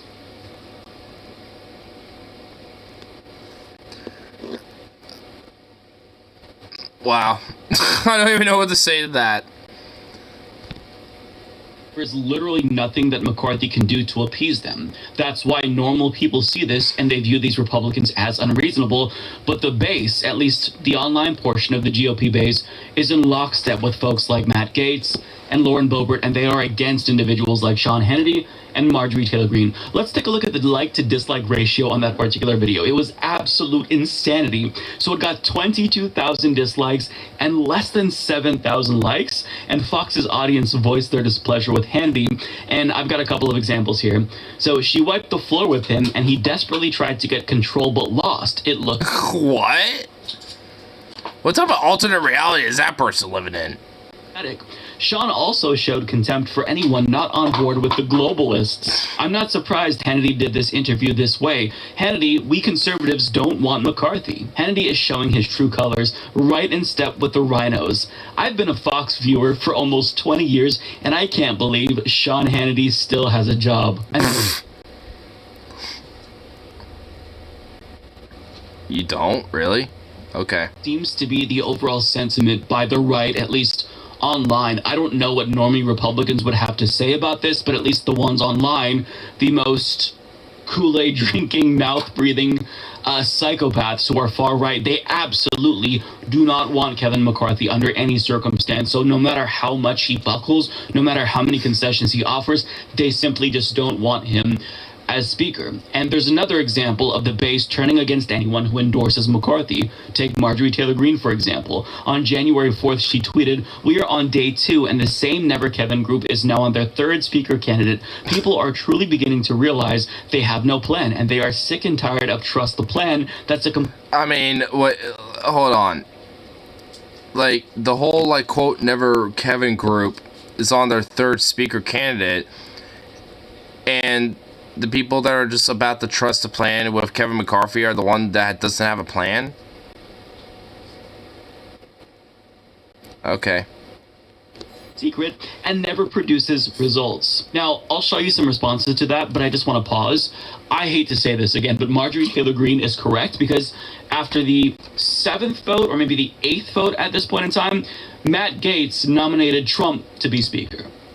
I mean, Trump is not going to be Speaker of the House, so at this point in time, they're throwing in the faces of all of their GOP colleagues that they don't care that they're holding up the party and making all of them look. I mean, doesn't it kind of mean that they don't really exactly have a plan? They just only have, like, you know, hey, let's just, like, undermine the entire party.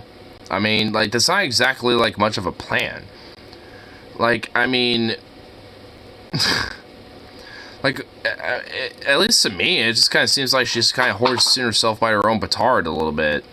It's like, you're the motherfuckers that don't have a plan, because you're all just, like, you know, just trying to, like, undermine the, you know, plan overall. Like, I mean, you're all the ones that are trying to, like, you know, undermine, you know, like, the broader GOP agenda, which I don't care. I'm okay with it. Just, you know, putting that out there. But, like, I mean, you can't exactly just be like, oh, they don't got a plan, and you're all just like, eh. We just want to undermine this whole process. We don't really give a fuck about, like, what plan we have. We'll just nominate Trump as, you know, like, the Speaker of the House, even though it'll never happen, you know, because fuck it. It's like, that's not exactly a plan. Childish. They're fucking around. I feel like that's just kind of giving too much credit to FTG. Do you mind? What are you doing? And they're enjoying it, and it doesn't matter. The base seems to be with them. So let's see some responses from Marjorie Taylor Greene supporters. You've reached Dan Crenshaw levels of disappointing. Folks in your corner took arrows sticking up for you for years, and in record time, you've undone all that goodwill. What the Dan Crenshaw levels. Dan Crenshaw, oh my god, wow. Source so boring at this point.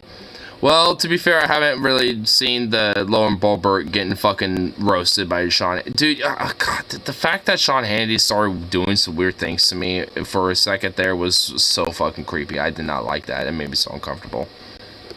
Wrong. People are proud that 20 reps don't want the same tiring status quo in Congress, of which you seem to have morphed into. You should notice you've lost a lot of support, MTG. A lot. Cheers to the 20, and I've always liked you, but this doesn't look good on you. You sold out, Marjorie, and probably my favorite here. What happened to you, Rep MTG? Did you get bought off? You're not the person I came to know and love. You're supporting a World Economic Forum candidate? I thought you represented the U.S. Oops. I guess someone found your, quote, price point, ... This whole debacle is terrible. Oh my god. Wow, this is even more crazier than I thought. Republican Party apart. And I can't state enough how much I am loving every second of this. Even right-wing propagandists. Oh my god, just let me absorb all of this into my essence. Oh my god. This is so fucking great. Brainwash these people are learning real quickly that if they're not in lockstep with the 20 Republicans who are objecting to McCarthy's speakership, they're going to get flamed. Let's listen to Charlie Kirk read one of his viewers' messages, because this was amazing. Now, someone says here, Charlie, lots of swear words in this email. Screw you. You support Kevin McCarthy. You're part of the problem. Kevin McCarthy's a lying rhino SOB. Stop supporting this scumbag. Sincerely, Mike Francis. Understand the energy. I understand. Wow, so many swearies. Oh my goodness, so many bad wordies. Vim and vigor there. However, let's be accurate about what I support. I support concessions to make the most conservative Congress in American history. Lots of swearing in that email. Oh wow, and such concessions. Oh yeah, God, give it to me. I love it so much.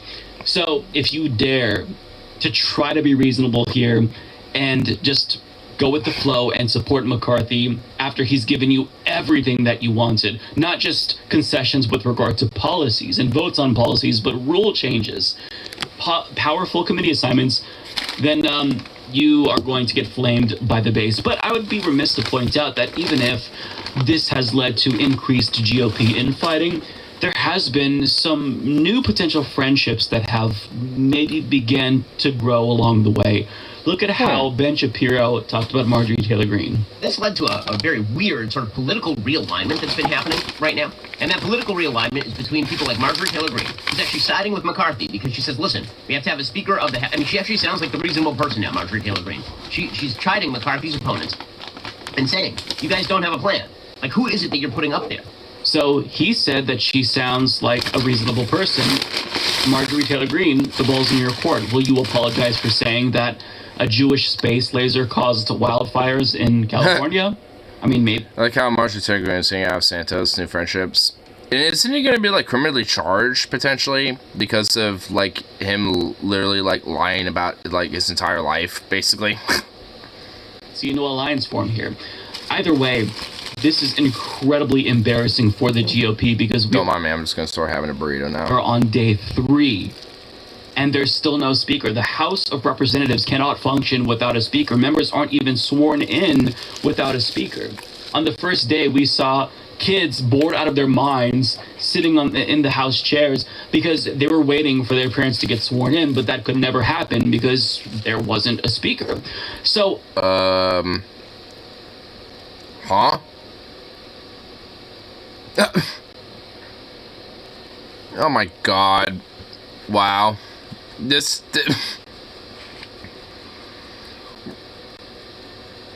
The debacle this is causing is just ridiculous. Wow. I've made this point before, I'm going to make it again. I hope that they just go as long as possible without a speaker, because even if they choose someone who they all agree on, it doesn't matter because Republicans only control the House of Representatives. Anything that they pass that Democrats don't like can be rejected by the Senate or ultimately Joe Biden. So they're not going to accomplish anything. The main priority for these Republicans is to do all of these frivolous investigations into Democrats and possibly impeach Joe Biden. But Kevin McCarthy is already saying he's going to do those things.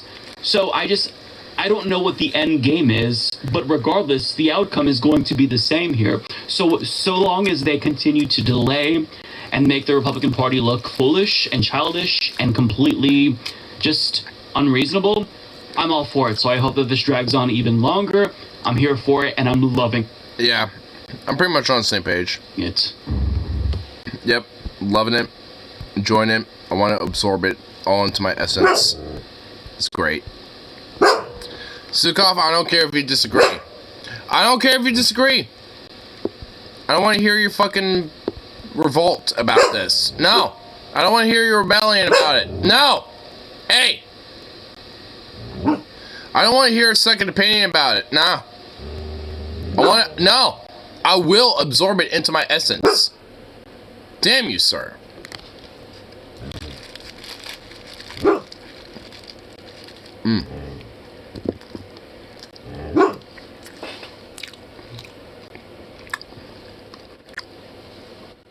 Shit right here.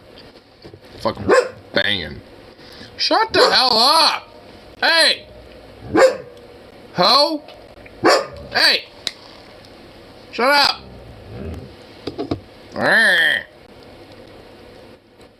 What's wrong with you? Will you shut the hell up? There ain't no reason for you to be yippee-yapping all over the place.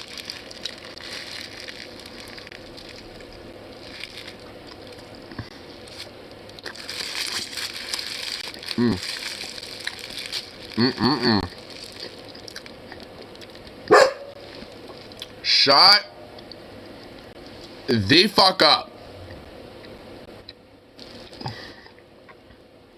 Yeah. You. Shut up.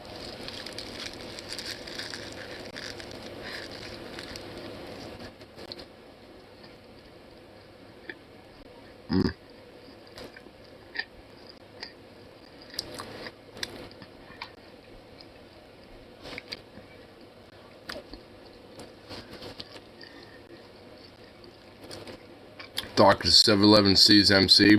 Sup, bruh? Damn burrito night. Dude, I just started smacking down on this right now. I literally just started smacking down on it. Dude, you missed it. I was delving into a caveman that was reacting to TJ. And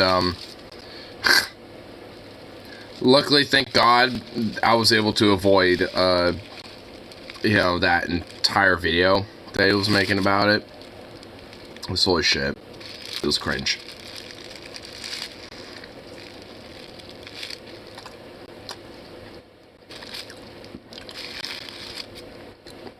Santa Claus and Marjorie. She's just gonna be known as Marjorie Attack on Titan Green.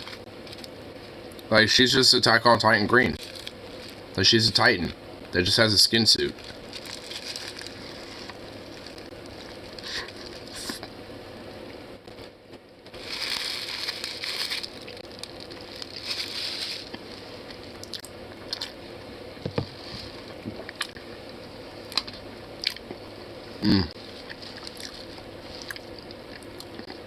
Shit's fucking banging.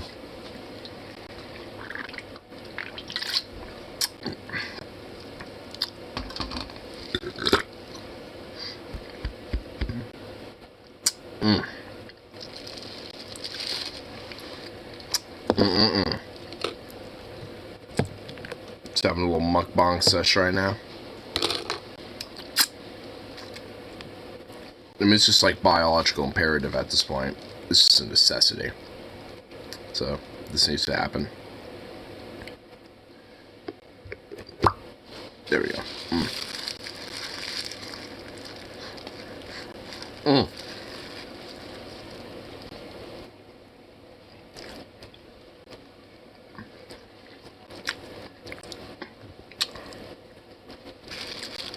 You ain't leaving me.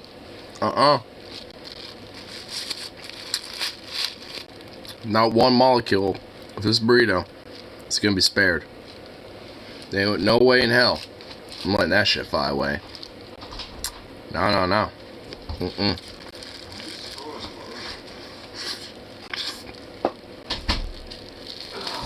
Crap.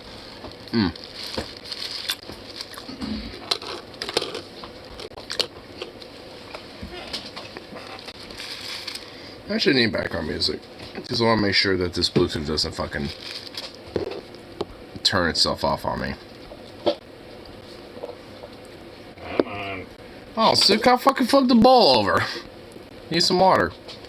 Damn. There you go. Need water.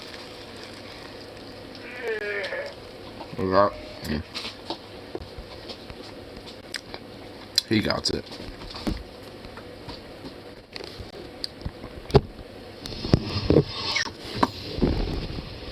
There we go. Yeah.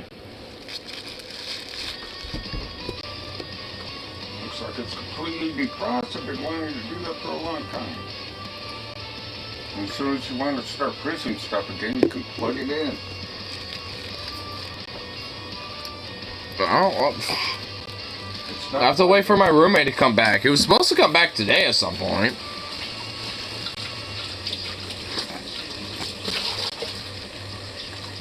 Very technically, our roommate, but yeah.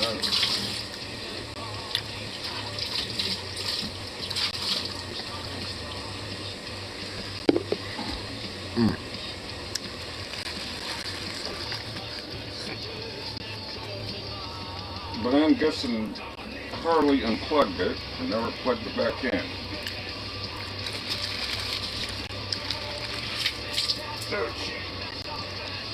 Oh, I filled it up a little too much. Yeah. Yeah. There you go. Nice bone for you.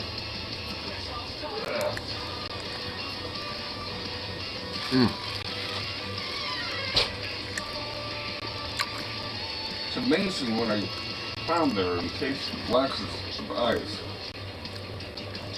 I found a woolly mammoth in there. What?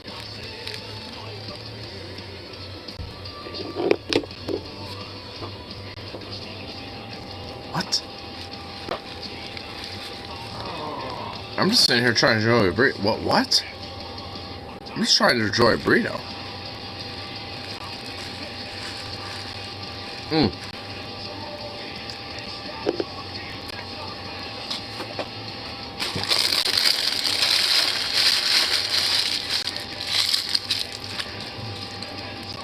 This burrito pretty much got savage. Within a period of like 10 minutes.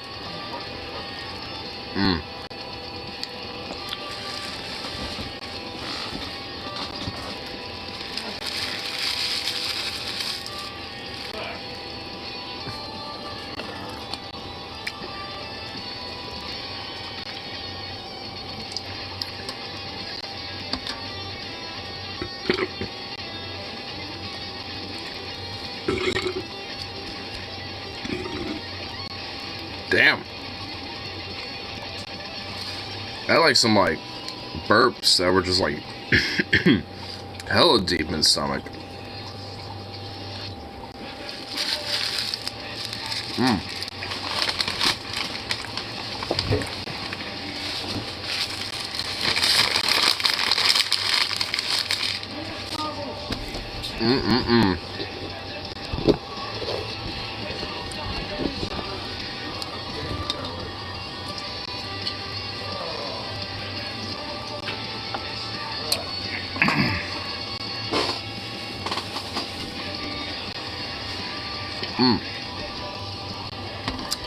That was some good shit right there. Oh.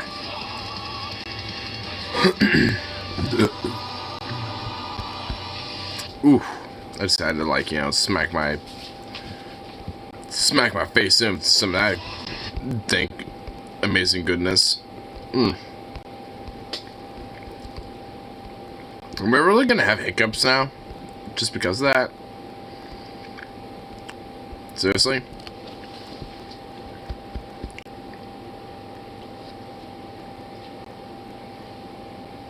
Really? Oh, come on.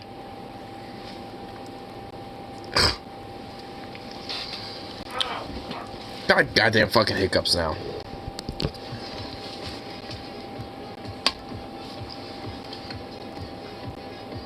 Okay, maybe they just went away. I think they just went away now. I'm hoping so. That'd be nice.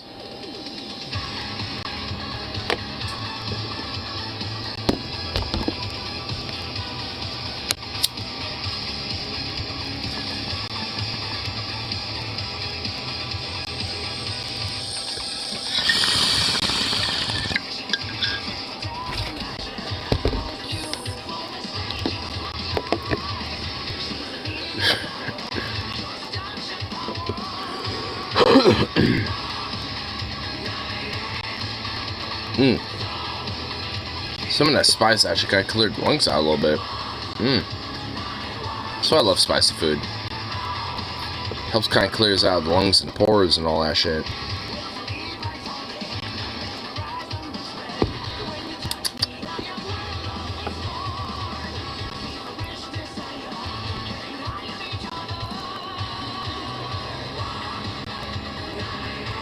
What's this? Carrie Lake gets creepy on Twitter. I guess check that out after the song. Pretty much. Ulysses.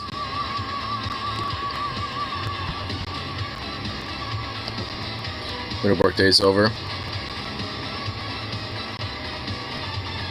Hell yeah, bro. Damn right. Woo! Skirt, skirt, skirt.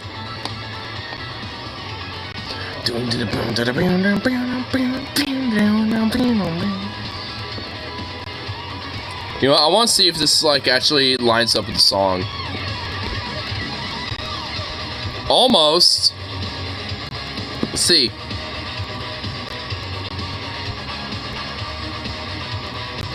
Oh, I kind of did there for a second.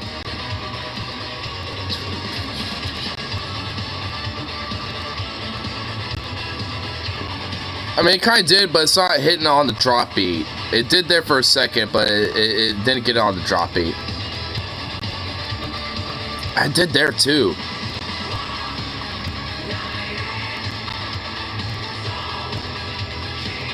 Hey, there we go. That was on the drop beat right there. That was some good shit right there. Hey. Nice. That was on the drop. I loved it. That was some good shit right there.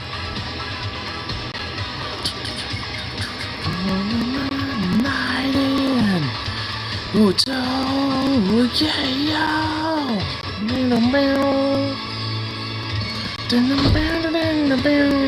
the morning? Your boss sees that after you've only gotten 10% of it for 8 hours. More stuff to do before the lots of food on the way. They're like, where was all that energy for you during the 8 hours of work? Where did that come from?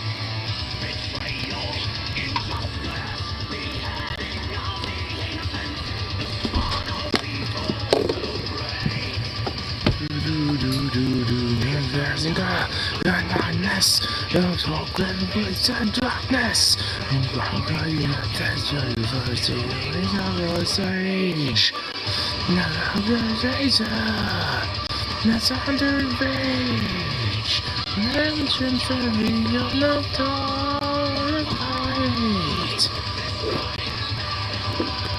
Oh, I was gonna play that. You know, fuck it. I'll just let the song play out too.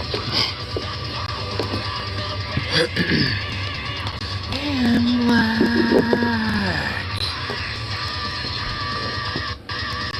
That little husky is my spirit ammo.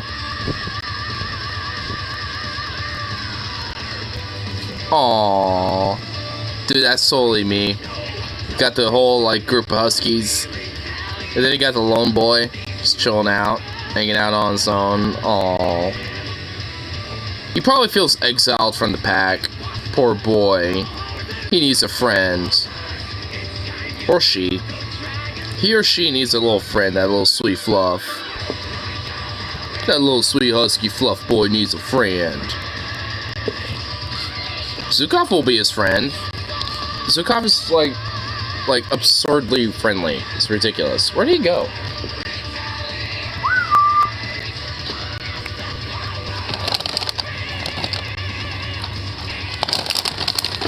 Oh, there you are. Oh shit, you were right there the entire time. Hi, baby. Hi, Bubby. You're in the fucking blind spot. Goofball.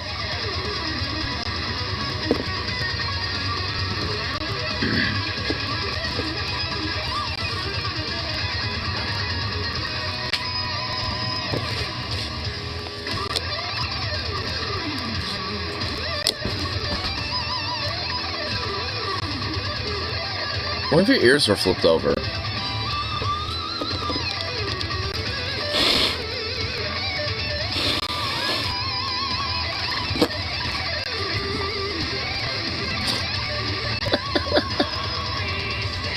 Black. The beast is back. The beast is back. The beast in black. Aww. Dude, this little possum is kind of a little beast in black. Look at him. He's in little black pajamas. He's so cute. He's a little sweet boy. So abandoned, persecuted, went to the other's eyes and sun God, no youngness, was from the race of darkness.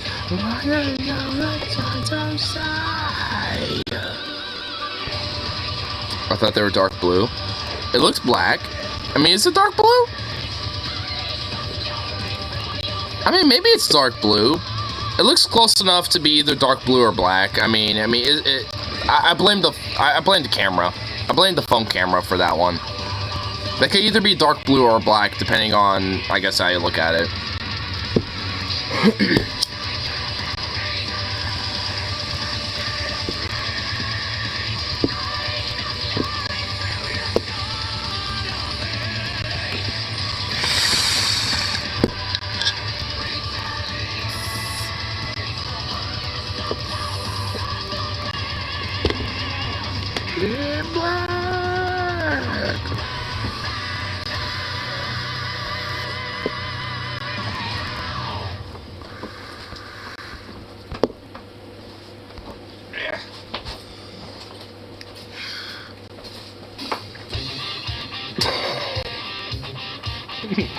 Need help? I guess he's got it.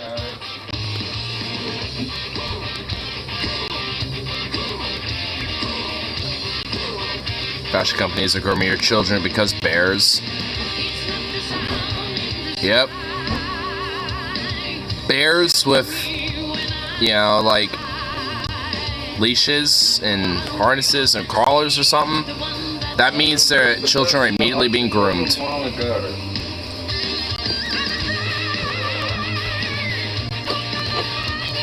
We need to take down their main base of operations and not forget the main culprit.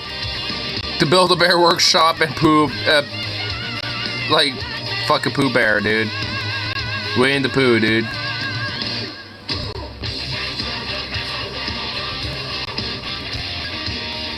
Do the dance of the machine.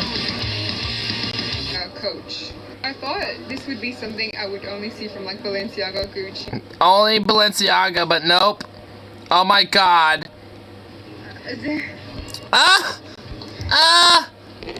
We're entering doom. Oh no. We can't have this degeneracy.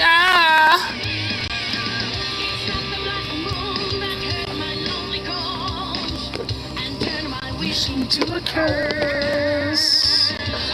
It's fighting on the ground. We hear their voice inside.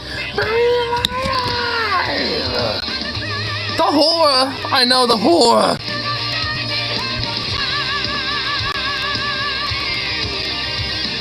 As I will die, nothing as a god. To the meta world of doom. Into the hands of the machines.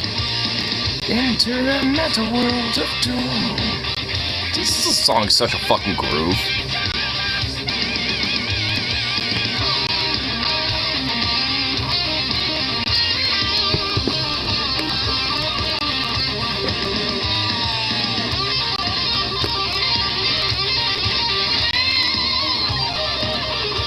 This song has no right to slap the way it does, honestly.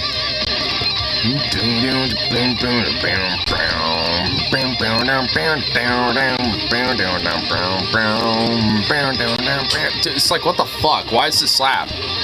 Why does it slap the way it does? These fucking solos, like...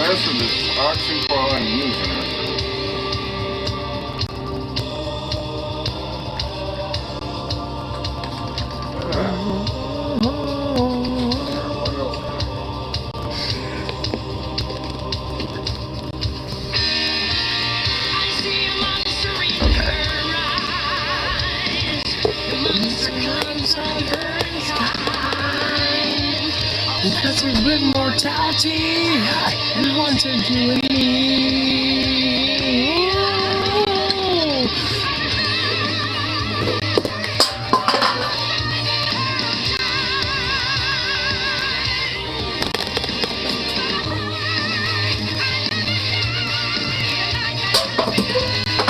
Made it.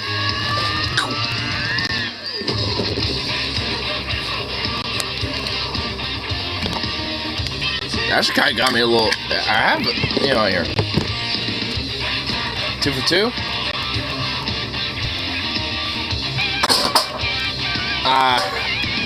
Nicked that one. Uh-oh.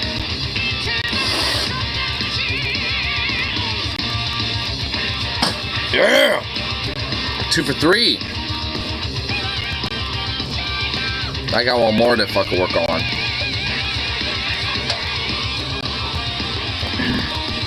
Trans-training candy kids on Halloween. Yes, Carl Saul will rise again. When she is right though, you can just walk into Build-A-Bear. It can make a stuffed frog with a huge horse tongue. Sure thing, sir. Just make sure you help us to make sure that you pass out.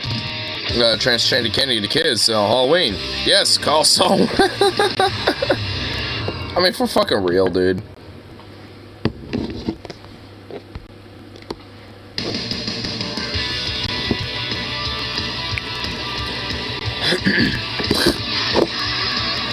It's like, oh yes, we're passing around like this horrible, like, you know, degeneracy where at Build-A-Bear they have bad dragon horse dildos. It's like, man, where's that Build-A-Bear workshop, and where can I go to that? It's like, goddamn. Like little plushy bears, but they got like horse dicks. It's like, I mean, alright, fuck. It gives me a platform to ride on, I guess, so just that. Fuck it. I'm only in it for the dildo, okay? Like, so, you know, hey.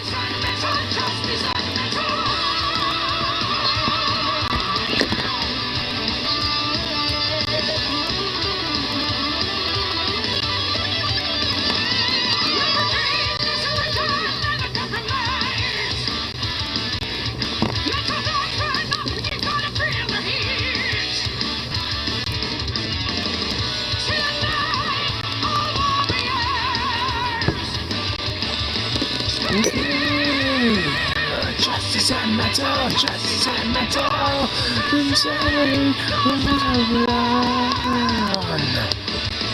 Scream, justice and metal, justice and metal. Hit right on.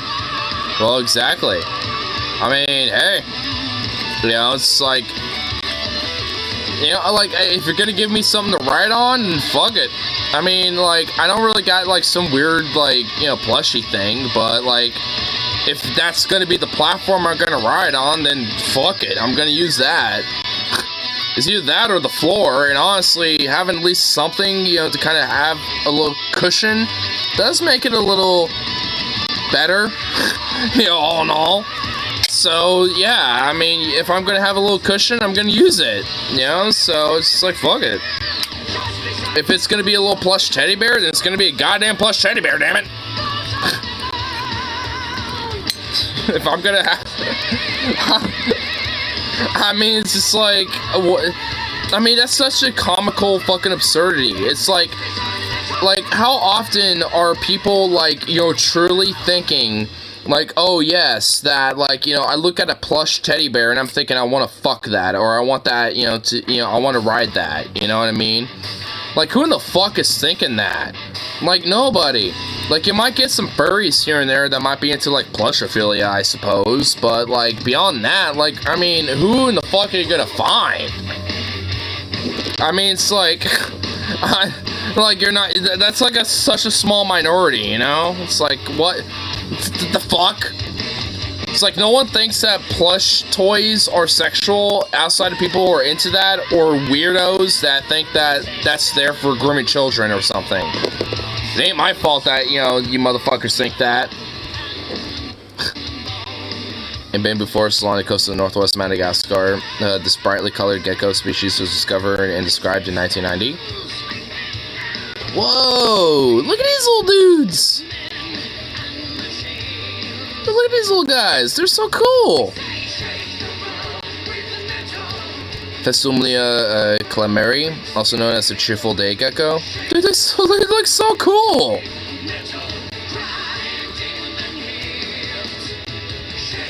Oh, they're so tiny. They're so cute. Dude, I love these little guys. They're so cute. I love geckos, salamanders, lizards. They're so adorable. We shall cherish them. A pet dino. Vintage photo of Keith Richards of his first pet. I mean, this is Photoshop. I can already tell. This isn't real. I mean, you're gonna tell me that is real to this photo? Oh, snap. Luckily, you know, most people seem to, you know, agree it's not real. Love animals because we are in awe of them, and yet they have no idea what's going on. Yes, it's real. Dude, that's not a real dino, though. That's not a real dinosaur. You just have to believe. I see what you're doing there.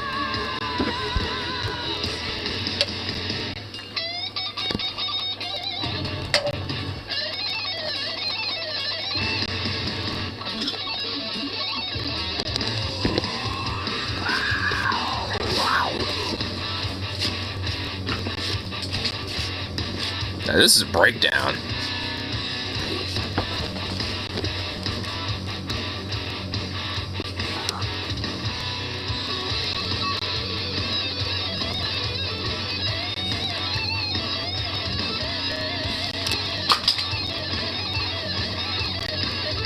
What are you doing, you little rebel?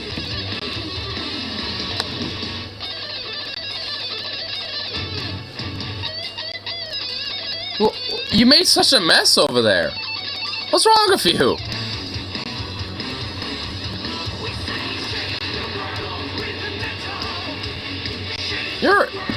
You're a terrorist. Look at all that food you just left on the floor.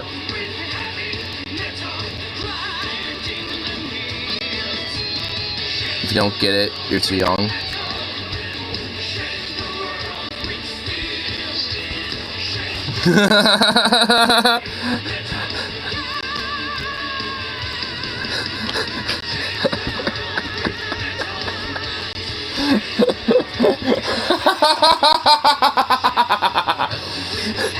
Oh my god. Oh, I get it, dude. Oh my god, I love it. Oh my god, I love it.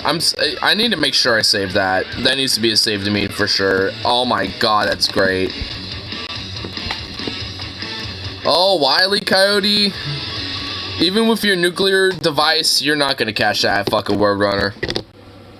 Even with those night vision goggles, dude. The missile fire back. Of course. That's exactly what's gonna happen. So it looks like Be Gay, Do Crime is making rounds and the conservatives are pissed. So retreat to spread more. I have this as a sticker. I literally have that as a sticker. Is it on this, is it on this ammo can? Oh my god, this is so heavy! Oh! Is it on this one? Yeah, it is! Yo, I have that. You wanna see it? It's on this ammo can. Look at it.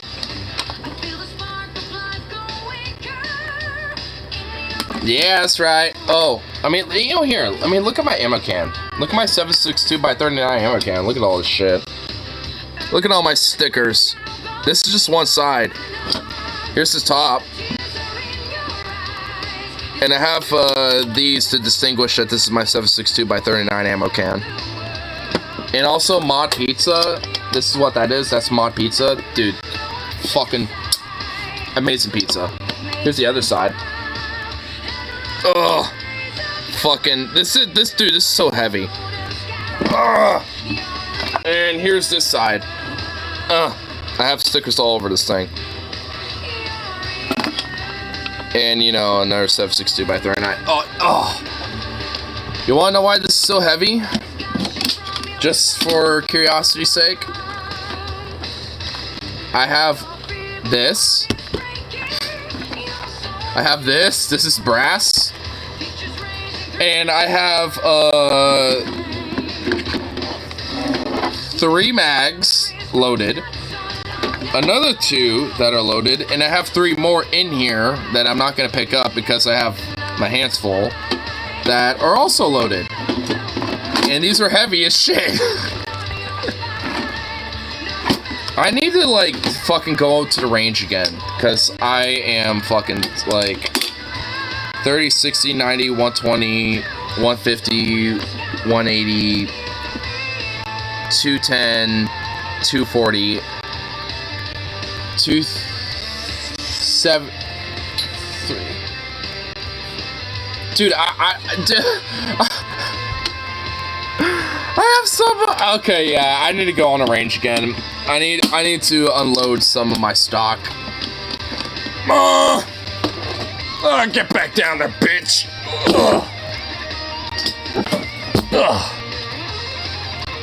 You can use the mags as weapons, like blunt instruments. Yeah. I suppose you could. Like this right here. I mean, it's loaded, but this right here. I mean, this could be a fucking blunt weapon. I mean, at least loaded. I mean, a bullet might fly out. Like, I mean, you know, it's not really that hard. Like, I mean, hold on. If I were to hit it like this. Well, I mean, you know, like you could tell, they budge forward. So there's a likelihood that they might fly out. You know, but loaded, I mean, there is extra weight to it, and I'm actually kind of hurting my hand doing that. But actually, a good way, like, let's say you're loading bullets, and they do kind of look like that a little bit. There you go. You actually want to do that. That's why sometimes in Vietnam, if you see some soldiers, they tap their helmet with their mag like that, that's kind of a, you know, another way to do that. You know, to kind of like, kind of help the mag, you know, the bullets, you know, stay in the back where they're supposed to be, so they don't kind of, you know, hit that lip, because that's kind of a likelihood of, you know, jams, you know, and shit that might happen. Adam, it'd take a second to get all the cat lids out of your dog cage. What? There's a whole buttload of cat lids in the dog. Oh my god, you're making me do shit. I don't want to do shit. Oh my god, I don't even know what it's writing about, but I really, something about lids in the thing. Okay, hold on. Well, I'll leave it this real quick. Let me see what this is about.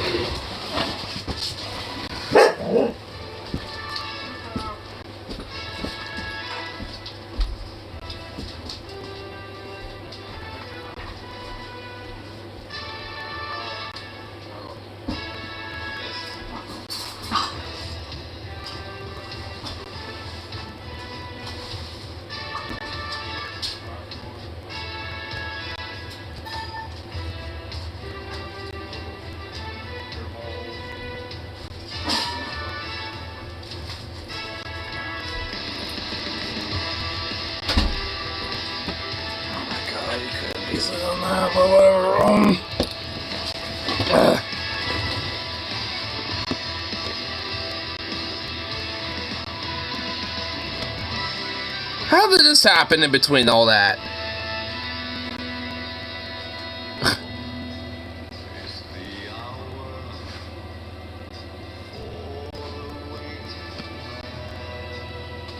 I've had team injuries on my hiatus for like less than 30 seconds. What the fuck? How did this happen? I don't even feel it. It's just there. Bleeding. It's just there. Like in my little quick hiatus, it just showed up. Like what in the what? I don't feel this. It's just there. Shut up.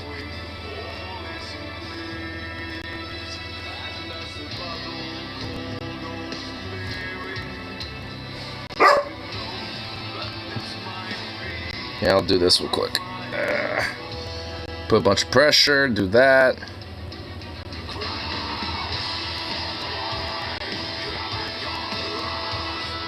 Lightning, fighting, stuff.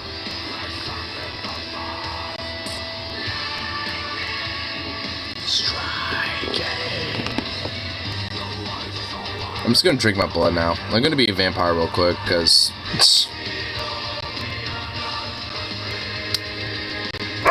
tastes like iron. I mean, it's like, it ain't gonna stop, so I might as well do this. I would just, you know, lessen its, spread. Shut up!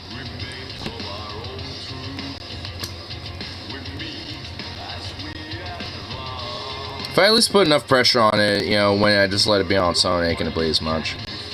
So. Shut the fuck up! Even he's yelling at you, shut up! Get over here.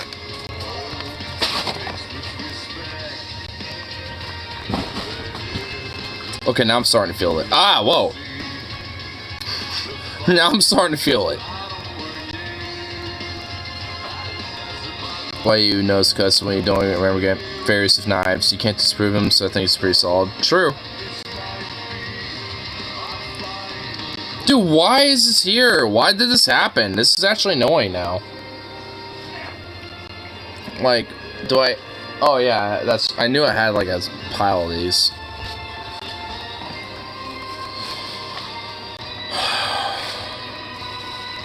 Moves help Clot with it.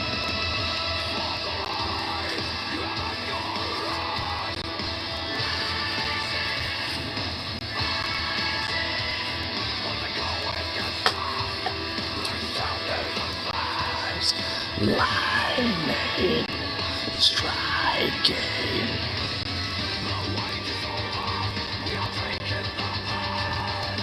Now I'm actually starting to feel this, and it does sting now. Now this is stuck. You know what? That's actually okay. I want it stuck to me. You're actually tasting 1 Octane 3-1. Do you have to be technical?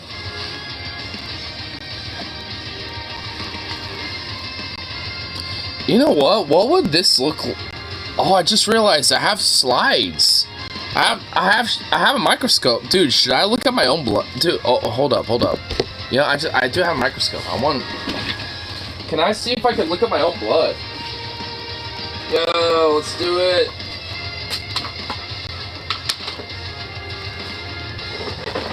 Ah! There.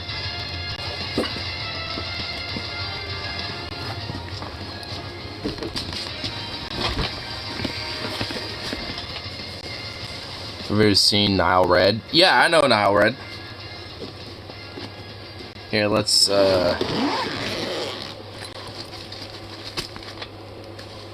shit, I'm gonna have to do some stuff here.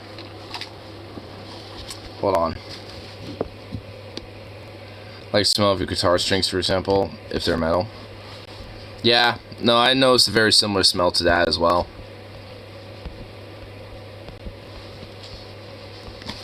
Hold on, do this real quick.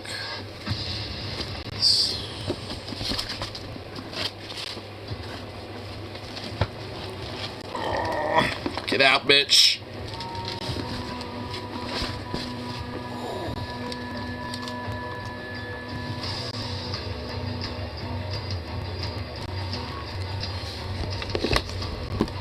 Sweet.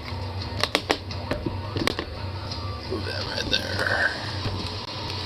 What the fuck, lol? Yeah, you don't think yeah, what? You didn't know I have one? Hold up. Yeah, I'm gonna look at my own blood, damn it. I want to see. Yeah, I remember that gift. Yeah, yeah. Hold up. Let's see. Yeah, right there.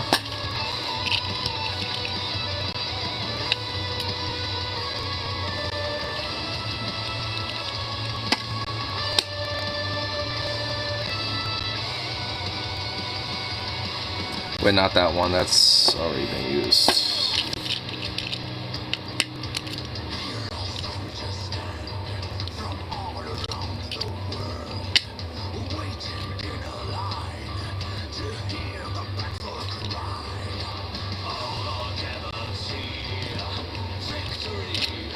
I don't have like little like glass things, you know, to put on, you know, in between them, but fuck it.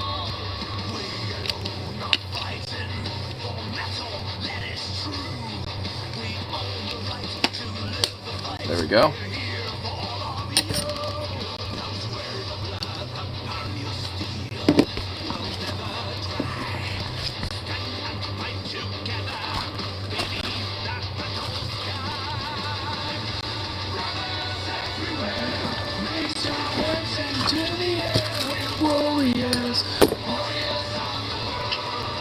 Okay. All right.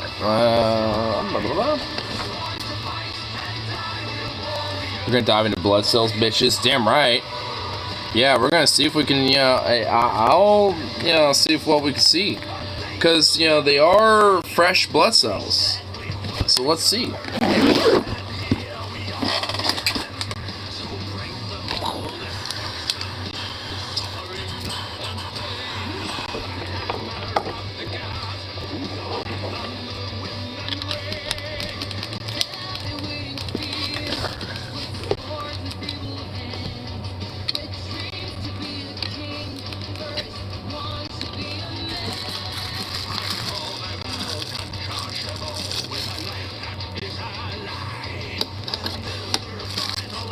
Oh shit, I forgot the actual part. Raise your hands into the air, we're warriors, warriors of the world. Right time of the time to sky. Movements of the entire warriors. Warriors of the world. Oh shit, it's red as hell. Oh, let's...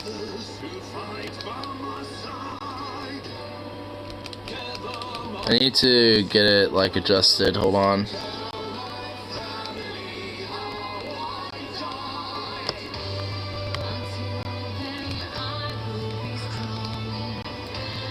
Oh shit, alright.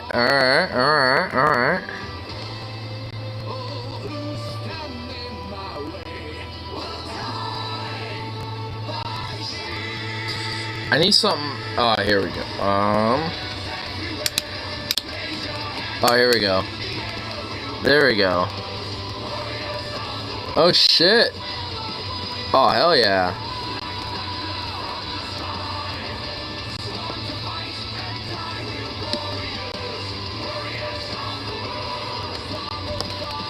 Hold on.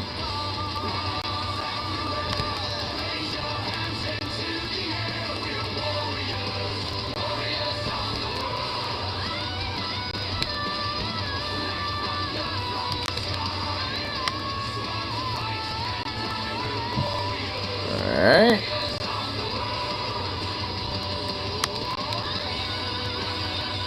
Oh shit, alright. I think we got something. Here we go, hold on. Let's see.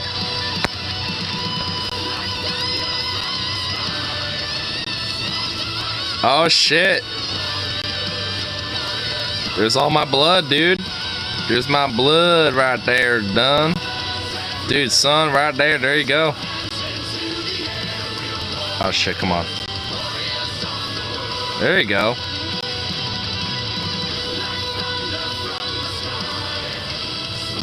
That's pretty dope.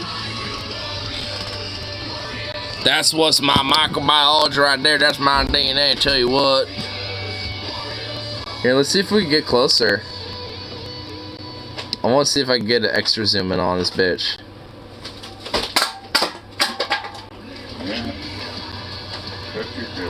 Good job.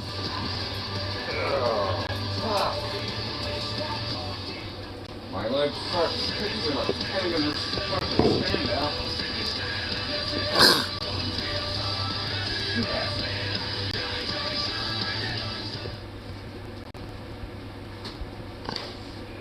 Can he jump? What are these? Drones?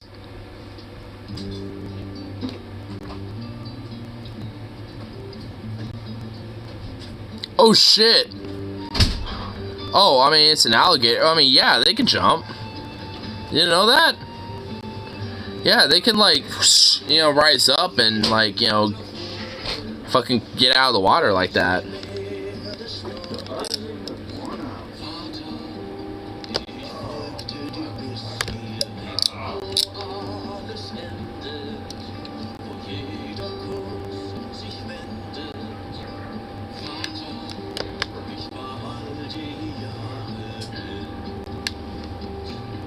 Oh shit, I see all of them, dude. Whoa.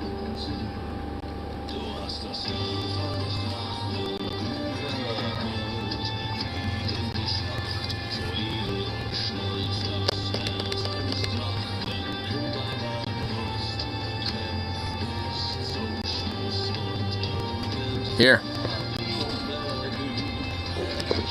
Let's do this quick.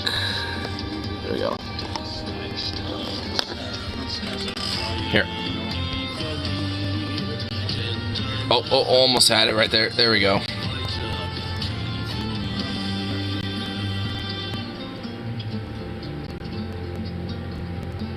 Come on. Almost having it here.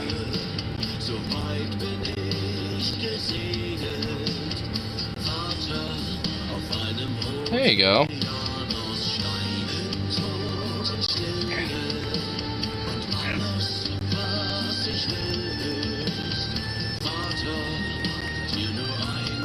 There we go. We almost had a pretty good view there. Yeah. Look at all of them. Look at all those cells.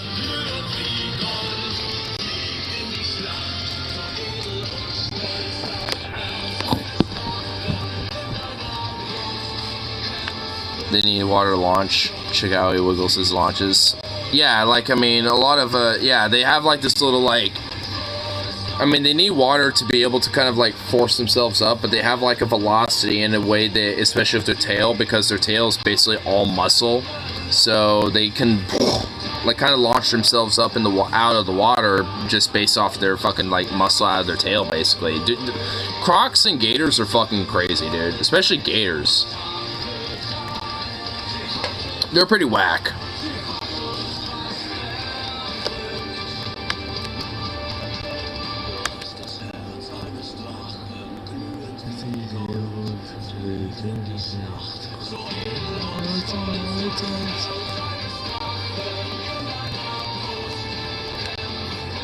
There's like this weird little membrane on the edge. It's pretty interesting. Oh, I think those are also blood cells.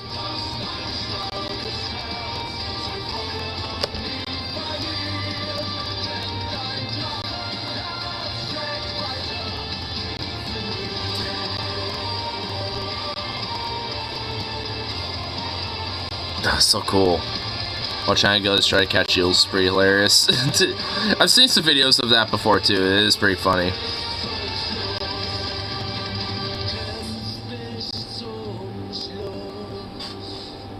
Honestly, it's kind of cool checking out how my blood looks like, honestly. You know what? I kind of want to poke at it. I want to see if I can use something to poke with. Yeah, I'll use this. Is there a way to do it? Nah, I can't do it from this. Oh, is that white blood cell? I think I might see some white blood cells there now that I think about it.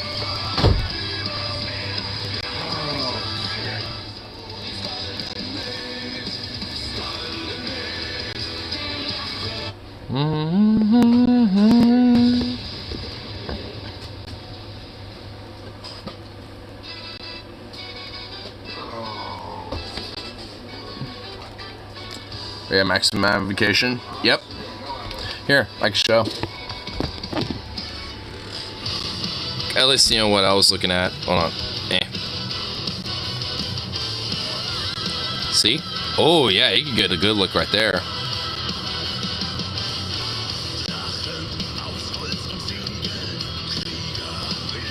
See those little, like, cells on the edge?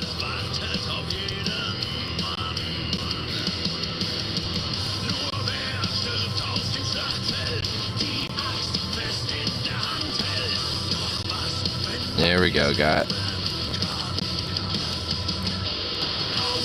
Almost have it steady. I kind of got it a little steady there. That's cool. That's me. That's me on a micro level, because it is.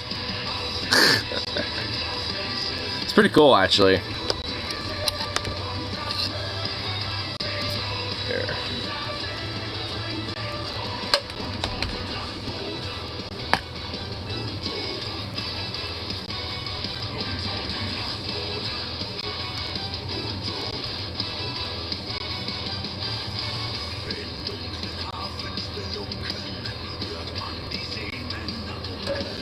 Kind of spread around a little bit. See if that does anything. See if we can see maybe a cell or two. Maybe move around. Whoa. Oh shit, whoa. Dude, these are moving. Oh my god, whoa. I'm seeing these move. Holy shit. Here.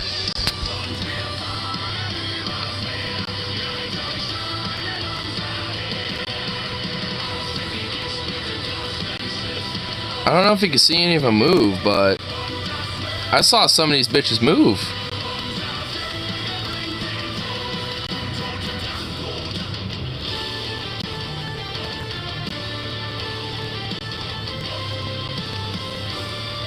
Yeah, I think if you look closely enough, I think some of them were moving around. Or at least they still are. Look. Yeah, a little bit. I mean, at this point, they're all kind of coagulating, but still.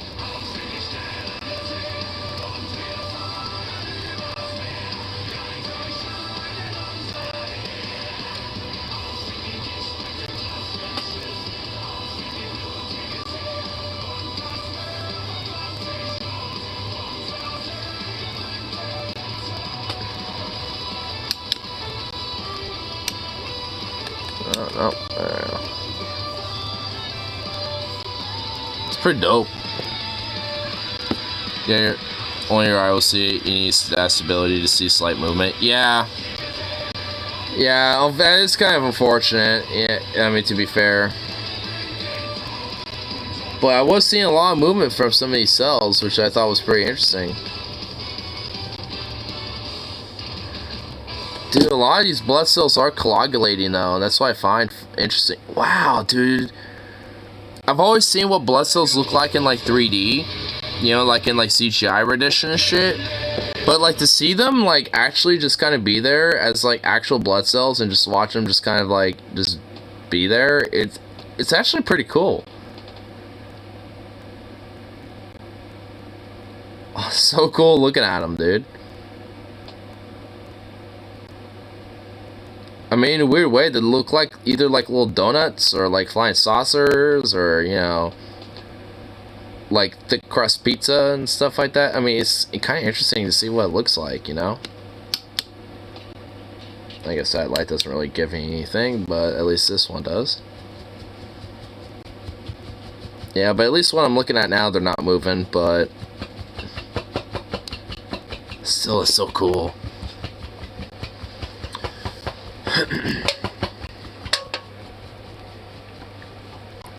Zukov, we need to do a blood test of you to see what your blood looks like. Put it next to mine to see if our blood cells look different or if they look the same. And you prick him and be like, then take his little blood sample. Be a crazy scientist and just start pricking everything and taking blood of random shit.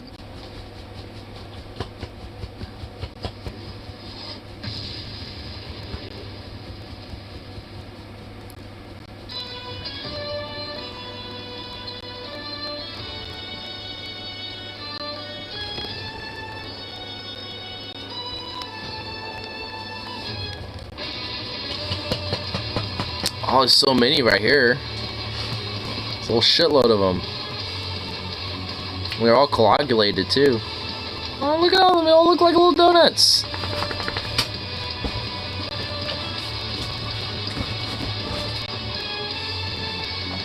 Now that I kind of spread them out, now you can kind of see them all. It's kind of cool.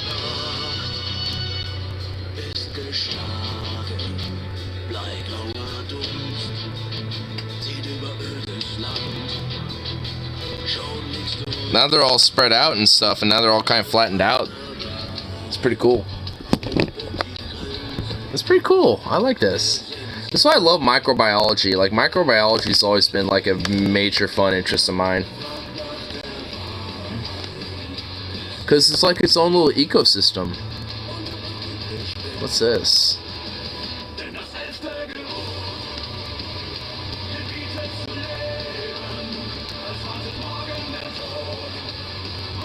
Oh, that's like some of the red membranal stuff that like give it its color. What is this? Huh. Or is it just so dense that it becomes so red? I think it is. Wow. Some of the blood is already coagulated, at least where I initially put the drops, where the edges have such a red density because of all the blood cells. Dude, so cool. Dude, that's so whack, dude.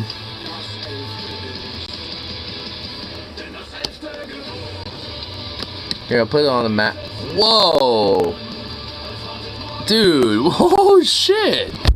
Dude, looking at it from like the minimal maximization looks so cool in itself. Look at that shit. Look at that!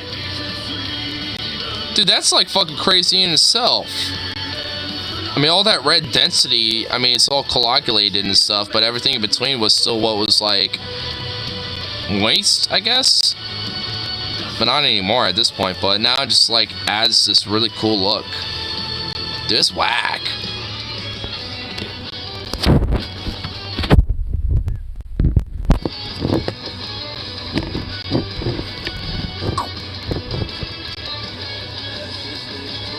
That's so crazy looking. What about over here? Oh, this is so cool. Looks like a fucking separate planet or something. It's like looking at the surface of a planet, almost.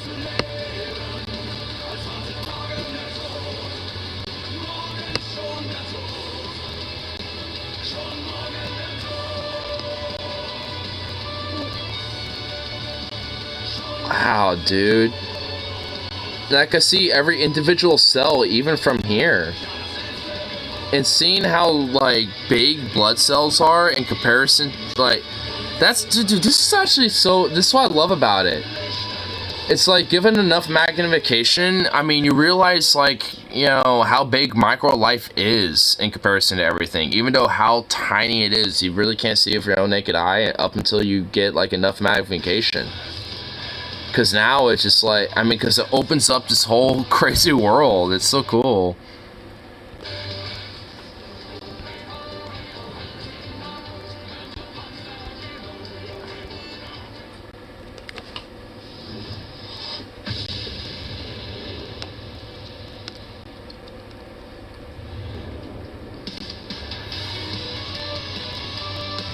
It's like the deeper I get and where all my blood was, like the more it gets red. That's what I find crazy about it. It's like the blood cells themselves aren't necessarily what makes it so red. If anything, the farther it gets, the more blood cells have kind of like a yellow hue to it almost. Like a yellowish orange hue. Like it has kind of almost that color to it. I mean, when you actually get close enough, you know, when the cells spread out far enough. So it's like, it's not necessarily really like a true red, I mean, until it gets super, super dense. It's like, almost like an orangey, I mean, here, I'll show you, I mean, because I can, you know, here, I mean, see what I mean here a little bit? I mean, you might have to pause it, you know, around the time so it looks good. But notice how it has kind of this yellowish orange hue, you know, where it's a little on the edge right there versus, you know, more deeper right there in the red. It's like it almost has like kind of an orangey hue. But it's so like kind of in that reddish orange hue that the more deeper it gets, the more red it gets. I mean, so that's it. I mean, in a way, it kind of, you know, gives this idea that maybe blood's kind of, you know, not necessarily like a, you know, total red, but almost like kind of, you know, when deep enough is like a red, but if, you know, spread out enough, it's actually kind of more of like an orangey hue. At least on a more cellular level. Like an orangey red. Like a blood orange almost. I mean, these blood cells, I mean, you know, at least from what I'm looking at, have like a little orange hue to it, at least when it's spread out. I mean, see what I mean? How microbiology is just so fucking crazy and cool in comparison, you know, to how we see it. Like, because obviously in our visuals, it looks red. But, I mean, once you spread, you know, but once you, like, smear around like this, you know, like that, it has, like, almost a orange hue to it. Even though, like, as I'm looking at it, it almost has a pink color to it. But in a microscope, it's a totally different thing. I mean, it's honestly so fucking crazy, but cool. Dude, I love microbiology.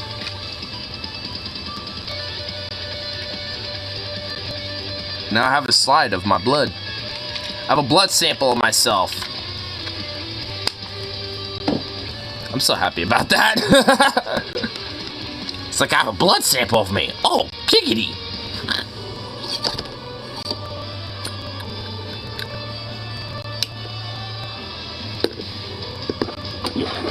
Like I was saying, I want to take that too serious. Ooh, wait, what? Is Jordan Peterson purposely stupid as an all-living fuck, or does he actually not believe in roads? I'm gonna have to look at that. Like, dude, Jordan Peterson is fucking deranged, dude. I mean, I'm honestly would not be surprised if he doesn't believe in that type of shit.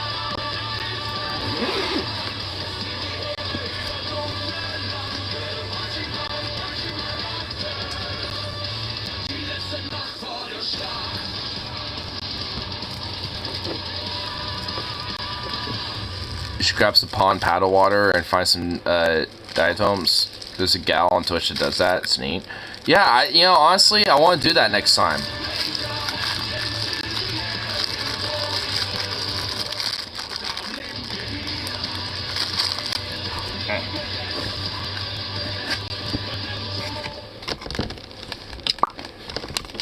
Oh. I like how I just had like a little like microbiology lesson there. Just being all like, hey yo, let's look at some blood.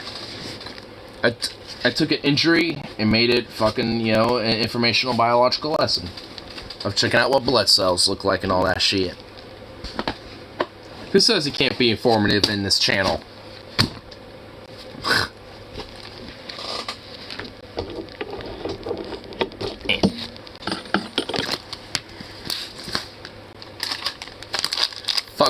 Fuck roads. I shall be able to drive through the mall. Woke moralists won't oppress me anymore. Up yours, woke moralists. You will not unleash the chaos wizards upon me, and think you will succeed. You shall be defeated. Getting all cerebral on our ass. Damn right I am. More so than Jordan Peterson ever will.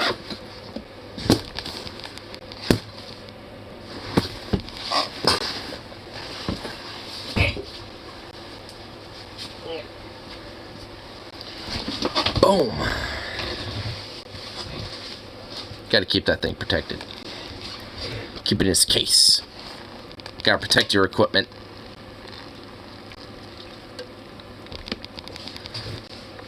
But fuck roads. They're a woke moralist chaotic agenda that is supposed to divulge ourselves from the actual obedient order of the elite.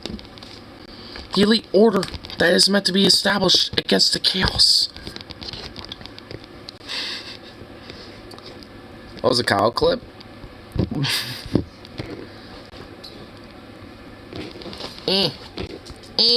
There we go. Welcome to the show. Today I'm all over the place. We're going to be both silly and serious. Try to mix in, sprinkle in a little bit of everything. This is my sprinkle move. This is my sprinkle move right here. This is a new Dark Matter. Okay, Ooh. so we're going to talk about Jordan Peterson in a minute. And a tweet of his that I found curious. We'll go with the word curious. Trump is now facing backlash from anti-abortion groups, which, if you think about it, is kind of hilarious. It's the reason why Roe versus Wade was effectively overturned. And then later on in the show, we're going to go through the the power rankings on the Republican side for cities here. These are like. Oh wait. It's already happening. Oh wait, hold on. Did I skip too far?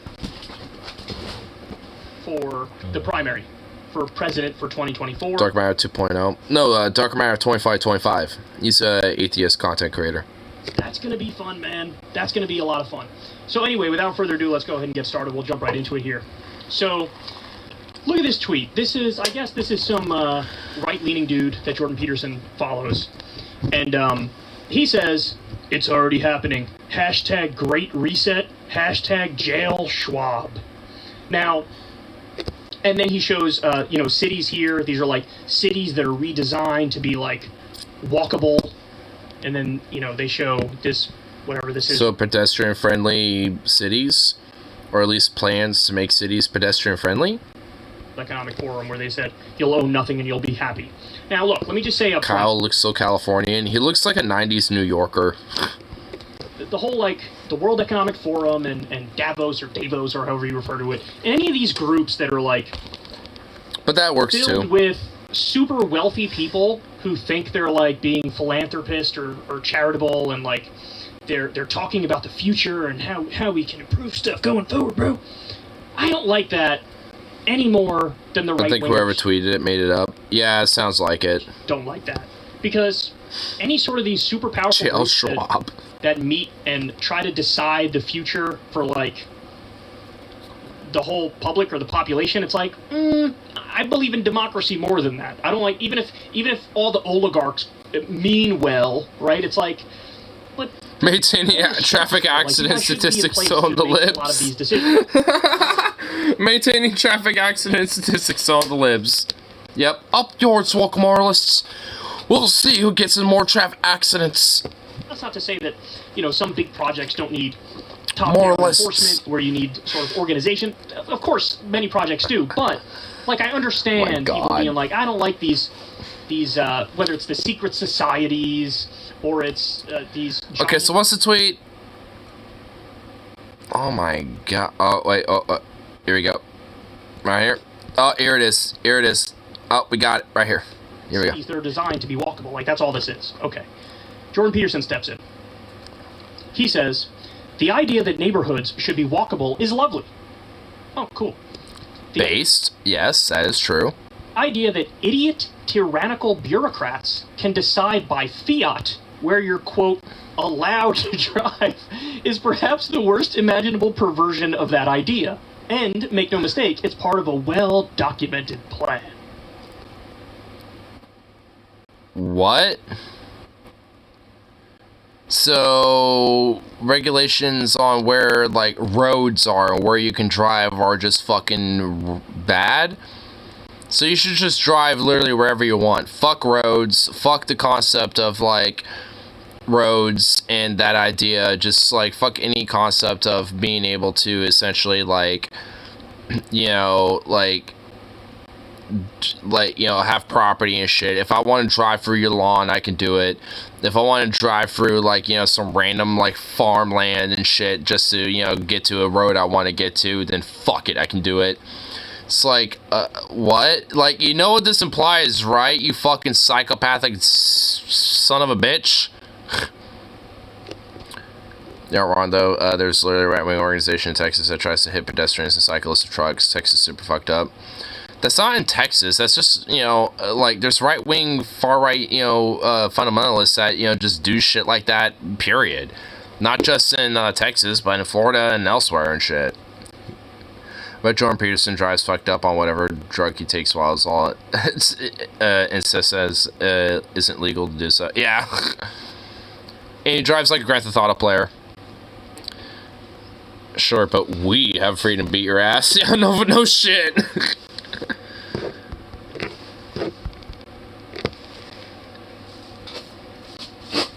There are about a million things you could point to of government doing something where I'd be like, I don't like that.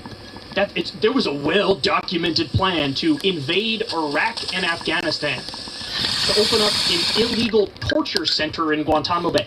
I mean, Florida does.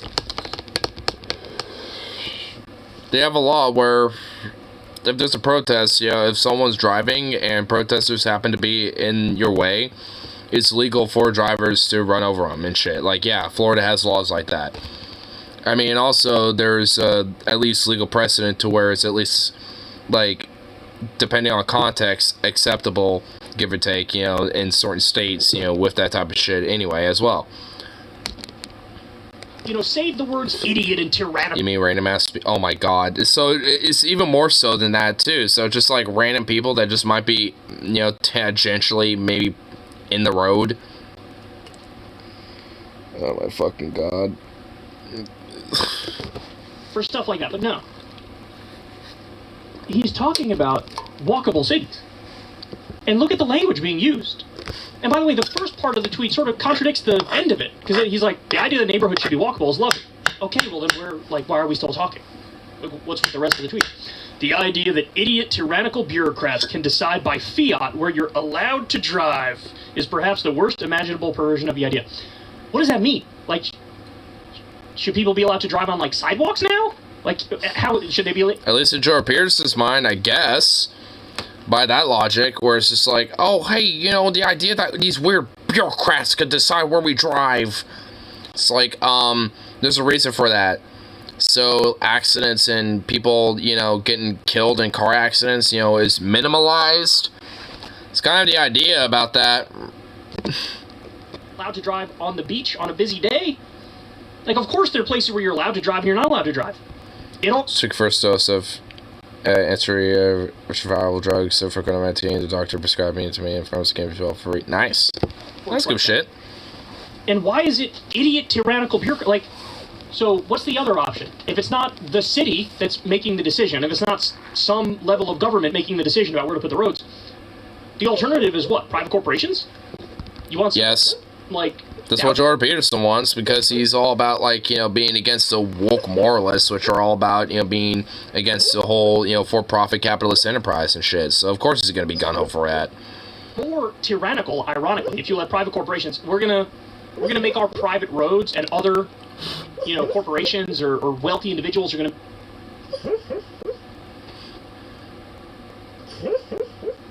Oh, he's dreaming. He's having a little dream, and he's barking in his dream.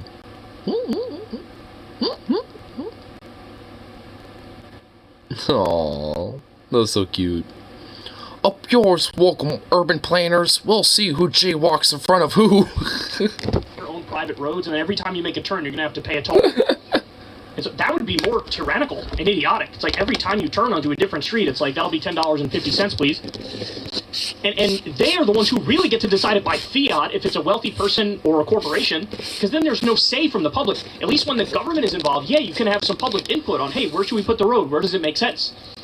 So I don't, like, why the over-the-top, almost conspiratorial language when talking about literal walkable cities? Look. Because Jordan Peterson is deranged and fucking unhinged. Like, DFF did a fucking Jordan Peterson gauntlet and went through the fucking drudgery of going through his shit. Like, I mean, the dude's a fucking nut. I mean, he literally thinks that, like, anything that is remotely, like, quote-unquote socialistic is basically just woke moralist, you know, like, fucking weird cultural Marxist, you know, shit that needs to be fucking eradicated. Like, I mean, he's just a fucking loon. I mean, and very severely mentally unhinged, frankly. I almost have pity for him. Almost. CVS giving me a week or two worth of antiviral drugs. Frogs. The frogs! But, yeah, well, hey, at least it's, you know, something. Yeah, gonna go to the bathroom real quick. Be right back. Gotta release Salamander. Come here. Oh, hi, little bite. Oh, look at you. You're so cute, the little ball. Where's your front little paws? Like, you have nothing but your little front paws. Oh, there you go. Hey, come on, buddy. So cute.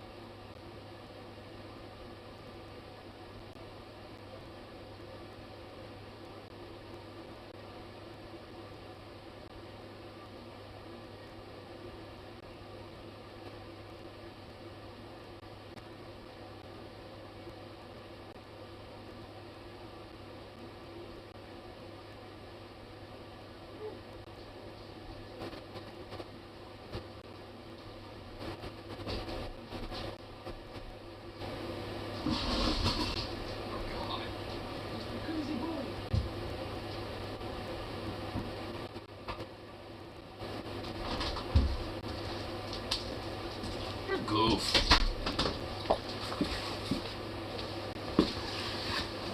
Ugh.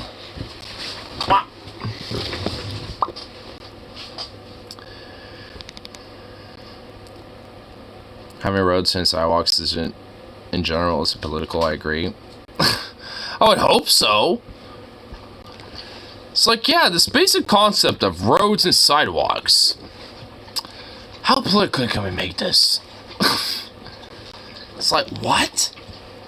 It's like, that should just be a fucking, like, what?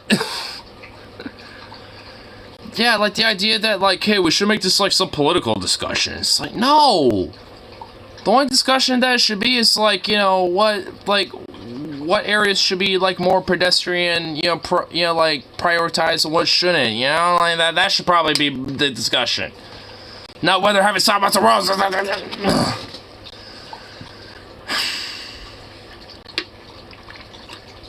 Yeah, infrastructure is a necessity. Just like anything else is my political corruption, etc. Yeah, well, obviously. Especially so where roads are just unimproved dirt roads and need constant maintenance and track. But yeah. I mean, honestly, there's a lot of, like, you know, especially with infrastructure in the U.S., like, where, you know, there's a lot of political corruption and shit that, if anything, you know, stonewalls a lot of, you know, revitalization of these things. So it's just like, I mean... The idea that, like, oh, we need to privatize it is, I mean, that just makes it even more ludicrous. It's like, no, I mean, the idea is that, like, we need to, like, rid out of corruption and actually just, well, just revitalize the fucking roads. I mean, it's like, just because we had a decent-ass mayor, at least, you know, in my little town, is the reason why we actually have shit revitalized around here. It's because we had a mayor that gave a shit. Because honestly, like, for decades, like, you know, the sidewalks and the roads around here needed to be improved. And now it was only basically until Mark Gamba came into office where some shit actually, you know, got through to where, yeah, we're gonna now start upgrading some infrastructure and, you know, start building some housing and this and that and shit. Where there's actual progress and actual, like, results. Like, Mark Gamba, you know, it's like... As far as I'm concerned, I don't really know any flaws that he might have, and I'm sure he does. But it's just like, you know, like, flaws and all, like, he at least knows how to get shit done. And actually knows, you know, the right way to do it. That's why I'm actually pretty confident of him being the 41st, you know, state House of Representatives for Oregon. Like, I'm pretty confident that he'll at least, you know what the fuck to do and, you know, like, have the gumption and actually, you know, have the guts, you know, to fight for what the fuck he actually means. Because he's proven that enough to me, being my mayor. Like, I'm confident in him. So I voted for him.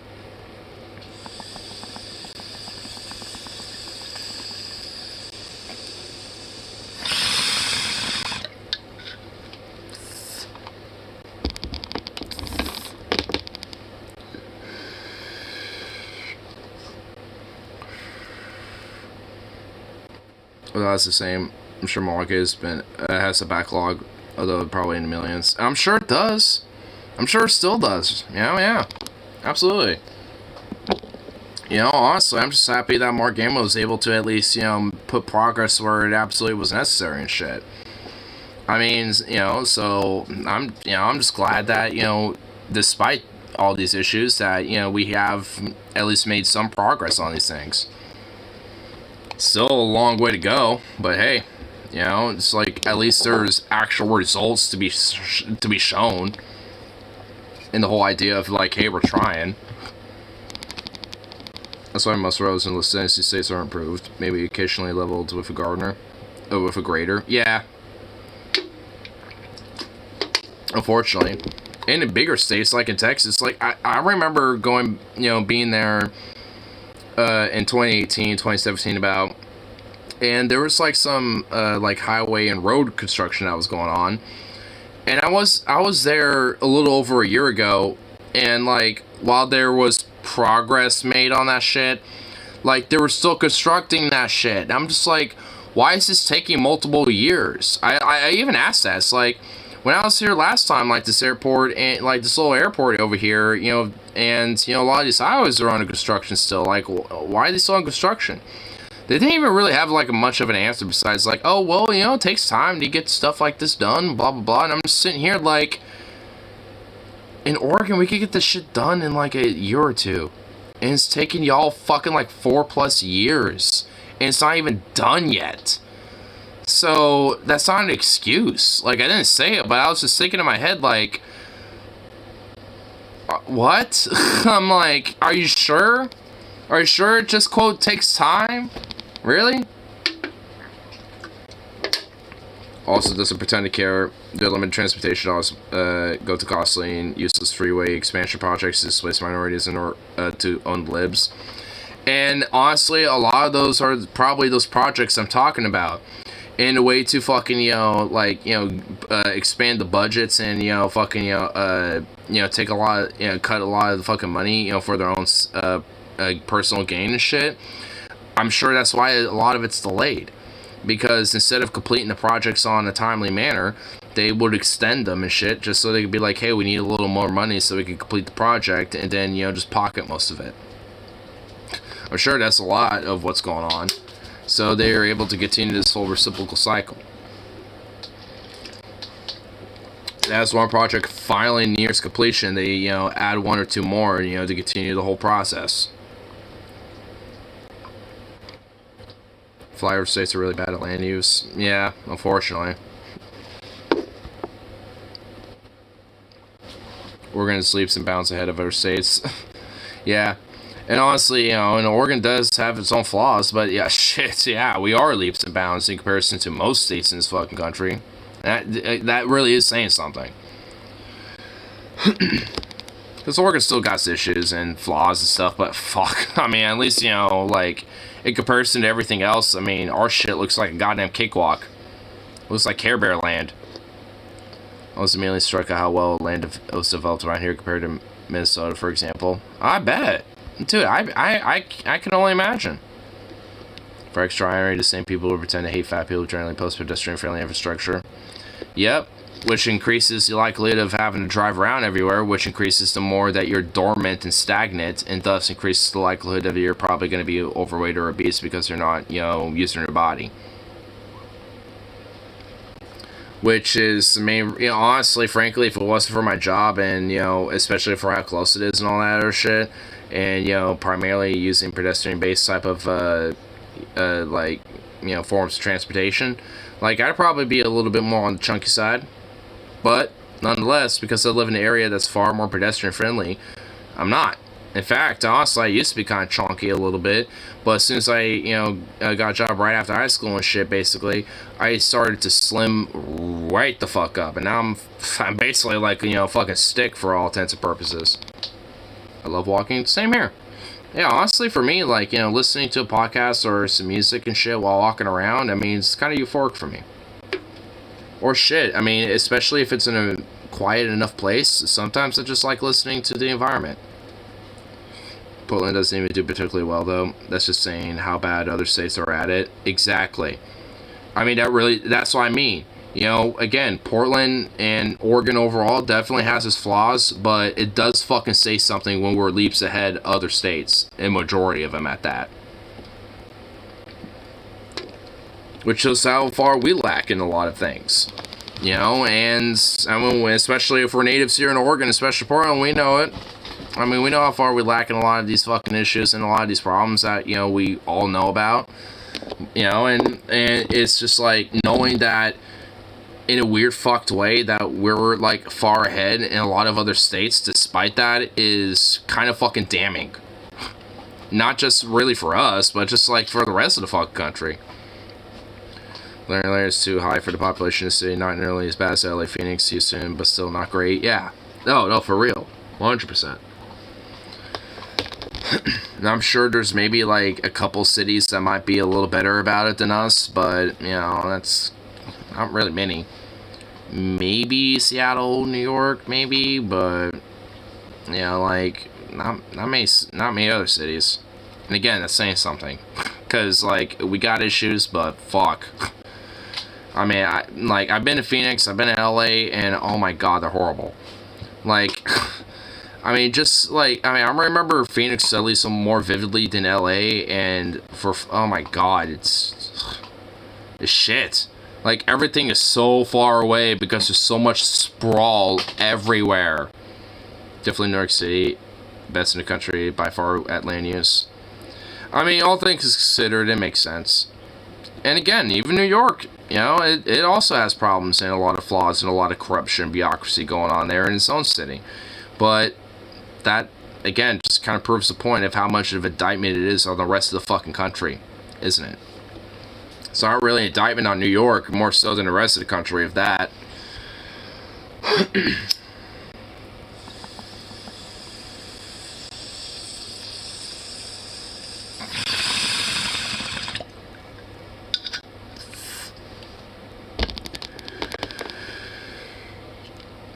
San Francisco proper is better, but the rest of the Bay is awful. San Francisco itself is small geographically wise. Yeah, because isn't San Jose nearby? Like, because I remember when I was looking at the maps when I was staying in San Jose, waiting for my fucking flight so I can go home and leaving Texas. Like, I remember San Jose being, like, just south of San Francisco, like, right next to the Bay Area. Because I remember when I was finally leaving on the flight, yeah, flying over the Bay Area a little bit as we were taking off. San Jose's Phoenix level bad. Well, I've never actually been in San Jose. I've only been inside this airport. So, I don't know how bad San Jose is. I just know its airport is kind of shitty. Like, the layout isn't terrible, but their, like, cellular service is shit. Like, utter shit. And it barely has Wi-Fi. Like, you know how, like, some airports have, like, a public Wi-Fi that, you know, they might have available and shit? Well, San Jose kinda does. At, like, a bar. It's like, oh, wow, such great Wi-Fi. Amazing. It's like I could barely make goddamn phone calls out of that fucking airport. It's like, how, why, what the fuck? It's like, holy shit. So at least for fucking Portland, at least got like full bars, and I can at least like make proper phone calls and shit. Like, goddamn. San Francisco doesn't have jurisdiction over San Jose though, and I don't think California has anything comparable to urban growth boundaries Oregon has. Well, yeah, I mean, I don't know all about that specifically, so I mean, I wouldn't know too much. At least when it comes to like the whole boundary shit and all that.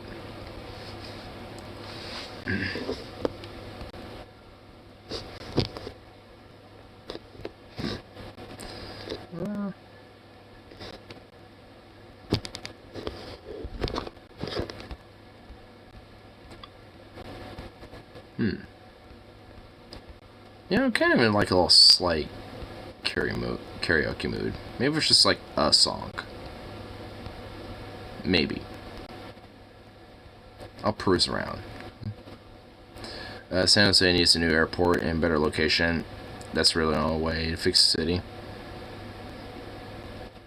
I mean, you know, like I said, I haven't been to San Jose and I don't really know much about it.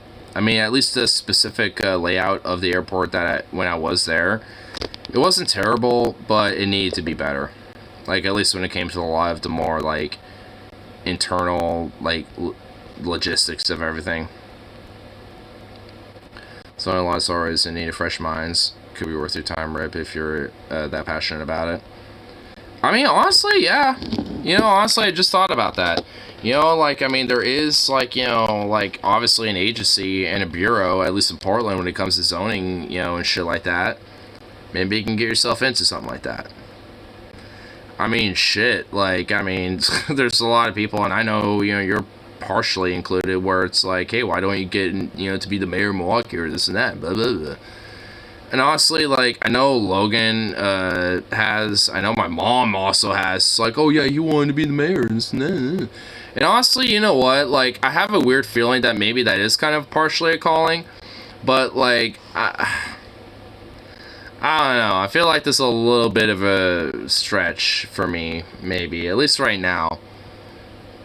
I don't know, I mean, I was born and raised here and shit, like, I mean, I know the people here, I know what we need here, so it's like, in a way, like, I mean, I can tap into that, but I don't know. Maybe I just need to, like, you know, when I was, like, saying earlier in the stream, like, you know, just, like, I have, like, you know, because I know I have a mentality of just basically, like, oh, how bad can it be, and then just like diving into the, you know, out of the frying pan into the fire and not realizing I'm in over my head, but saying fuck it. Maybe I should just do it with that. You know, it's like, you know, hell, if I fail the first time, I mean, at least to get my fucking name out there a little bit. I don't know. Well, maybe not now, but I don't know. An idea, I guess. Sometimes I'm writing my name on some local ballots, but I've seen those stories of randos get elected like that. I don't know. Maybe you might be good at it. I voted Harley for sure for 3 different counties now. Yeah. Yeah, I mean, I'm sure, and I know that people have like, I know Venom and I like 1 or 2 other people have memed me in some elections before, putting Ignore Husky as like, you know, like a write-in candidate. So, I mean, I don't know. I mean, like, if I, like I said, like, when it comes to this town, like, you know, like, I would know what, you know, we need and shit. At least, you know, especially what I think, you know, personally is in the best interest, you know, here and shit. So, I don't know. I could probably, you know, do it. And if I were to be the mayor, I don't know, like, I could probably be at least decent at it. I definitely would want to, especially, like, let's say, hypothetically, if that was the case, if Mark Gamba is still alive, I'd really want him to, you know, be, like, an influence on, like, you know, as an advisor. Maybe not, like, you know, as a literal advisor, but at least, you know, as, like, kind of a helping voice, maybe. Because, obviously, you know, it'd be one of those situations where I am a little in over my head. Harley promised his first order of business would be to liberate the evidence locker. Based.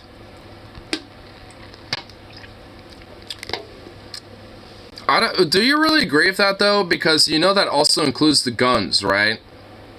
Like, the evidence locker also includes guns. Just to let you know. So, do you really agree with that? Do you really agree with Harley with liberating the evidence locker? Do you? It's not just drugs and phones and other shit. You know, it's also the boomsticks, too. You know, I'm just saying. I'm just saying. I'm putting the facts out there for you.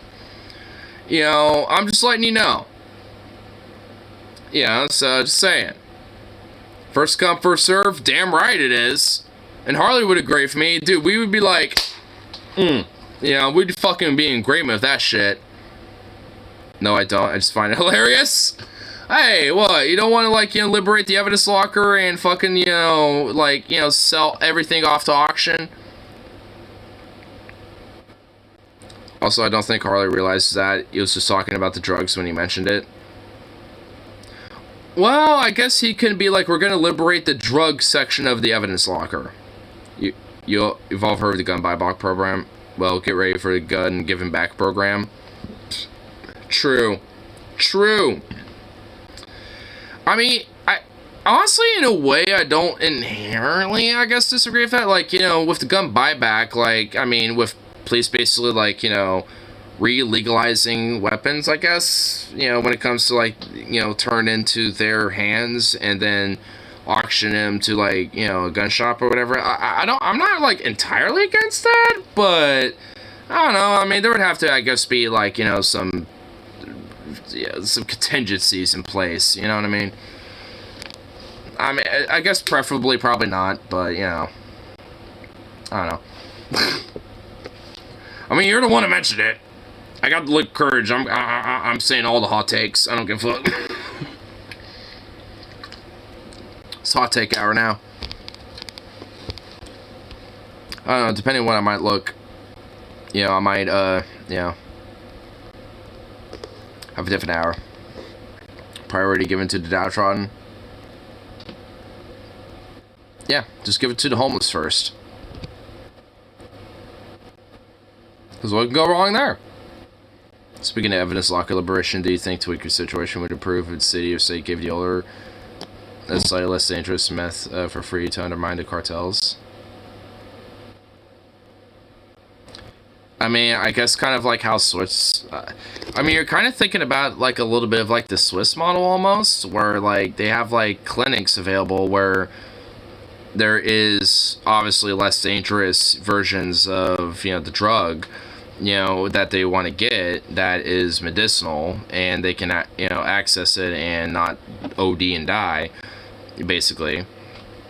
I mean, like, honestly, like, yeah, for me, yeah, honestly, like, yes, I am in favor of that, because, I mean, when it comes to the idea of, like, legalize, taxation, regulate, that doesn't necessarily mean just, like, have a dispensary, like a marijuana dispensary, where you could just get the drug willy-nilly.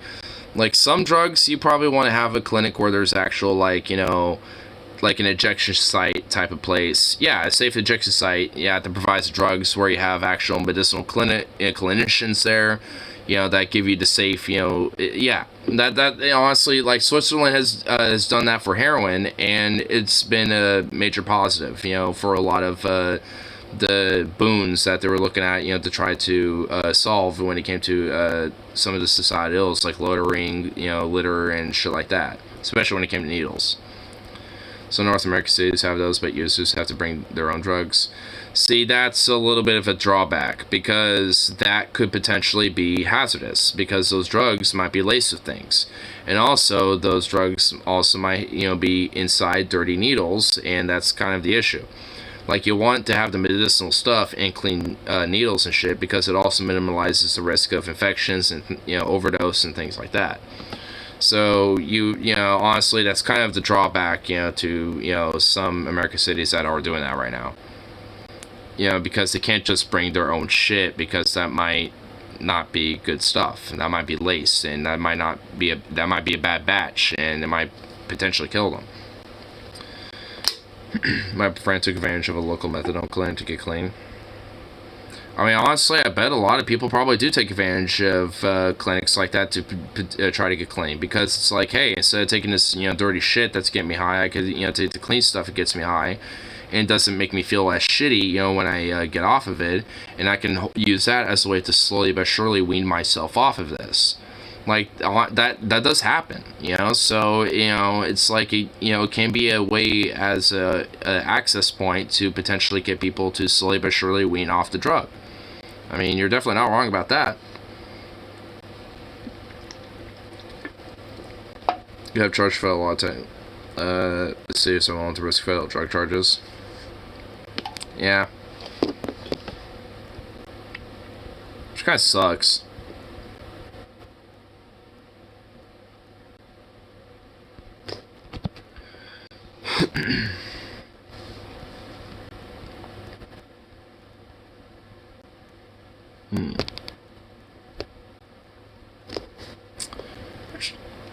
I am kind of in a karaoke mood, but which type of karaoke should I do?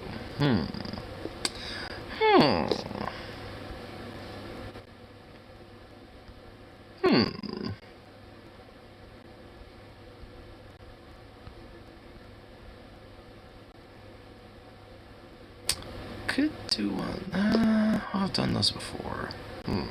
What kind of do one I haven't done yet? I guess to try to work with the executive branch to get a waiver. Yeah, I mean, honestly, considering, well, like, I mean, for the problems that Biden has, I mean, there can be a potentiality of, like, at least his more softer approach when it comes to drugs, I guess. Like, there is a way to potentially at least use that as a means to, like, have a ability to actually treat some of this shit on a more local level. But seems by historical justice, we probably have to wait for a different president. That is true as well. Because while he might not necessarily be hardcore about it right now, I mean, his past, it says otherwise. I mean, so... Unfortunately, I doubt it.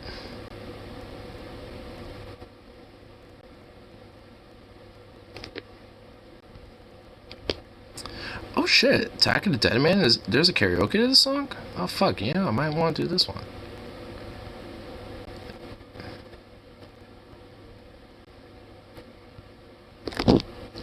What's quality on it? On here. Oh, okay. Yeah, okay, I like that. Ah, stop moving. Stop moving, phone. basically just an international version. Sweet. Cool. Hold on. Cool. Different Democratic president. Yeah. I guess that's the extra caveat. Democrats sometimes, you know, do some good things here and there. Republicans never do anything good ever. So, yeah, that's a caveat. I think the last Republican president that did kind of some good stuff was maybe Nixon, despite a lot of his fucking dog shittery. Because he did establish the EPA, he did kind of, you know, despite being kind of anti-worker, did put some policies that were strangely enough pro-worker. I mean, like, Nixon's weirdly enough such a fucking mixed bag. A dog shit fucking president in a lot of ways, but also weirdly enough, like, he does have some interesting stuff. Started the damn war on drugs. Yeah, like, that's another dog shit fuckery thing about him. He started the war on drugs. Like, I mean, again, he's such a weird fucking mixed bag, because there's so much dog shittery with him, but there's also, weirdly enough, like, some decent stuff about him. He's so weird, dude. He's like the last, like, Republican that at least had a couple good things about him, but was nonetheless still a fucking dog shit fucking president. It was all to please the base. Of course it was. I mean, I'm not going to deny what it was about, but, you know, nonetheless, I mean, you know, like, seeing, you know, the results of his presidency are still kind of interesting. Because, you know, like, we all know him, especially for the drug war and Watergate and stuff like that. But then at the same time, it's like, you know, there's a few other things that don't really always get mentioned about him. Like, you know, being, you know, such a weird, staunch, hyper-McCarthyistic anti-communist and shit, he did, you know, push, you know, some, like, policies that did kind of help workers at the time a little bit, at least before Nixon really fucked everything up. Or, not Nixon, fucking Reagan fucked everything up. So, I mean, you know, he was kind of like the one of the last couple presidents that at least, you know, was a little fucking, like, breadcrumb, you know, givey to working class, you know, issues and shit. Then once Reagan took place, you know, that pretty much solidified the whole idea that, yeah, we don't have to give breadcrumbs to them anymore. So, I mean, it's just, it kind of, again, he's kind of interesting. Interesting character, you know, for his life, all in all. Scourge of the Marijuanas was scary the comic lay, yep. And basically had to, you know, make all the weird like the weird hippie lefty types, you know, look like a bunch of fucking marijuana dope smokers, and then, you know, all the black folk look like a bunch of crackheads. So, see one Willie Horton, you've seen them all. Fuck Reagan, fuck Nancy especially. Yep. And fuck the British version of him too, with Thatcher. Fuck Thatcher as well. Fucking, like, you know, it's like fucking a demonic goblin accomplice in chief, you know, amongst them all, you know, just sitting over there, you know, across the pond. Ugh. Dude, they were the unholy trinity during that era, dude. Oh my god, they were the unholy trinity of the time. Ugh, disgusting. Ugh. That was like a very dark point of history. Just say no. Real nice, Nancy. How about not being such a dick about it and say no thanks instead, bitch? I mean, for real. What a cunt. I love how, especially for Reagan's second term, that she was basically the primary spokesperson.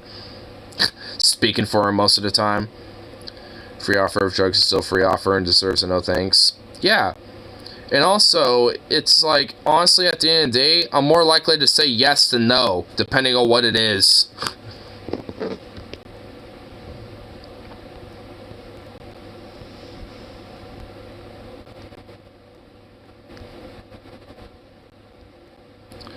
Hold on.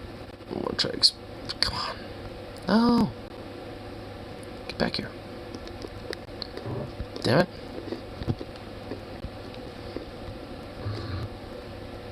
Come on. Full screen, you bitch. Alright, hold on.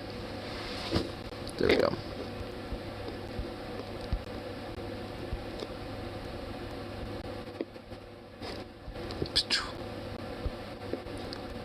Try to set things up here a little bit here.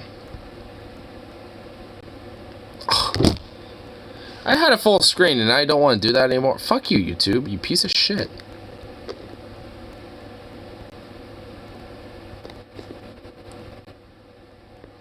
Really? Okay, wow. Hold on.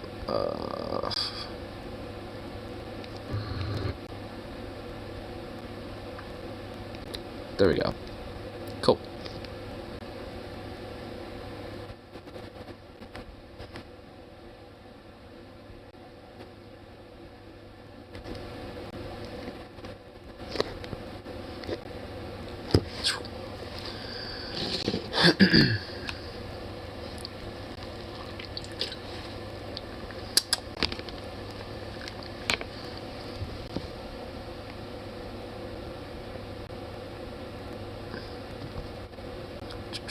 Here.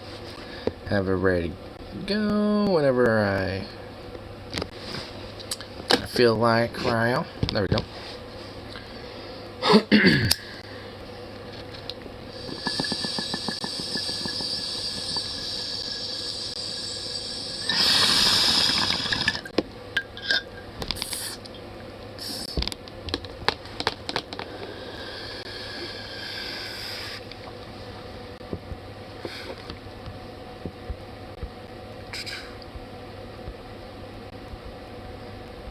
Does Google not have any little random news things from... Oh wait, what's this? Biden visits the Vatican to pay respects to the dead corpse that died. The random mummified corpse that officially died in our timeline is now dead. And he decided to pay... Wow. Thank you, Google, for that notification of news.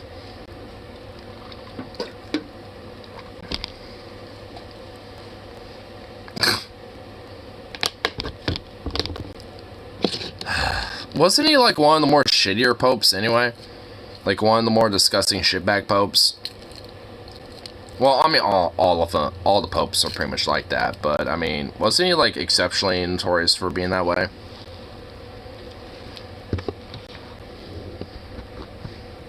Yeah, I figured. Of course, because he's a pope. I mean, like, at this rate, like, I mean, it's kind of like an open secret that the Catholic Church is just basically a pedophilic cult at this point. Well, no, there were some particularly horrible popes in the old days, like, really bad. Oh, of course, like, there was, like, the Borgias and, like, a few other popes. Yeah, like, in the old days, dude, popes were fucking gnarly, dude.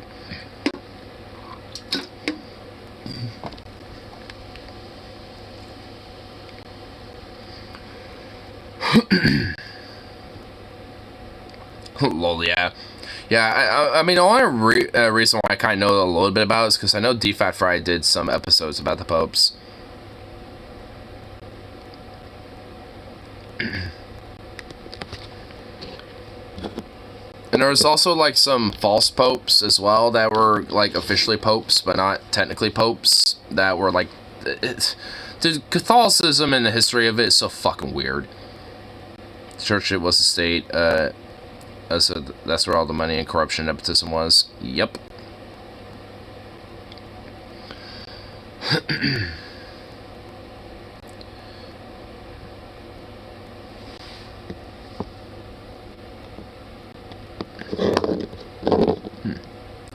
Here.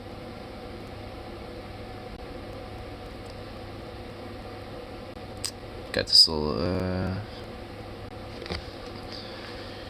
I feel like I might delve into this karaoke here in a second, you know? Maybe not, like, yet, but here in a second. I might just do the one for tonight. Just a little one tap.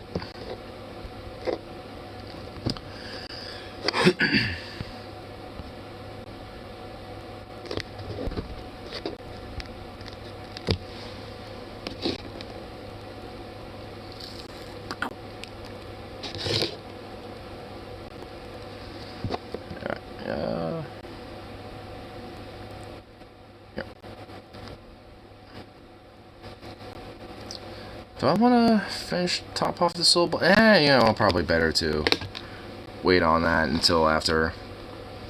Don't want to torture up the vocal box with it.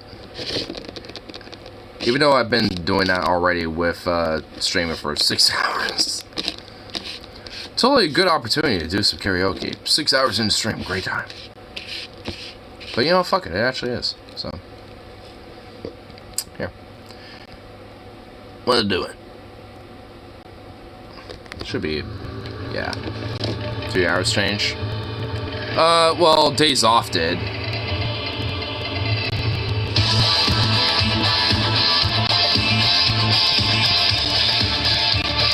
That should probably be about good volume. Yeah, I think so, right here.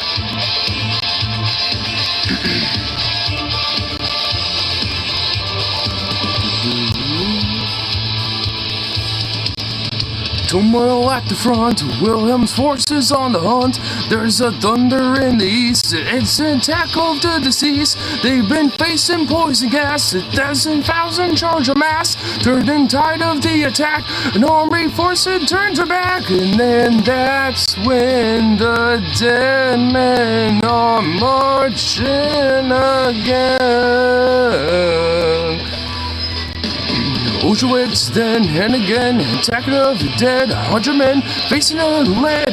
Once again, 100 men charge again, die again. Auschwitz then and then again, attacking of dead, 100 men facing a lead. Once again, 100 men charge again, die again. Two-pronged Latin spar, Hindenburg against the Tsar. 200 battalions charge in the Russian countercharge. They'll be fighting for their lives as the enemy revives. Russians won't surrender, no, striking fear into the foe. And that's when the dead men are marching again. Physics then and then again, attacking of the dead, 100 men facing a lead. Once again, 100 men charge again and die again. Auschwitz then and then again, attacking of the dead, 100 men facing a lead. Once again, 100 men charge again and die again.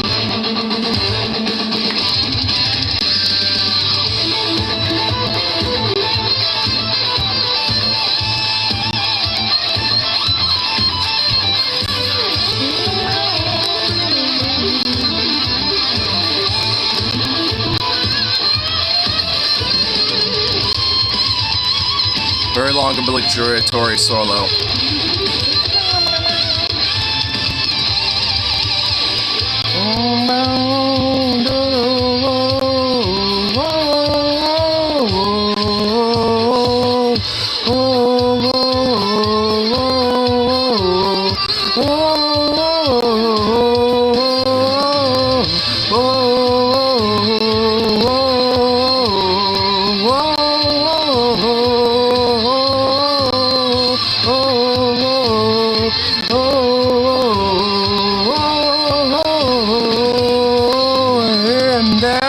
When the dead men are marching again. Auschwitz then again, attacking of the dead, 100 men facing a lead. Once again, 100 men charge again, die again. Auschwitz then again, attacking of the dead, 100 men facing a lead. Once again, 100 men charge again, and then again. That's when the dead men are marching again and again. And that's when the men marched again.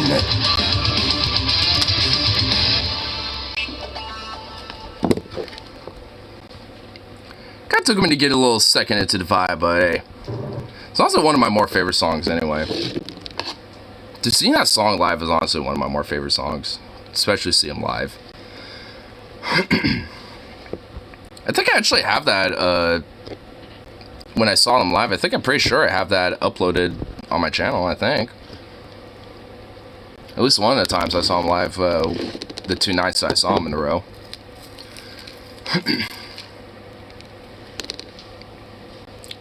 I definitely need to get to learn some more Sabaton karaoke, that's for sure. I know at least Price of a Mile. I got that one pretty good. That one can at least use one more time over, and I think I'll probably nail it. Swedish Pagans I got. I tried to do Prima Victoria, but I don't remember the lyrics to that one as much, so I bailed on that, so I need to rehash that one a little bit, but I think I can nail that one. So there's at least 4 that I know I could probably do, and there's probably more than that. I'm trying to grow my karaoke set list, because one of these days I want to just do like a full-out karaoke stream one of these days. Where I'm just doing at least like 10, at least 12 different songs at least. I know I got 2 different Maiden songs I can do. There's at least 2 different Hammerfall songs I can do. There's at least, you know, those Sabaton songs. Probably a couple other ones I could probably do. I just don't want to do ones that are just like super generic, like Metallica's like 1 or something. You know what I mean? Like, or Enter Sandman or some shit. You know, like, I don't want to do like something too generic. So that's why I'm trying to, like, you know, pick all these other ones. So, I'll definitely have to, like, pick around.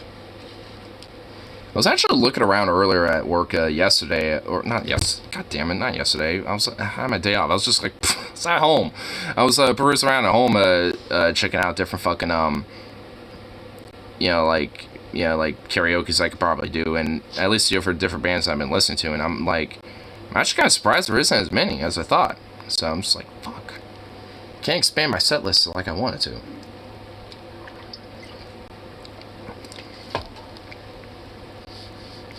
Because there's like some Feuerschon songs that are fucking amazing that I'd love to do in karaoke, but there's like none at all.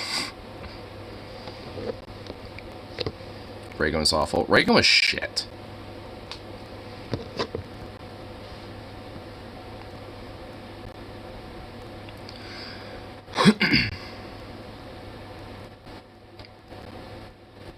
Here, you know what? Is there a Moth karaoke I could do? Oh shit, it's Twilight of Thunder God. I mean, Monomoth is growls, but I know some songs can have clean vocals, and Twilight of Thunder God is one of them. Ooh. I might have to see what other Monomoth karaokes are available. Cry of the Blackbirds. Can I do that one in clean vocals? I have to listen to that song a couple times.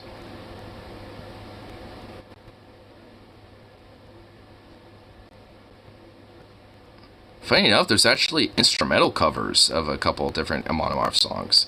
So maybe I could use that as an ability to karaoke over them. Oh shit, there's a karaoke version of First Kill? Could I do clean vocals on that? I know I could for Twilight of the Thunder God. Because I know for the chorus, definitely. But actually, there's a cover song of Twilight of the Thunder God that's in clean vocals. Sabaton did one. So I know for sure. So,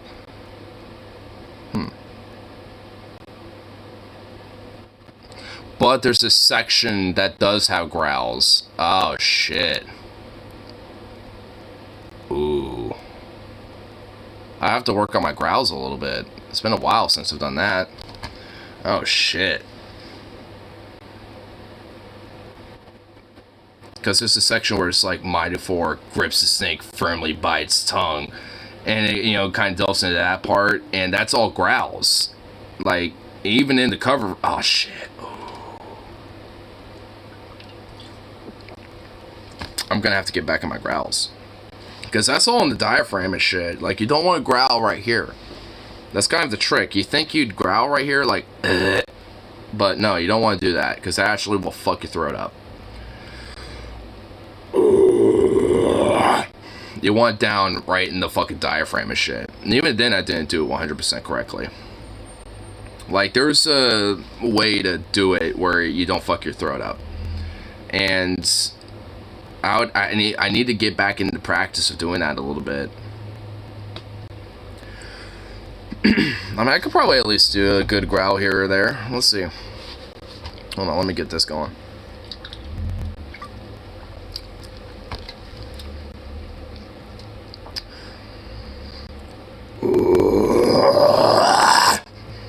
Oh yeah, okay, yeah, that was a good growl.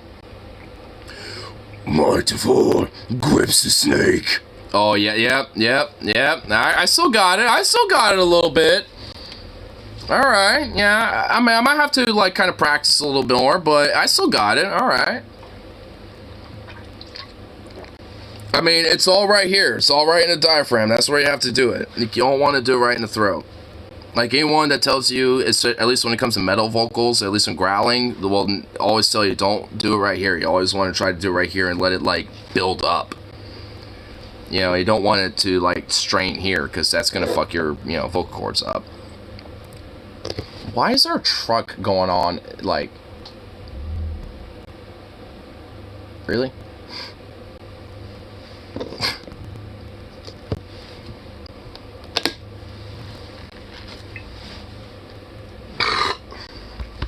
That was a good burp.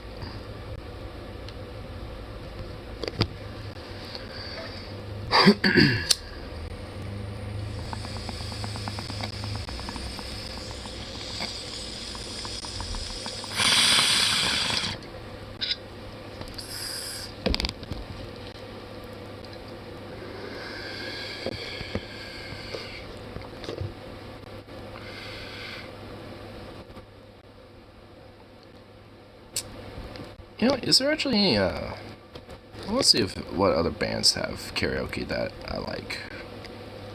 Is there, Battle Beast karaoke, by chance? Oh shit, there is! Oh damn, there's some good songs too. Oh shit, King for a Day, Out of Control, Straight to the Heart. Oh dang, those are some good songs. Oh shit.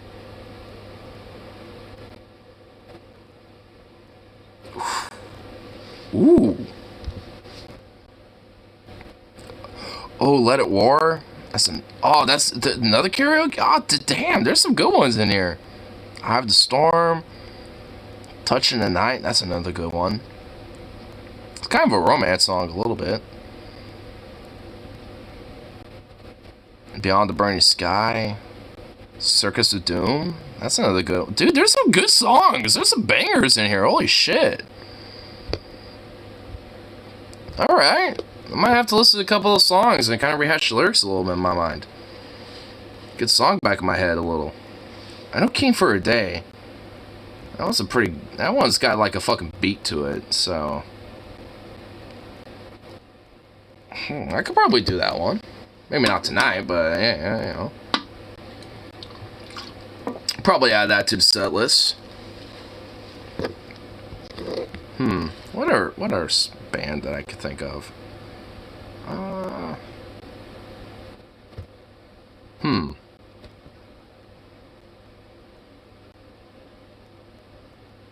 There's a few other main songs. Ooh, I know there's at least, definitely gotta be some Judas Priest ones. Because I know I could definitely do Breaking the Law for sure. And, what's the other song?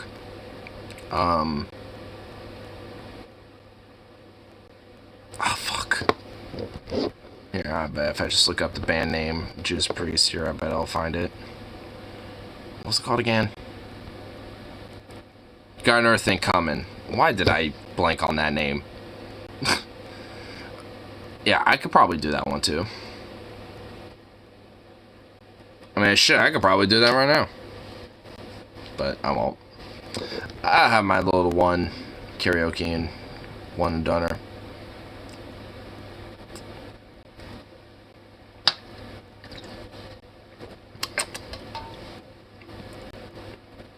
I'll say that. Is there anything else on the tip for tonight? What other a lot of shit that I can peruse through?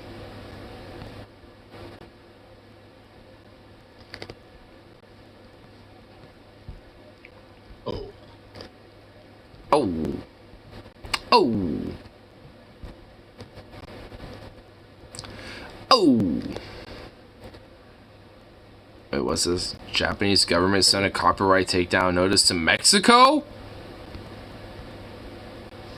Over a live Dragon Ball Z Super event? Wait. the Japanese government went to the Mexican government and gave them a copyright takedown. Wait. Am I hearing this? Am I looking at this right? Am I looking at this correctly? What?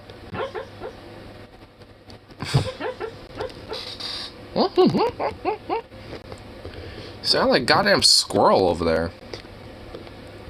Mexico just streamed the final episode of Dragon Ball Super without permission from Toei, and it caused the Japanese embassy to send a formal letter to the Mexican government. What? Yeah, what?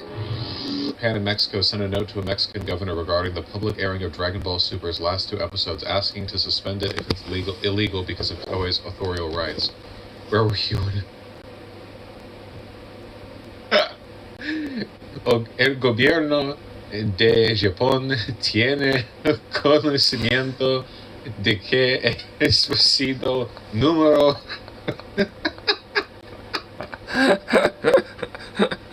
horribly butchered, but I'll allow it. Yeah. They hyped it up like a boxing match.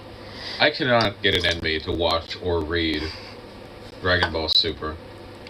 Goku versus Jiren is being advertised in Mexico like it's a high-profile boxing match / MMA fight. Oh my god, that's so fucking good. Wait, really? Go back. There we go. That's so fucking good, dude. Holy... Oh my god. It's literally like plastered on the side of a building.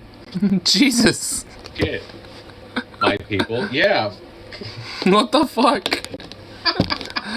Yeah, this and they've legalized gay marriage. If Goku and Jiren team up, they might be able to defeat the cartels and save our country. You implying it's not high profile? It's for the fate of our universe. If Team Universe 7 loses, we'll be erased. Oh my god, dude. This is so fucking funny. Here's the crowd reacting.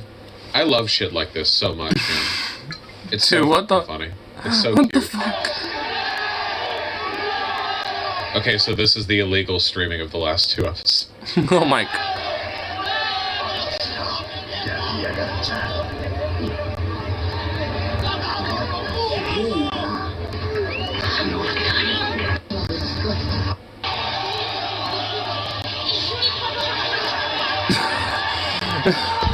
It's like the watching a football match, dude. They're all just like fucking... Dude, it's like a whole fucking, like, arena. Oh my god, dude. Dude, there's such hype over this. Holy shit. Okay. Sorry. Yeah, it's like a sporting event. Dude, it's awesome. Not a DBZ band, this would be... You know what? God bless them, man. Dude, you know, I respect them, bro. Like, I mean, fuck you, Japan. Like, I mean, low-key, though. Like, I mean, let them have their moment, okay? Let them have their goddamn moment. Fuck you. Like, leave them alone. Like, let them have their damn moment, assholes. Yeah, just being in a crowd shouting at people's fun, right? How did it even get so popular there, Lamau? You know, I don't actually know the specifics. It's probably kind of similar to how DBZ and Naruto are really popular with Black Americans. It's usually like the production company or the translation company that got a hold of it marketed it in a specific way, and it ended up getting popular in different or unique ways because of it. Or like the times that it aired, or like whether or not they had a Spanish dub that was really good, or whether or not there was like a deal made with like a prominent Mexican TV like studio alongside that. Like there are like so many complexities for like the way in which this stuff ends up getting popular across the board. I don't know much about the specifics. The Spanish dub is amazing. I mean I can see that. I mean, honestly, yeah, I could too. I mean, like, at least for me, I feel like it's just because, I mean, I guess considering a lot of the economic conditions that a lot of, you know, youth, you know, in a lot of Latin American countries feel, or, you know, face and shit. I mean, I'm guessing, you know, probably, you know, it's just like a form of escapism where it's just like, you know, it's, you know, like a form of entertainment that is just like something that they consider very valuable and something that, you know, they, you know, really hold dear in a way. You know, and have created a very major fandom around. Which, I mean, not wrong with that. I mean, honestly, you know, that's actually pretty cool. You know, so, I mean, honestly, I feel like that's kind of what's, you know, going on with that, if anything. But, you know, probably in a way, I mean, it has, you know, all those variables that play with it nonetheless. He was explaining it pretty interesting, Ima. Yeah, you know. What I don't understand, I don't know why Naruto is so popular with Black Americans. I don't know why. I don't know if it has to do with its airing block, or if it has to do with. Didn't they have kind of like a rap or like a hip hop aesthetic to some of the translation for the Naruto anime? Wasn't there kind of like a hip and hopping thing to it? Maybe that like they picked up hip and hopping and hippity hoppity. What the fuck? Threw it away. Bleach did. Well, isn't Bleach popular with Boss, your honky talkiness is showing. Lots of hoodies. That might actually have something to do with it.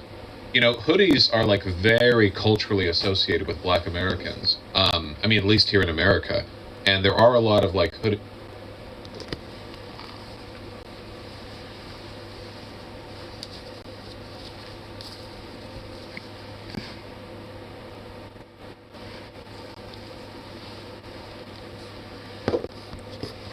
Yeah, there's a lot of drip in Naruto. That's true. Sometimes, like, very light. I agree with that. There is a lot of drip. I think that might be it. I think there's just drip in Naruto, dude. They got some drip. Associations like that can end up snowballing into a broader association. Like, it starts as, like, one little thing, but then that one little thing is like a hook, and then you just have a pattern that, like, reoccurs over and over. If that makes any sense. What about Black Americans outside of America? I do not know much about Black Americans outside of America. I hope they're doing well. As a black man, that was weird. It's really not weird if you think about it. Okay, think of Samurai Champloo, for example. Or, yeah, no. Samurai Champloo. Oh my god. What? What's Elvin into? I feel like he just starts going on a random little tangent about, like, Naruto now. Like, what? It went on about, like, Mexico, like, getting copyright claimed by the Japanese government, and then it went into... Huh? Bosh, I love you, but, I mean, sometimes you devolve into things that I question. Not really because of what is being discussed, but because it's like, how did you get there? How'd you get into, like, Naruto-based shampoo or something? What? It's like, okay. I just want to hear more about, like, you know, the Dragon Ball Z getting copyrighted, like, by in Mexico by Japan. It's like, how, what? It's like, honestly, I mean, I kind of revert to what I said earlier. It's like, Japan, fuck you, leave them alone. Like, let them have their moment. Let them have their, you know, let them have their Dragon Ball Z, damn it. Like, yeah, was it illegally streamed? Yeah, maybe it was, but fuck you. Like, you know, let them have their moment. Let them have, just let them all enjoy some Dragon Ball Z, you asshole. You asshole, implying that just like it's the Japanese government is just a singular entity. But I mean, for real though, it's just like, I mean, just let them have their goddamn moment. Just let them enjoy their some DBZ, you know, on a fucking like sporting arena event or whatever the hell they were doing. Just let them have their moment. Fucking dicks. What jerks. Boo. Boo, I say.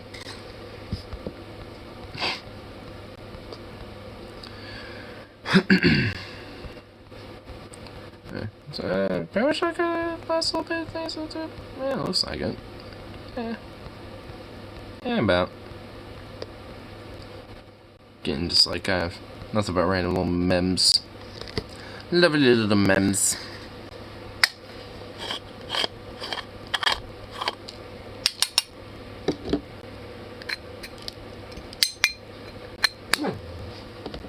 Hey. That was me. Hey, that was me, you little boof. Boof. That was me. Chill. Okay, that noise was not me.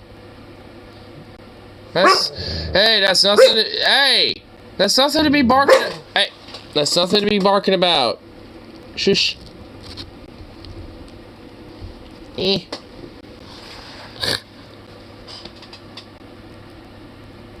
Yeah, so I thought. That's exactly what I thought. Yeah. Oh. What you gonna do? Yeah, that's right.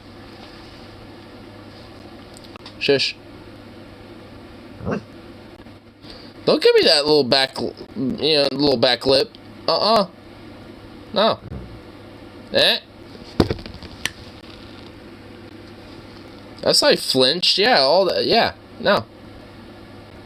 Yeah, you know what's up. Yeah, chill.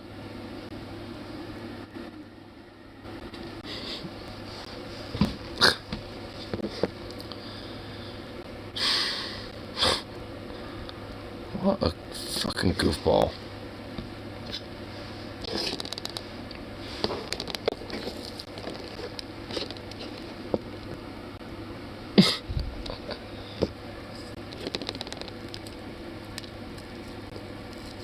Now it looks like he's a fucking Medusa statue. Just fucking knocked out.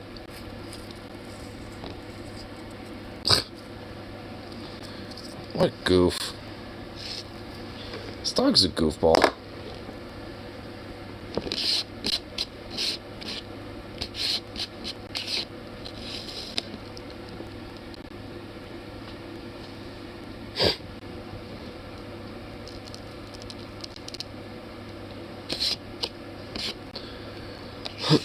Anyway, I think I'll get this last little bowl loaded up here. Then, call good, get myself some food, all that fun shit.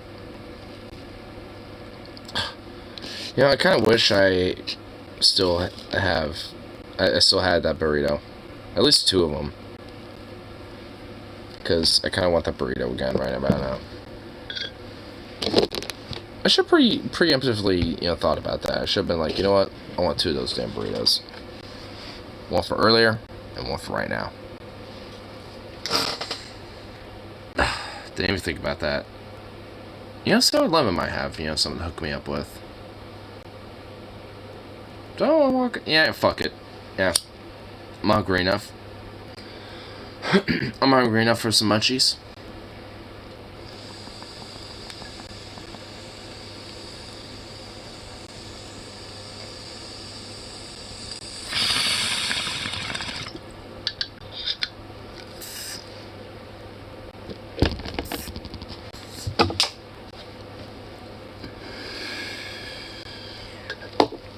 Anyway, I'll call go for the rest of the lovely evening. So, peace out. And of course, I shall see you.